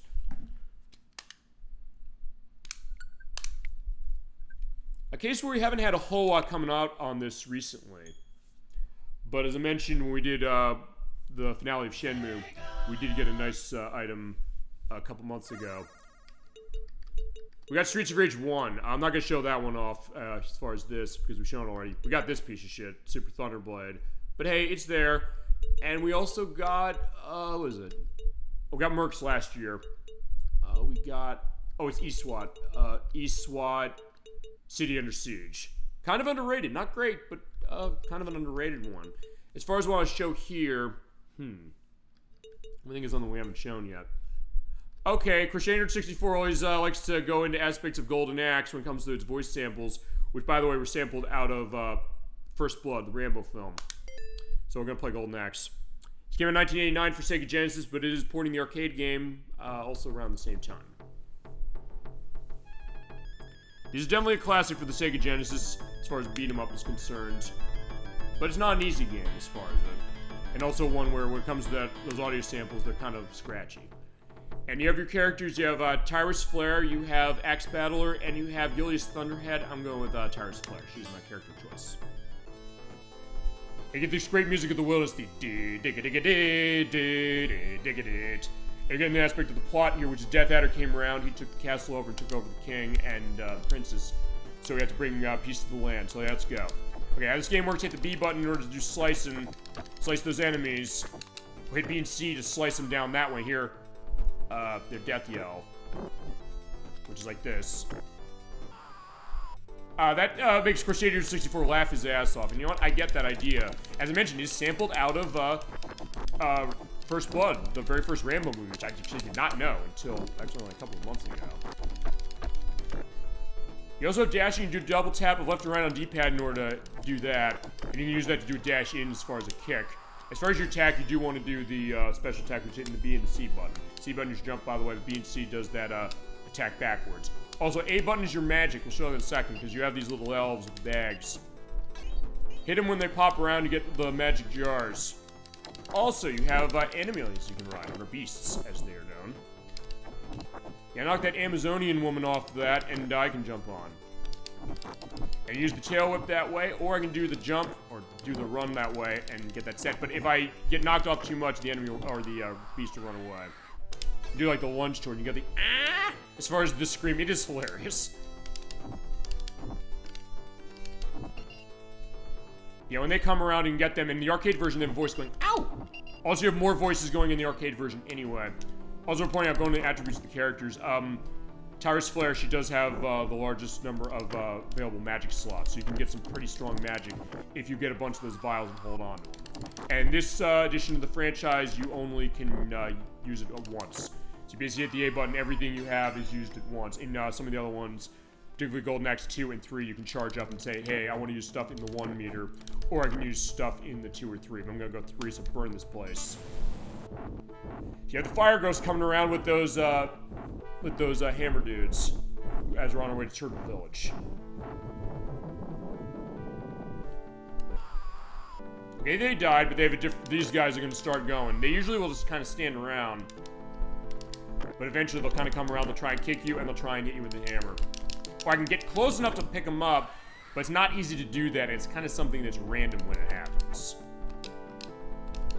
So it's not something that's necessarily controllable the way that Streets of Rage is. Oh, I got him.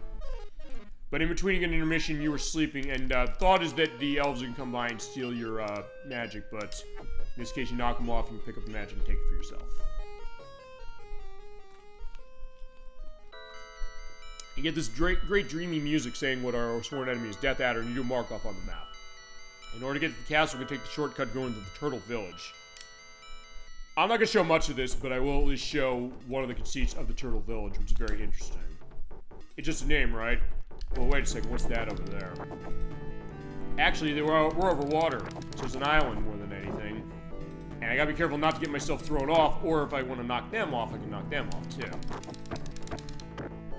But the idea is we are on a turtle, as far as this actually is a Turtle Village, and the arcade version does emphasize that a little more than this Genesis version did, which is pretty close approximation.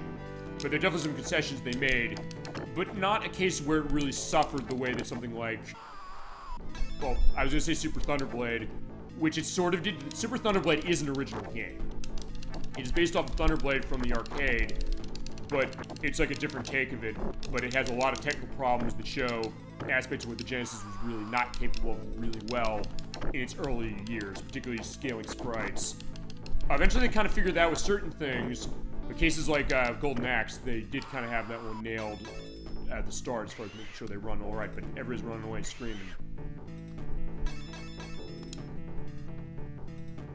Also, you do have a pause there. That is something that is in the original game, it's worth pointing out.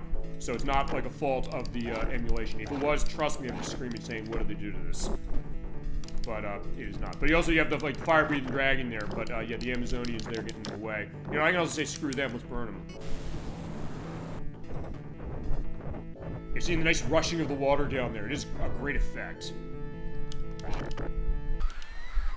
Alright, but yeah, I got my fun as far as the fire-breathing dragon, but in that case, alright, I gotta go. But I'm dead.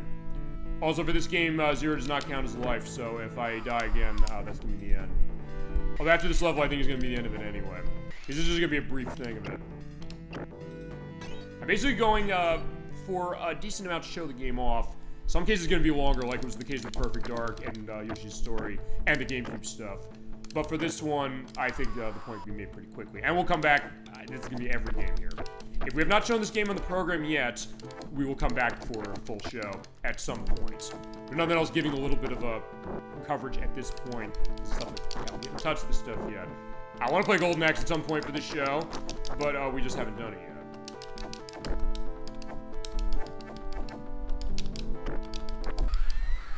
I probably should take a look as far as an anniversary for when Golden Axe came around and then say we'll play it then. Alright, I don't want to die to the Amazonian. I want to get to the boss here. Because I hear the boss music like shit, I guess I'm going to have to. Well, I do have continues. You have 3 credits, so I'm going to come back, I'm going to beat the boss, and then we'll go on.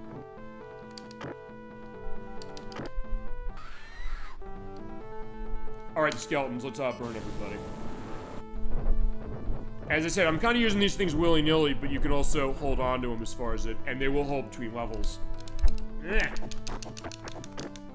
as far as that pink dragon there, that one throws fireballs. Ow. Yeah, but the skeletons hurt really, really badly, and they have a lot of health. That's what I've noticed of the years I've been playing this game. Which in my case, my experience with this one, again, it goes back to my cousin Ace Riverside, which... when we rented Sega CD when he visited me in 1993, the collection, the Sega Classics Arcade collection that I have for that, it does have this game in it, but it's 1 player only, which is ridiculous, because the arcade version is 1 player, the Genesis version here is 1 player as well, or 2 players, I should say. So yeah, that's a problem, but still, that's how I first saw it, and there is also the green elf. He drops food, you can use that for health. And also, you can't use the magic when you're at the fire in between levels. Okay, the village is on the back of the giant turtles. We found out, and we drew the turtle out, and we were able to ride across the sea. We have this fortress here. We're gonna have to take our leave here. There's a little bit of a case of this, but yeah. This is Golden Axe. It's a wonderful game. It also is a case of great hilarity as far as Crusader 64, and I figured, yeah, now's a good time to show this as far as that. Okay, next up on our list, I'm gonna pull something for Super Nintendo, I think.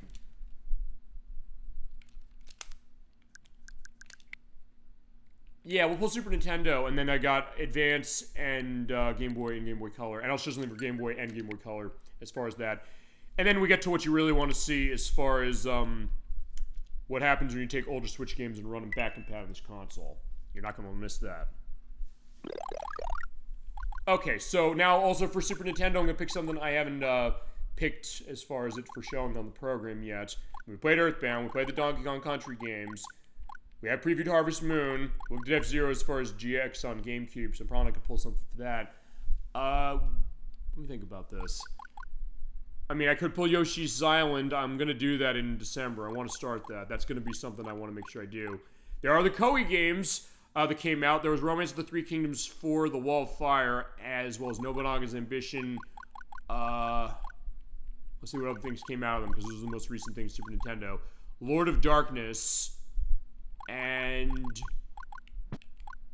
Uncharted Waters New Horizons. A lot of them are really, really complicated strategy RPGs. This is like a normal RPG. I had never played these games before. In this case, how do I play these things? I don't know how.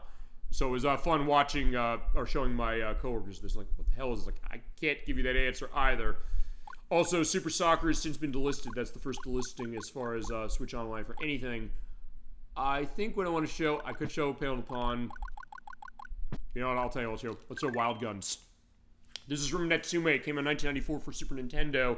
It's a game that costs a fortune nowadays if you're going for it on Super Nintendo. It also got remade as Wild Guns Reloaded, which is on Switch and PlayStation 4. And I know we had questions sometimes saying, why did they remake this if it's available here? I guess because this is an ownership case, or that would be an ownership case as far as it. But that being said, it's kind of like a gallery shooter of sorts. It's a lot of fun. I'm going to turn the music up a little bit as far as this. And my aspects of controls, which are shooting on Y button, jumping on B button, and X for your bomb. There'd be flashlight warnings, by the way, in this game, including on that intro. The two-player, or single-player, say. You have your characters Clint and Annie. I guess take over Clint Eastwood in case on Annie Oakley. Who plays Annie? You play two-player, this game is a blast. As we go into our first area, Carson City. Yeah, good luck. I say gallery shooter, probably what I mean by that. It is like a side-scrolling case, but yeah, we have the target there, and you're kind of shooting, and when you shoot, you stop.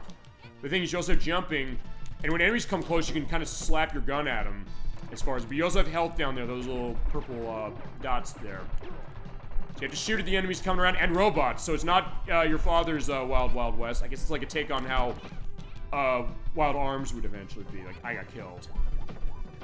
The other way you're careful to look at, or use the bomb, flashlight warning, by the way, when you use the bomb, blowing up everything in the area, and shoot the items. Pick them up for points. This game is a little unorthodox, but it's a lot of fun, except I got myself sliced. Actually, okay, take that back. Oh no. No, I only have one shot. Never mind, it's one of those one hit and you die games. And clearly I'm not good at this. I honestly only played this when they released it on Wii U Virtual Console. As I said, this game is a fortune. It's a Natsume game, and the Natsume games cost so much on Super Nintendo, generally speaking.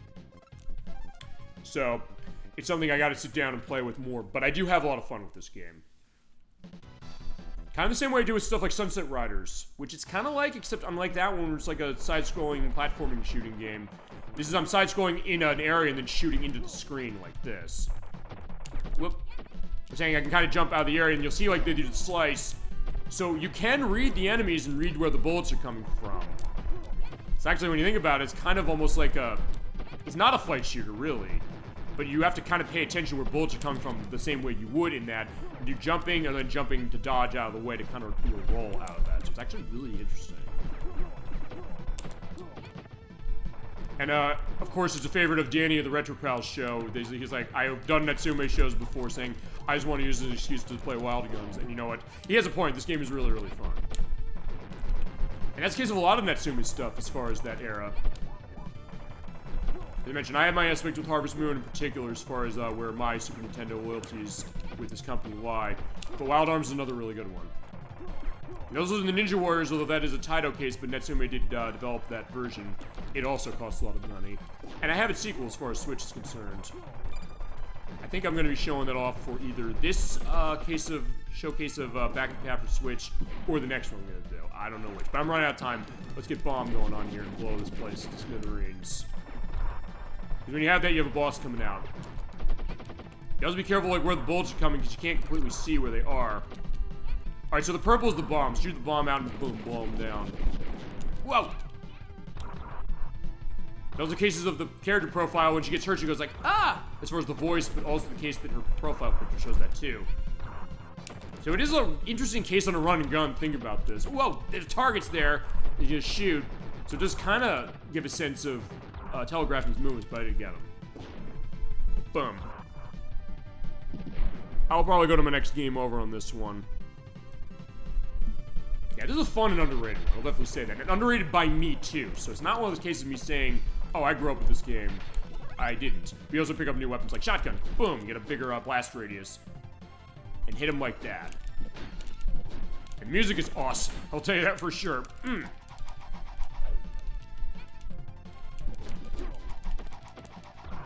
Ow. If you die, you do lose your weapon, so be careful of that. But I do have another bomb, so I'm going to drop it in the old saloon. Alright, we got a grenade gun. Ouch.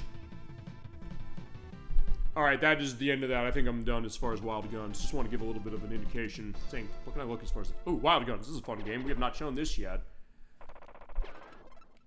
Oh, and you have also the timer being shot out with the gun into the wall. So, like, yeah. 5, 4, 3, 2, 1... Yeah, alright, that is a fun one. I'll just need to practice it when we get to it. In one of those cases, I would probably want to do this with another player. But I do have a high ranking as far as this, so I can use that. So let's put in an initial.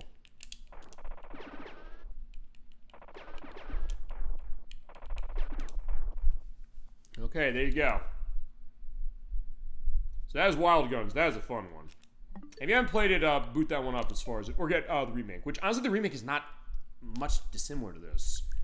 It seems like it almost looks pretty similar. Almost as if Natsume wanted to do a re-release of Wild Guns as far as straight, but said, let's also kind of enhance the graphics a little as we go. Okay, so for the rest of this, I'm going to look at it with the Pro Controller. Let's take a look at the Game Boy and the Game Boy Color. I'll pick one thing from each of them just as an indication.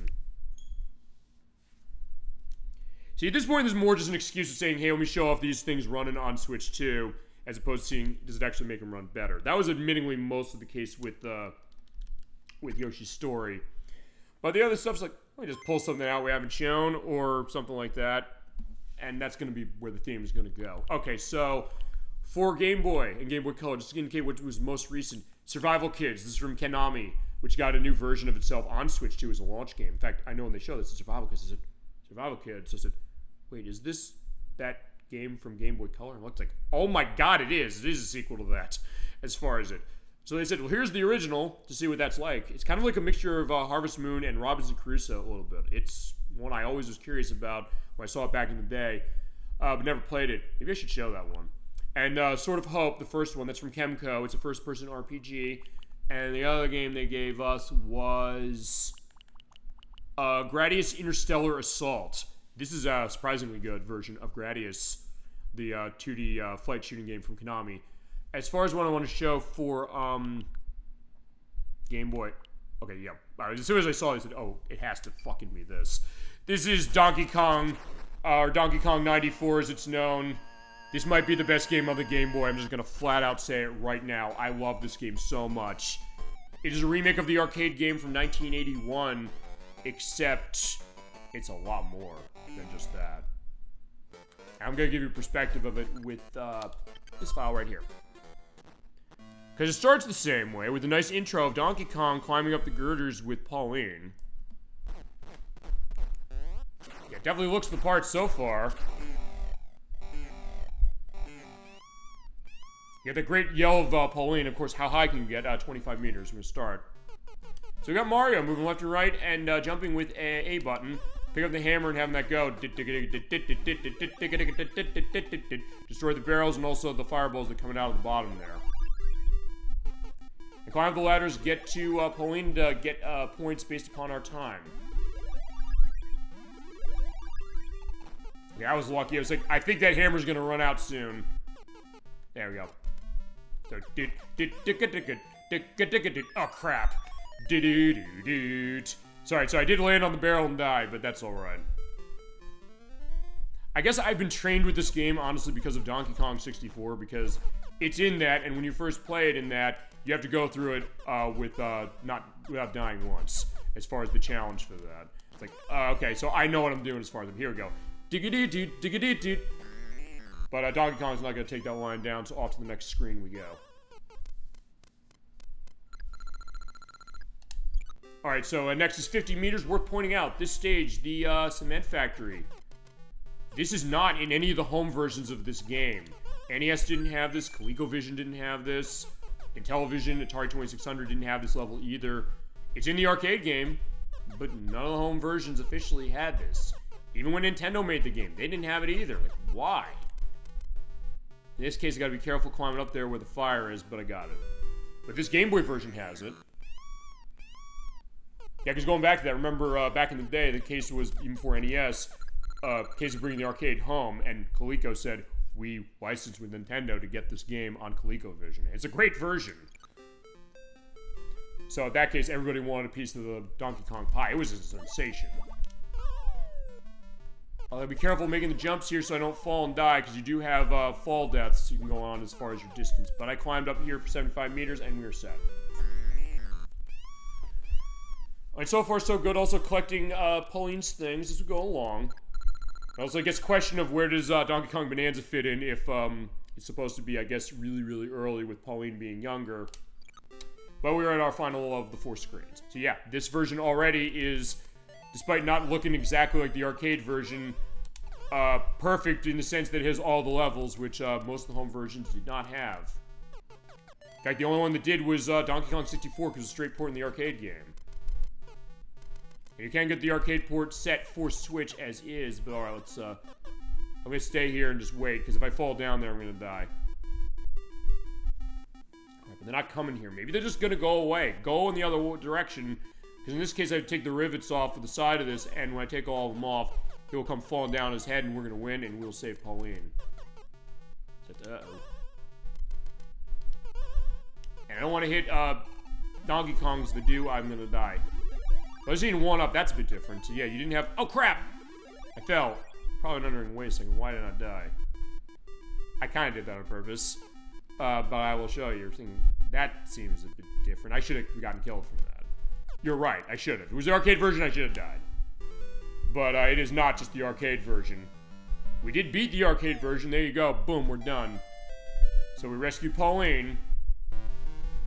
But Donkey Kong said, you know what? Yeah, I'm not gonna take that line down. I'm gonna kidnap her again. So this is a sequel to the arcade game, and now it's turning into a completely different game. I love that setup saying, we're gonna give you the arcade game. Like, no, we're not just gonna be the arcade game anymore. We're gonna turn into a puzzle platforming game. And perhaps the best $3 I ever spent on a video game. I will say that right now. I bought this game used at a GameStop in 2007 for $3 for Game Boy. I played the ever-living hell out of this game. This is one of the very best games on Game Boy. I think, if you're gonna pin me down and say, what's the best game on original Game Boy? This is it. It's absolutely fantastic. If you haven't played it, I cannot recommend you play this game highly enough. And when they put this on Switch Online this year, I was going crazy. Like, oh my god, they have Donkey Kong 94 on here. And I saw a broken record saying this. We will do this for a full show. And I think the way we're also gonna do it is a full show. I do have it on Game Boy itself, as I mentioned, so I'm going to use the Super Game Boy because there's enhancements to it with graphics and even audio. That great sound of Pauline's yells in this game, the which I do love, it turns into voice samples of help, help, and I think that'll be the way to show it. I'm going to go through the first 4 areas of this to show you how this operates. You're probably wondering, why did I die when I fell? Well, because Mario is a little more acrobatic in this game. Also, he has a higher fall distance. You do left and right for jumping, but here's the deal. You hit down and you jump, you go and do a handstand. Use that, you can bounce up to get higher. But also, if you time it, When he hits his hands on the ground, you can bounce a little higher, but you hit time twice. Whoop, boom. There you go. He has that case of itself, and it's kind of where the backflip from Super Mario 64 came around. Going the side flip, because you're moving to the right or the left, or vice versa. Pull the other direction, jump, and do whip. There you go, you got that flip. And you saw right there, I do a roll when I come down, because I'll show that then. Because the goal of these stages, you have to get the key and take the exit. But before I get that key, I'm going to show this. And by the way, if I leave it there, it's going to fall. Okay, there you go. Or it's going to disappear. But I fell down there, I didn't die. So you have a higher fall distance in this game. You're also still timed, as far as what you're doing. You have the hammer, but here's the other thing about the hammer that's interesting, is it got burned. So yeah, I died a different way than normal as far as Donkey Kong's concerned. And there's no Donkey Kong here, by the way. One other thing you can do with the hammer, which is very interesting, I'll show this. I didn't do this, and I had to fight the temptation on this one. You jump on it, you can hold it, but if you hit up and the B button, you toss it upwards. So if you're in a case of saying, hey, I want to take it down, I can do that. And since I have a higher perspective until I fall and die, I'll be set. You can still have fall deaths. The idea is that as you fall, Mario's sprite will change, so his head will basically be angling towards the ground. Hit the ground and hit your head, you're gonna die. So there is a logic behind that, as far as why they're changing that. Also, you're seeing the other thing when it comes to collecting Pauline's objects. I'll show that. Because you can also hang on poles like this, hit up on D-pad to do that. And hold up like this. Wait till you keep going on the flip going on, hit A button to jump up and get up higher. So here's the deal, if you collect all 3 of her items in a stage, you get to play bonus game. In this case, also the key, you can throw it upwards, hit up and B button to throw it. Pick it up with B as well. Oh, and also the enemies don't automatically kill you. So alright, I got all of those cases. So you got the did. So for this, what it means that at the end of the stage, we have a little bit of bonus game. You can also get yourself showered in lives in this game. Because anything I hit here is going to give me lives, but if I get the 2 up, that'll be the best. Alright, 1 up. I'll take that. And it's also pointing out at the end of the area, you also get lives. I'll show that as well. Alright, so there's the hammer there, but you know what? I can probably throw it up. I can launch like this, or try to, and hit him. I would say I was going to try and do some fancy footwork to get it up there, but I couldn't. And that's the thing about this game. There's a great element of skill to this as far as how the platforming goes. And also turning into a bit of a puzzle platformer. So I hit him again. And it's also worth pointing out, if you ever played Mario vs. Donkey Kong, which does have a version on the Switch as is, this is where it came from. It was a sequel to this, as far as it, and then also that then got a bunch of sequels to itself as well. There's also where the trash can came through, but in this case, yeah, it's just gonna get up and, you know, walk around on its own. Yeah, in this case, I'm just gonna go and, actually, I probably should show him falling far. Yeah, like there, you saw that my sprite was tilting a little bit, and it also stuns you a bit, so if you don't get yourself up in time, and I think you hit the A button to get yourself coming up from the fall a little easier, you come down, hit your head, and you're gonna die. And the great music and the great sound effect, I do love it. The which goes with this thing with the electricity. And also, feasibly, the way of going multiple paths through a stage. I can say, you know what, I can take this way, or I can go up here and jump on the platform and make it up here. I can then take this and maybe jump on that platform to go up. Or I can say, you know what, let's throw it upwards. Let me do a flip up here. Do it quick enough to grab it in time so it doesn't disappear, and then go in. Awesome. Okay, so stage 4, by the way, is a showdown with Donkey Kong, sort of. In stage 8, you are going to fight him, and you do have to pick up barrels and toss it at him. But for stage 4, it's basically a bit of an obstacle course, and he'll jump, and he will drop trash down. He'll do different things based on the stage. Ow! And also, when he does jump down, it is a shockwave, so it does knock Mario on his ass. You gotta be careful there. And also on a ladder like I am, it means that you're gonna get yourself knocked off, so Donkey Kong's not screwing around in this one. You do have timing going on about that as far as it, so that's the thing about it. It's another one of those games like Perfect Dark. I can just gush about this game like crazy. And also the other thing you can do, I'll show this. I'm gonna do a handstand. I think it works with the okay, no, it doesn't in the sense that I get my ass knocked down. Well, sort of. Okay, I'm gonna show this and then I'll beat the stage and then we'll go on to some for Game Boy Color and then advance. I'll wait till it jumps. There we go. I'm gonna go into the handstand state. There you go. I can knock that away with my feet, so it's a case I can avoid taking damage from a hit from that garbage throw. And I love that. It's all these little things. That is the thing about this game that I adore so much.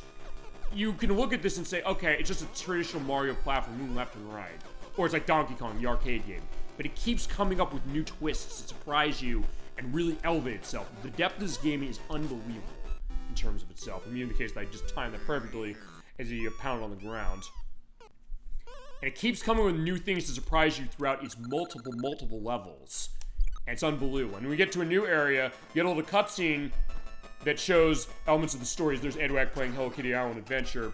But it also shows you gameplay mechanics, because what the next stage is going to offer, you're going to be able to put around like a bridge that way. It only stay up for a little bit, but you basically position anywhere on the screen based on where you have to go. And it's awesome. And you get to the end, each 100 points you get will get you a life. And if you're not at 100 points completely, you still get extra life anyway. So game over is not necessarily going to be on the menu on this thing if you keep playing yourself well. But yeah, this game is fantastic. There's so many different things it has to offer. So many neat wrinkles it comes up with. So much depth. It controls so well. It looks and sounds great. There is that case of the bridge. So what I gotta do is I have to hit the bridge anywhere and run around the bridge or over the bridge before things go bad.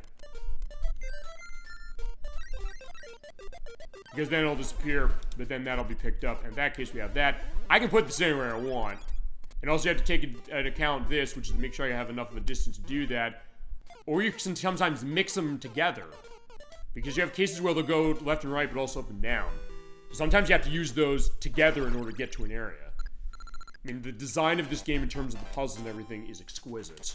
On top of the terrific gameplay that goes with it. And alright, I got one Mario, so yeah, we're going to now do slot machines. You know what? Fuck it, I'm going the whole way as far as this world. I don't want to stop playing this game, and I get to show now what I just mentioned, saying, hey, here's a ladder I can go up, but I gotta position that right, because if I hit that enemy, it's gonna stop. Or if hitting that item over there, it's also gonna stop. So put it over here. Make sure I'm quick, and make sure I don't get myself killed by that thing. Just made it. Also, in this case, I have to drop this here, because if I fall too far, I'll show falling too far. Yeah, right there, I fell on my head. That is the fall distance as far as this that gets you killed. But it is more than the arcade game, so it's a case like, oh, I slipped off, I'm gonna die. It's, you don't have to worry about that nearly as much. I mean, it's not as bad as Spelunker. We haven't shown Spelunker yet on the show, and it is not on Switch, otherwise I would show it, just because, yeah, you gotta see this thing. And thanks St. Aspartame for introducing me to that game. It is a laugh and a half for maybe all the wrong reasons. But, that being said, we can show it eventually, because I have it on Wii. Oh, shit! I thought I'd get away from that fire, but I couldn't. And also regale another story when it comes to this game. I was at college when this game came out, or when I bought this game, not when it came out. When I bought this game for $3. You would think at that era, that was 2007, when the Game Boy line was done. The DS was around. Actually, I don't think I did DS yet. Yeah, I didn't. So I was still playing Game Boy Color, Game Boy Advance, as far as how it is, but for Game Boy Color, so, you know, I found all these great pickups for this. Let me play some stuff. So I was on my way to class, as far as it, and even before class started, I had my Game Boy Color out, I was playing this game, and I got so into it as far as one of the stages, and I died going, do-do-do-do, like, ugh! And this girl next to me, she's like, you are truly addicted. She was noticing as far as this game, I was like, have you played this game? I was like, no, I haven't played this game. I was like, you gotta, it's so good. But unfortunately, in this case, I gotta be a little careful because I might screw that up. But I might be able to salvage this. Oh no! Alright, I'm gonna die if I don't do this, so I actually have to put that down there. Whoa! Oh, get up, get up! Crap. But she was like, yeah, she was noticing while I was getting so into it. She's like, you're totally getting into this game, aren't you? I was like, have you played this game? Like, no. I was like, you gotta play this game. This game is amazing. So this might be the best $3 I've ever spent on a video game. I was like, that only cost you $3? I was like, yeah, it did. Nowadays, it costs more than that, but it's still not expensive. If you're getting this on Game Boy specifically, you'll be able to get this for like 10, 15 bucks. And even if they ask like $50, $60, I'd still say to you, buy this game. It's that good. Or if you have your Switch Online account of any kind on Switch 1 or 2, you can play it. It is absolutely one of the best games for Game Boy as far as it's available on this. When they added it, I was begging for you, when are they going to add this? When are they going to add this? This year they did with Mario's Picross, and I was a very happy person. Like, you gotta play this game. This game is so good. It's one of those games, you know? A game that, even though this game sold well, and it did sell really well, and it was also the flagship title, by the way, for Super Game Boy, so for the purpose of playing it for the show, I think that would be the way we should show it, with the Super Game Boy method. It is a case where I don't know, I get the sense people maybe don't remember this. In this case, it's also a little bit of a puzzle because I have to go downwards. So actually what you gotta do for this is you have to drop the ladder here. But it's one of those things, I don't know if maybe people didn't know this, or they may have played Mario vs. Donkey Kong. They like that a lot. Uh-oh, but I do need to... Oh, wait. Okay, sort of screwed up. Maybe I can, okay, I can sort of redeem myself. The key's gonna go back, or I died anyway. By the way, if you leave the key down too long, it will respawn in the area that it first appeared at.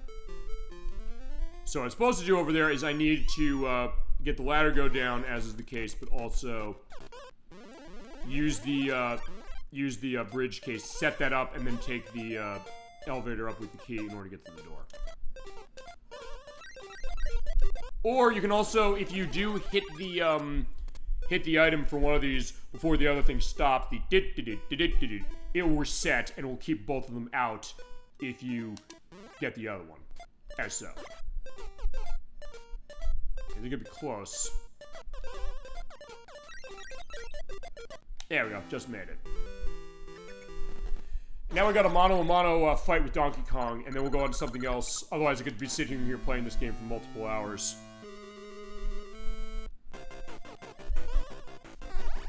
Okay, he throws the barrels. Here's the deal. You can go pick the barrels up when he does that, but you can also reflect them with your feet. It usually takes 3 barrels to kill. In some levels, you actually do have to reflect the barrels with your feet by doing the handstand. That I missed. And it broke that, so I gotta be, Okay, he can also break the barrels himself, so you gotta be careful there, too. Or knock him over, because then when you knock him over, you're able to pick him up yourself. Alright, there you go. Remember, you're also on time limit, but unless you dawdle a lot, you don't necessarily have to worry about the time limit that much. Oh my god. Boom.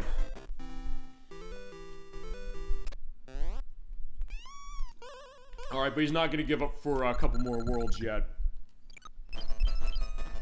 So he's going to show us the next gameplay mechanic. I love how this game is then also tutorializing to the player, saying, hey, we could explain what this is as far as text and things like that, but saying, let's show this cutscene showing the story going, but saying, hey, there's a switch you can flip here. So next stage, you're going to have switches. It's wonderful.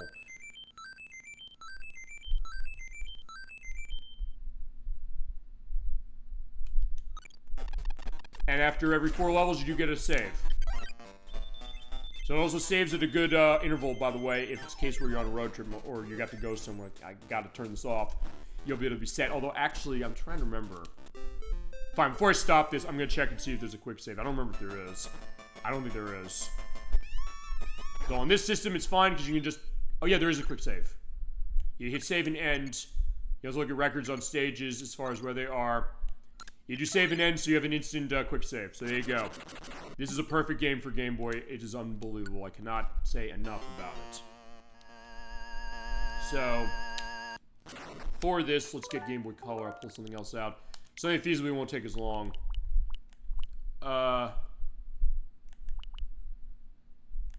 Let's see.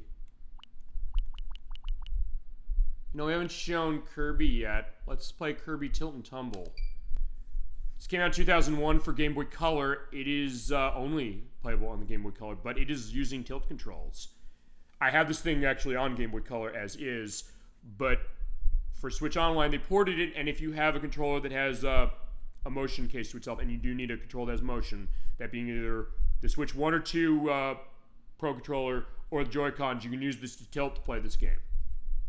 Originally, my plan was going to be I'm going to put this into the GameCube, turn it upside down, and then tilt the GameCube around to play it on the show. This is how I'll play it for the show, then. And this is a case also where Kirby was kind of a little dormant initially at the time, because Kirby 64 had come out the year before. And the entire Game Boy Color era had went by without Kirby around. Remember, Kirby was birthed on the Game Boy. But at the end of the system's life, a couple months before the Game Boy Advance came out, we got this tilt game that was seen kind of mixed in some cases. There were a lot of people who liked it. No Game Informer was a huge defender of this game. They loved this. But other people saying, you're playing on Game Boy Color, you have to tilt the whole system. It's really hard to see this system without a light. So the tilt element of itself that's so unique kind of inhibits the game. And Nintendo would try this a couple times. Yoshi Topsy-Turvy on Game Boy Advance, which is by R-Tuner, who made Yoshi's Island for DS. And also WarioWare Twisted for Game Boy Advance, which is a game I love. I want that on Switch Online. Please, Nintendo, I'm begging. I've been begging for that for years. You did this, I think you can do that game. I love that game so much. This is a good game, too. It also has voice acting. I love that as far as the intro. The Kirby Tilt and Tumble. And also other places. Okay. You're also going to have aspects about how you position your Game Boy as far as where's your flat position. Press start. Or put the controller down and start that way to have it going. Alright, I'm going to show a brief aspect of this. Those of you who don't have to tilt the system is easier to play. They go, aye, aye. Okay, so you move the controller around or the Game Boy around to do this. And then in order to jump, you basically pull up and flip it like that. But this game does have some frame rate problems, and even the way this is, it's not perfect how this is. There's a fascination. Whoa.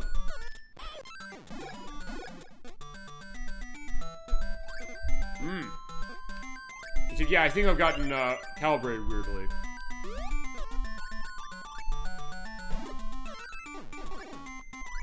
Kirby's rolling around, but I think I'm kind of going off. In fact, I want to take a look as far as my... Oh, I can't calibrate this thing, can I?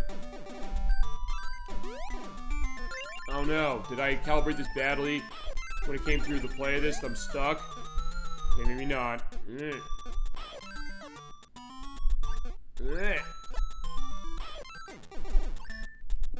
Alright, maybe I'm not doing a good case of this. You know what? I'm going to tell you what I'm going to do. I'm going to reset this, and I'm going to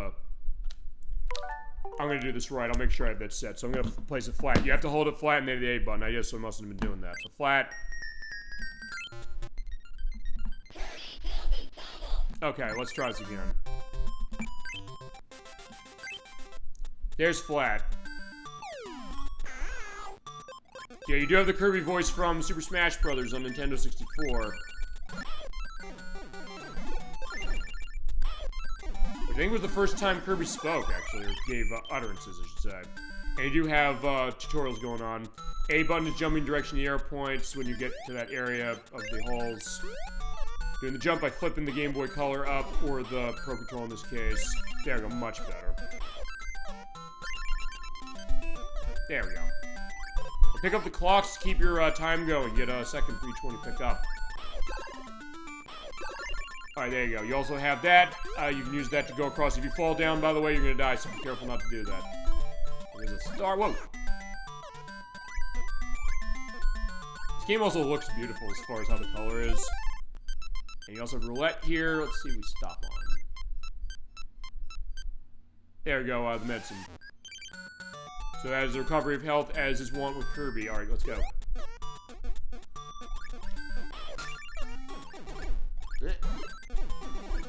Now it's getting precarious because we have a bottomless area.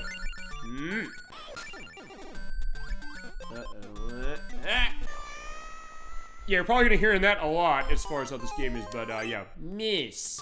So yeah, we died. But, oh, no, no, no! I don't want to do that again. Alright.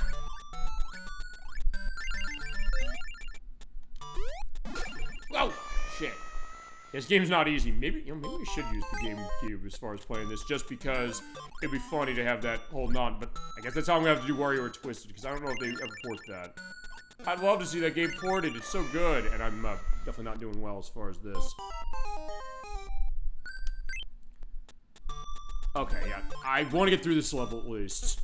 And then we'll look at something on Game Boy Advance, and then switch to back and pad time.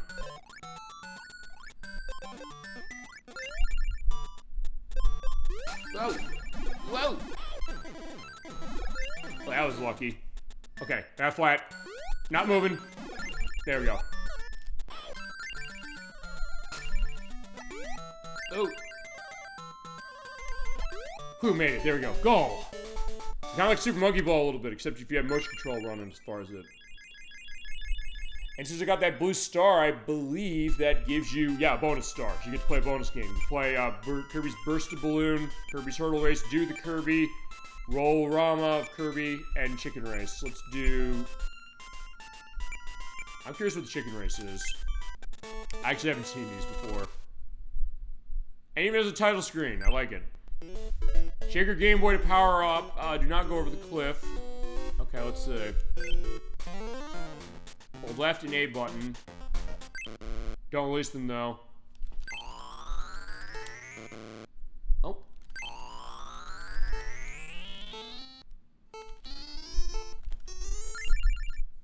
Okay, let's see.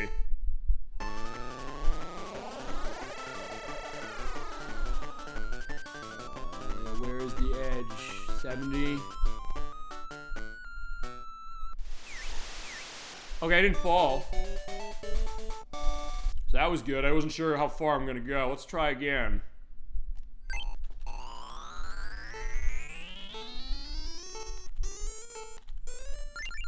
Actually, yeah, this is kind of fun. And actually, I never saw this mode before in the years I played. So I haven't played this game much. Come on, come on. Let's see how I go. Okay, I'm getting closer.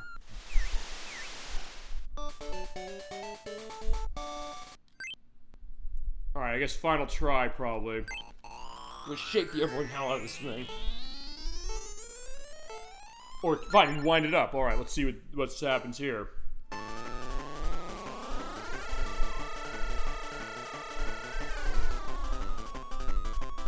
Oh, yeah. Ooh! Okay, at least I got to show what happened when it says goodbye. I was like, yeah, bye-bye, Kirby. I mean, I did get a high score, so there's 83 meters and 86 centimeters. Oh, yeah, lives off that. Awesome. Okay.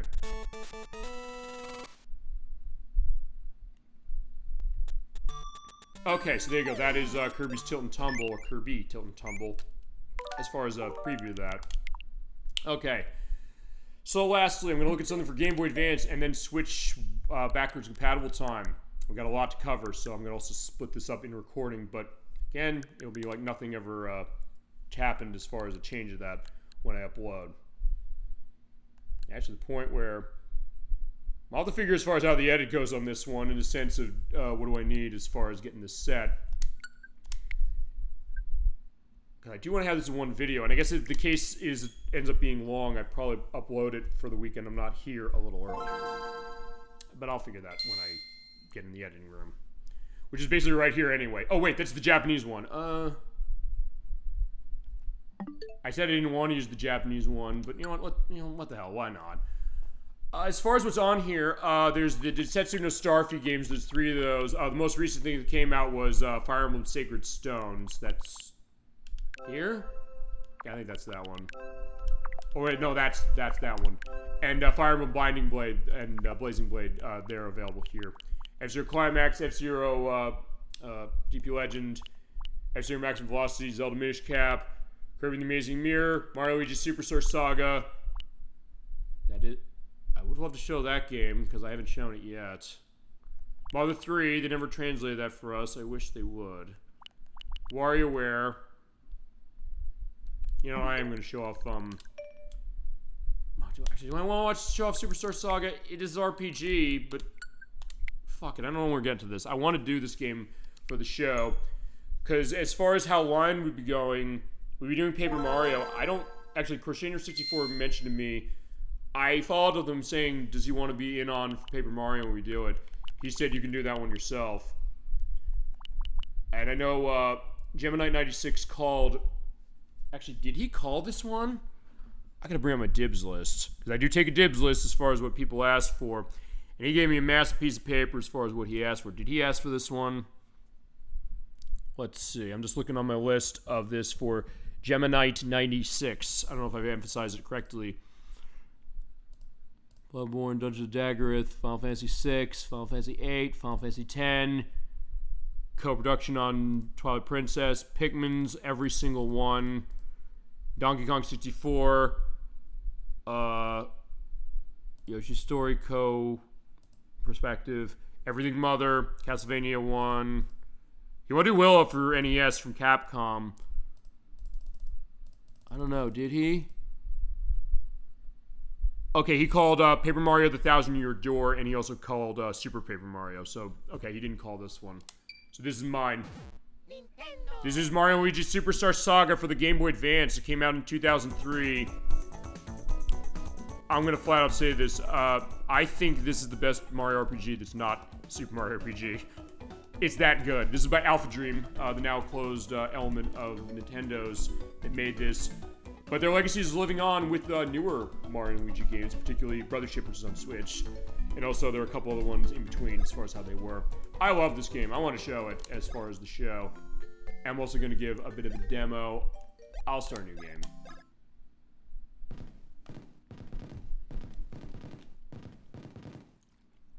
This is also the third arm of the Mario RPGs, because we had Super Mario RPG, which was kind of its own thing until the remake came out. There's Paper Mario, and then there was Mario and Luigi. And also Mario, Luigi, and Paper Mario kind of mixed in Mario Luigi Paper Jam. That's the 5th game in the series. But here is a visitor from the Bean Bean Kingdom. Queen Bean gave you this box. Except it's got gas in it. Oh my god, you're gassing the princess. That's horrible. Yeah, that's Cacaletta. Flashing warning, by the way, here, by the way. She's taking over the kingdom of Mushroom Kingdom. And then using that vacuum, well, they stole Peach's voice. It's like, uh-oh, bad shit's going on. And the music, by the way, is by Yoko Shimomura, who did the music for Super Mario RPG. And she also did the music for a lot of the Mario Luigi games, as is the case. And also for Parasite Eve and Final Fantasy 15, many other ones. But we got an emergency. As you're having her remix, a new remix of her music of Mario's Pad from Super Mario RPG. Maybe that's the real reason I love this. There's a lot of aspects that go to Mario RPG, but also it feels like its own thing. And also voice going, eh? As far as Luigi here. You see the Kingdom Courier? Like, no, I didn't see that. We're just home. Like, I gotta run in the house. Mario! In fact, we were playing as Toad starting, by the way. That is how this game goes. And the same perspective of kind of moving around as far as the area. And also, I guess, tying to something that Super Mario RPG did. When you go to Marymore, you have the case of him taking a shower, doing the whistle. Yeah, you have his humming. Oh my god. This game is also hilarious. It might even be funnier than Super Mario RPG, and that's saying a lot. Yeah, so he saw something he shouldn't have seen. It's like, I'm running away, and I'm crashing into the dresser. But I can wake him up. Also, as we're pointing out, I'm not able to indicate this specifically. This game does have Rumble support. You think, how? This is a Game Boy Advance game. Well, if you have this game and you put it into your Game Boy player, there are certain games on the Game Boy that do, from the Game Boy Advance that do this.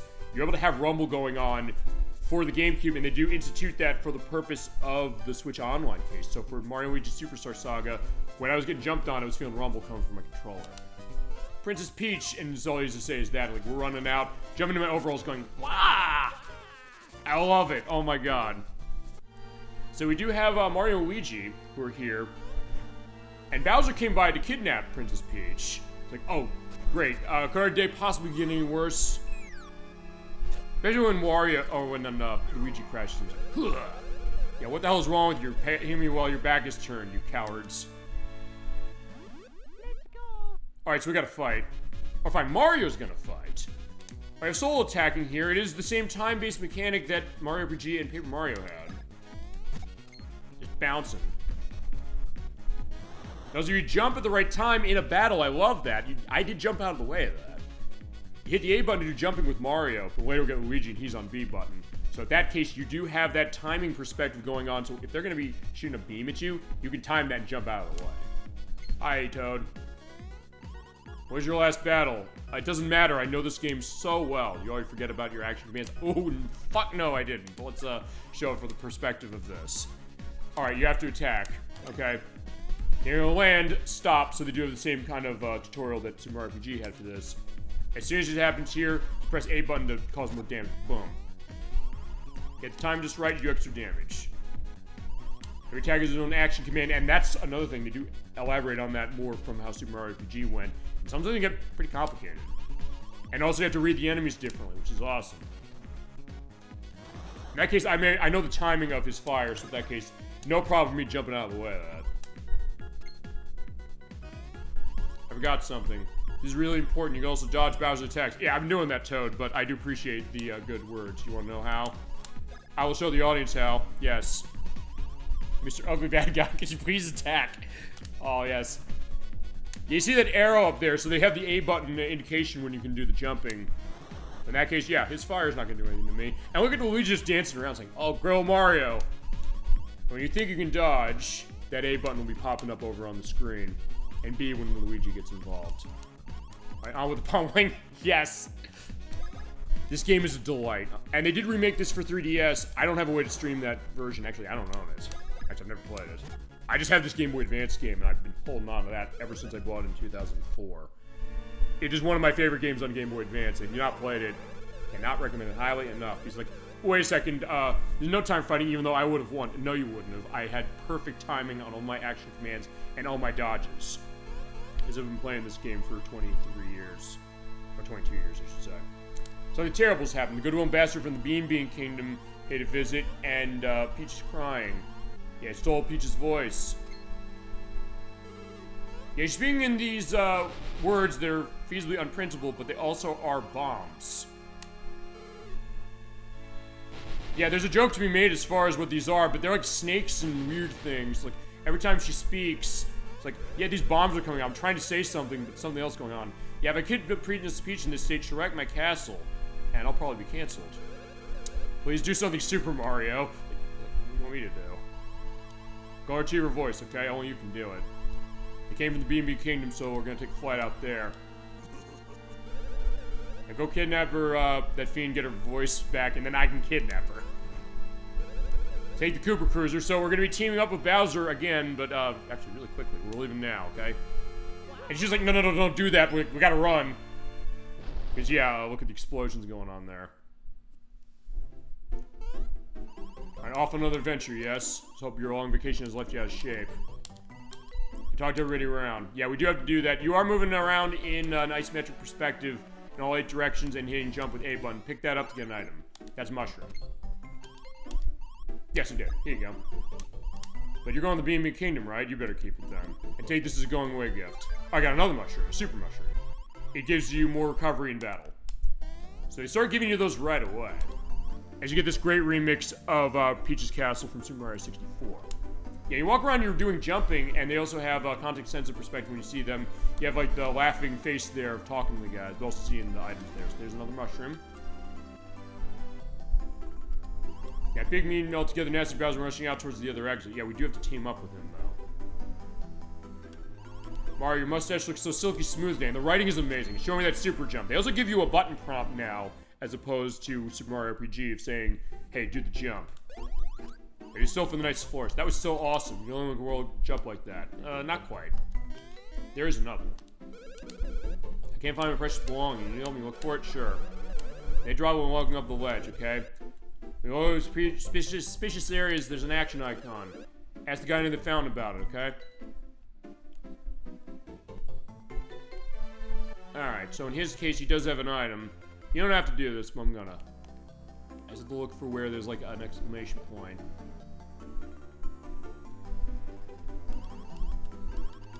Alright, so talk to some guy at the fountain about that. Maybe you.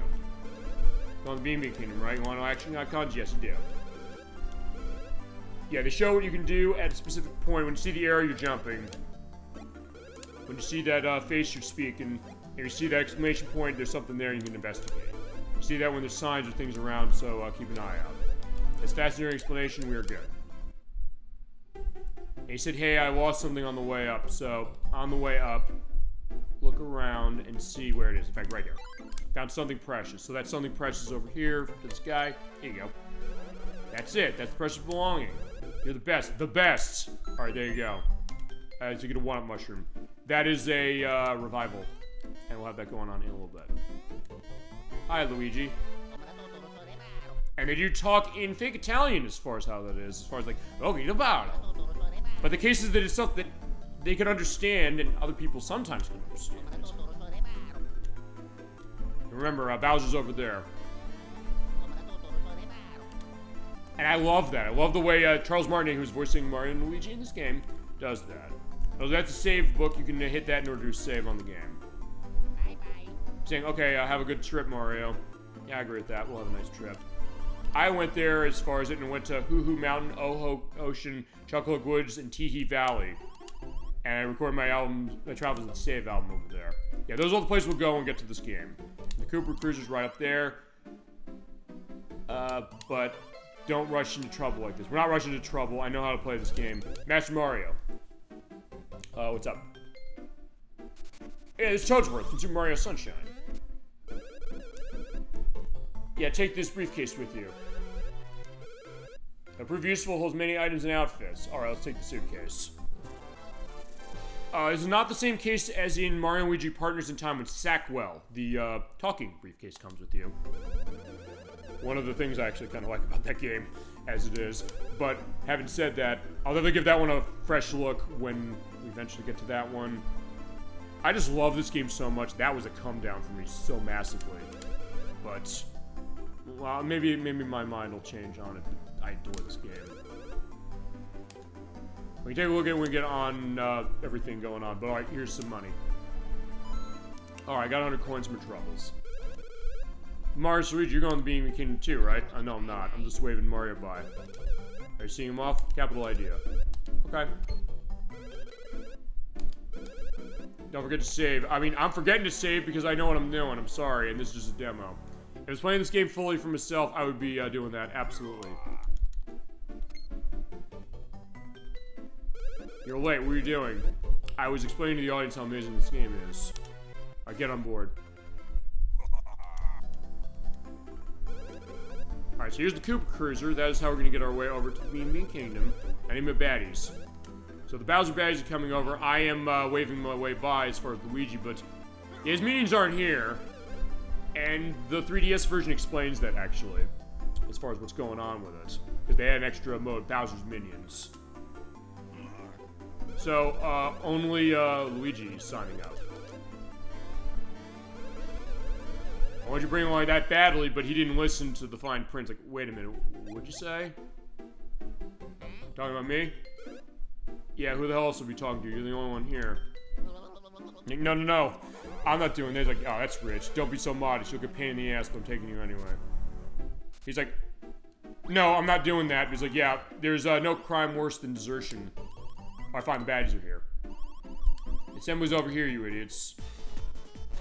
Okay, these are here, although there are other minions that are not here, and they mentioned 3DS Edition institutes that or explains it. So there they go. All badges assembled, we'll start boarding. I love this idea that Luigi's trying to walk away. Alright, we're gonna depart so we have a better head count. Awesome. It's complete, but there's one deserter. But yeah, there's no punishment worse than that, so we have to go and get him. But we're not gonna kill him, or he's not gonna kill him anyway. He's running away, so he's saying, let me get my hand here, I'm gonna pull him on the ship.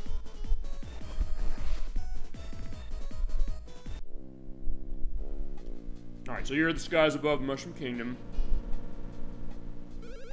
Yeah, you're down there in the belly. Mario, and what's your name? I don't remember Luigi's name. It's Green Guy. That's kind of one of the running jokes. People don't know who Luigi is, or sometimes they do. Yeah, Mr. Green Mario Brother Guy. Look alive, okay? We're gonna be in the B&B Kingdom. It's like open your suitcase, arrange yourself, and get ready to go, and then get to the front deck, okay? I do always want to show this.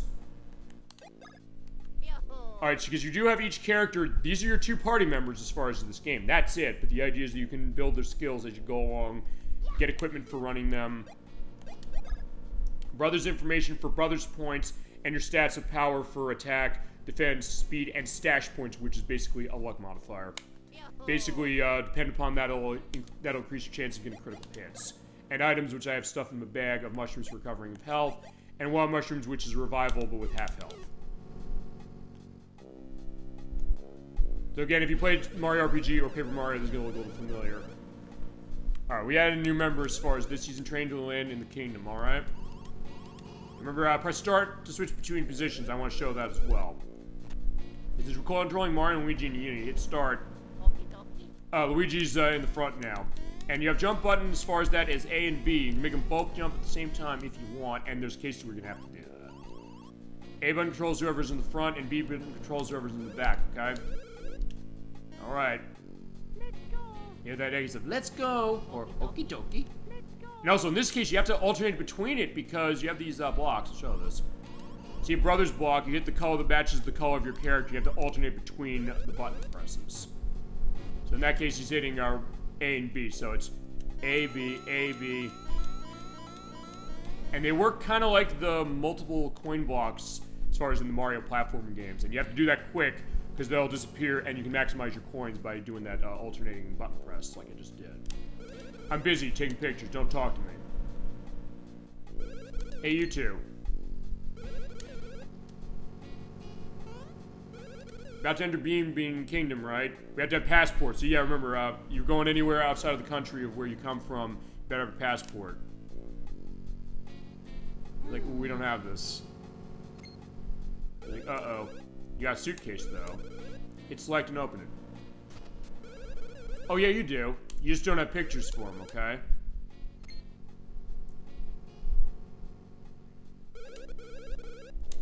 That being said, he can fix it. He is able to help us out. Yeah, you won't be able to get in the Being Kingdom with these, but I am licensed as far as taking passport photos, so we set. You said you were called to the deck right away, you're going to be able to cut the line. The other guy's like, what's wrong with that? I was like, okay, fine. Snag photos is easy. You stand on that mat over there, and when you do that, you take picture, and if you press a direction on D-pad, you can change your pose, but he tells you don't change your pose.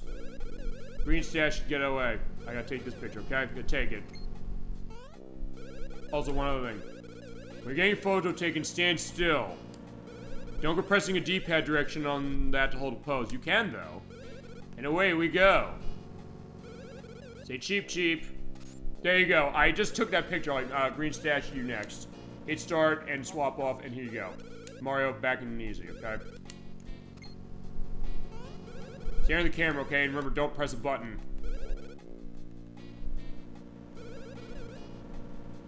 There we go. And by the way, that pose does go into your passport photo. And it is that with you the entire game. So there you go. Mario's like, get away from me. I don't want to have my picture taken. We're just saying, I got this. Don't worry. And they're saying, like, why'd you guys get to cut the line? Get in line, you bastards.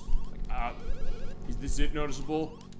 I always look so bad in photographs. It's almost like a takeoff on the, going back to Super Mario RPG again, the Marrymore case saying, like, yeah, you know what, you can take a picture, you can join us.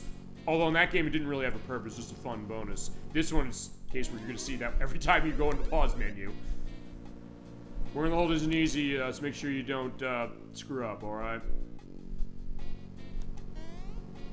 I'm probably going to show off the first battle. I hit that and break that through. Hi. Hey. What's up? Watch you elves don't break the Great Bowser's cargo. But we have to go to the front deck, okay? Which way is it? Yeah, it's just up ahead. Before we go down there, I need to make sure you won't slow him down. Signifies a pair. No. Alright, but it's not my fault you get in hot water later because you think you know everything. I do on this game. I will flaunt my knowledge and skills on games I know really well. This is one of them. So I break the barrel? Yes. Alright, enemy. So I'll demonstrate for you. Hey. I told you I didn't need an introduction as far as it, but I remember. Okay, so I guess you have to do it either way. Even if you don't want to, I have to listen. Alright, show you how to dodge. He did indicate how dodging went before, but now that we have Luigi in the picture, you're able to use the B button as far as doing that with him. Press A to jump on that and either avoid the shot, or if you time it right, you can jump on him and cause damage. There you go. Like that. Depending on your timing, you can dodge and also counterattack, and I love that. But some attacks cannot be countered. Alright, so I have fun practicing. You attack the same way, there's only one of you, except you use B button for your attacks as you go along. Now you practice. In this case, now we go to Luigi hitting B button. Boom! You get this great battle music going on here. It's so good. Boom.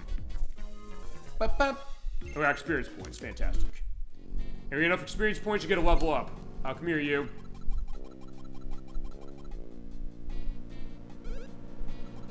Alright, that goon was causing trouble for that Koopa Troopa, so, you know, we can get involved.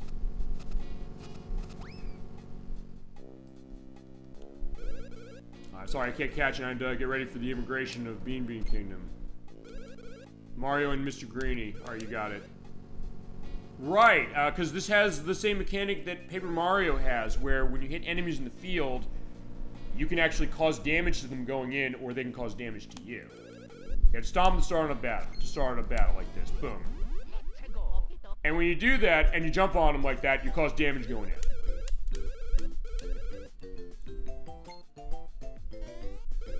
But also, if you don't stomp on a monster and they hit you in the back, you'll slip and fall when you come in, and you'll not be able to attack, and you'll be vulnerable if they rush you. In other cases where some enemies do have properties themselves where you can't jump on them, like the Spinies. Jump on them, even if you time it right, you get yourself hurt jumping in. But I got a level with Mario. And you get increased to a bunch of stats, and then you have your ability to add to another one via roulette. You can also add brothers points. That goes to your brother's attacks, which come later. I'm gonna add to my stash points. I don't know if the stash points are randomly determined. In fact, I'm gonna answer that question to myself right now. No, it isn't. So yeah, if you time it right, you can get 3. I just want to put that to the test because I did not know. Alright, so he said, thank you. Alright, so ready to get barreled, boy.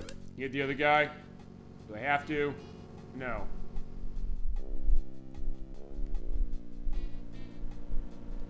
What is it, Dad?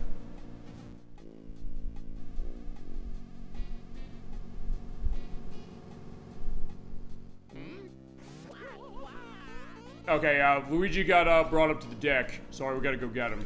Yeah, sorry, the crane mistook you for cargo, so it looks comfortable. But you could be the lookout now, huh? Yeah, and I love that touch. He's like, yeah, I have the binoculars looking out seeing what's going on. I'm almost there. But wait a second, there's something coming here. What's going on? Yeah, we're getting shot. Alright, we gotta do something about it. Yeah, what now? Yeah, there's Cacoletta. She's coming to torture us. Who would've thought you'd actually catch up to me? Yeah, you defeated Little Peach's voice. How dare you pull off such a cool and evil plan? Yeah, so in his case, he's mad that Cacoletta made it actually work. I'm going back to the Beaming Kingdom to have my next part of my plan take root. Alright, this is Fawful. He is the henchman of Cacoletta, and we gotta fight him. Yeah, hold it. Yeah, I'm I'm his best pupil, laughing at you. Giving us the chase to your silly voice, your idiots of foolishness. His voice will soon be the bread that makes the sandwich of Cacoletta's desires. His battle will be the delicious mustard on that bread, the mustard of your doom. It's almost like the way that Darkwing Duck always says about how I'm the terror that flaps in the night, and all of those things he goes into. Alright, so he's shooting at Bowser. It's like, yeah, Bowser, fuck off. So yeah, these guys mean business even more than Bowser tends to. It's like, yeah, found ya. Next, it's the turn of you. And he also speaks in intentional English. I don't know if he said this perspective yet of, I have fury. But he will eventually. Yeah, Finkrad. It calls you Finkrad. In that case, you're also seeing there, he will aim where his shot is based on the color of the text.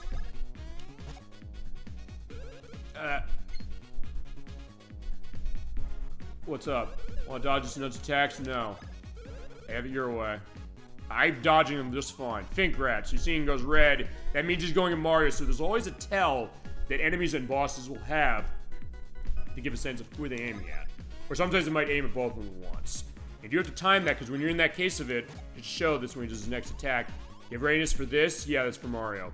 But you can jump with both of them, so in that case, he might alternate out, so you have to jump out either at different intervals like that, or sometimes at the same time. That is incredible. Alright, so Luigi's getting attacked, and then Mario's getting attacked. Ugh.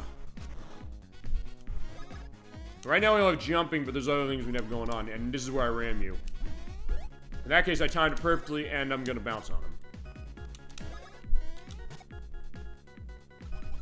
And also, improvement on Paper Mario, I'll say that, because like that game, you have to get the action command. You have to wait longer to get that than you think. This one, you get it right away. Just like Super Mario RPG. I would think it's like you beat such an awful nasty as me, because I've been playing this game for 22 years, that's why. Headgear.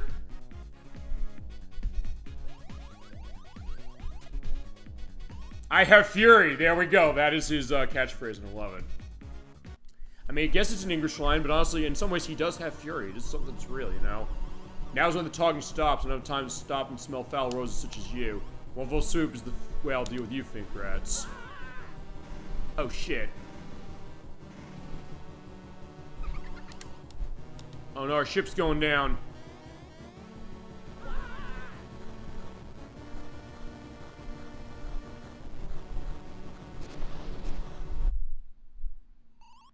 Our General Starshade, a massive explosion was sighted over there on the star fields. We got meteorites. Oh yeah, we got shot down and we were coming down.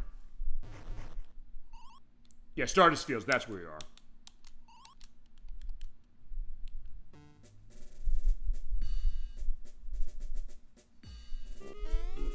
Yeah, here we are in Stardust fields. It's great music, oh my god. And there's Mario, we gotta pull him out. There we go.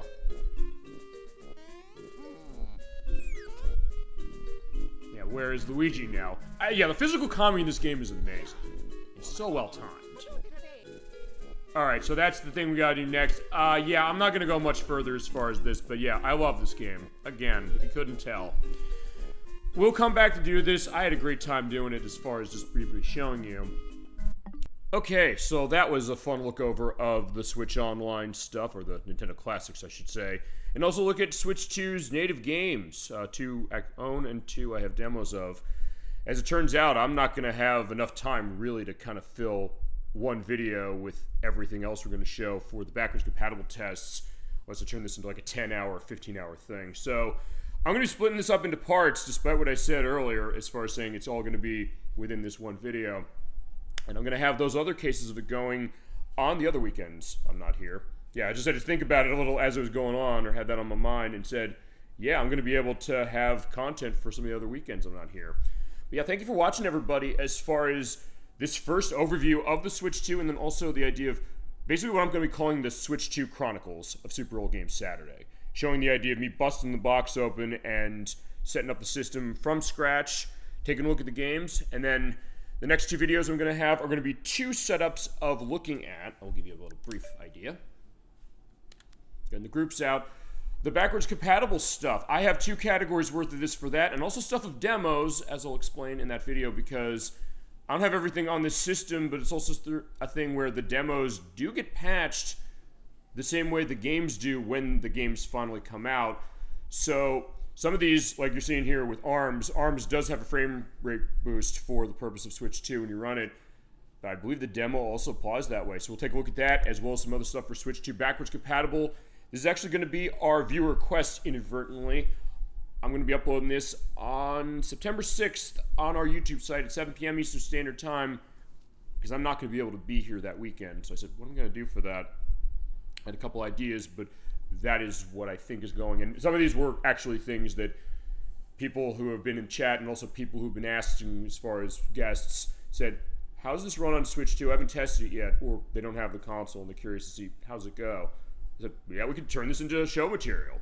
And actually, I got so many of these things to show. I said, I'm going to have a whole second set of stuff I can do. So, for that, I have a second category. So, some of the other games. I split them up because actually this is going to be tons of games I'm looking at as far as demo subjects and backwards compatible games as far as stuff, including a couple I don't own.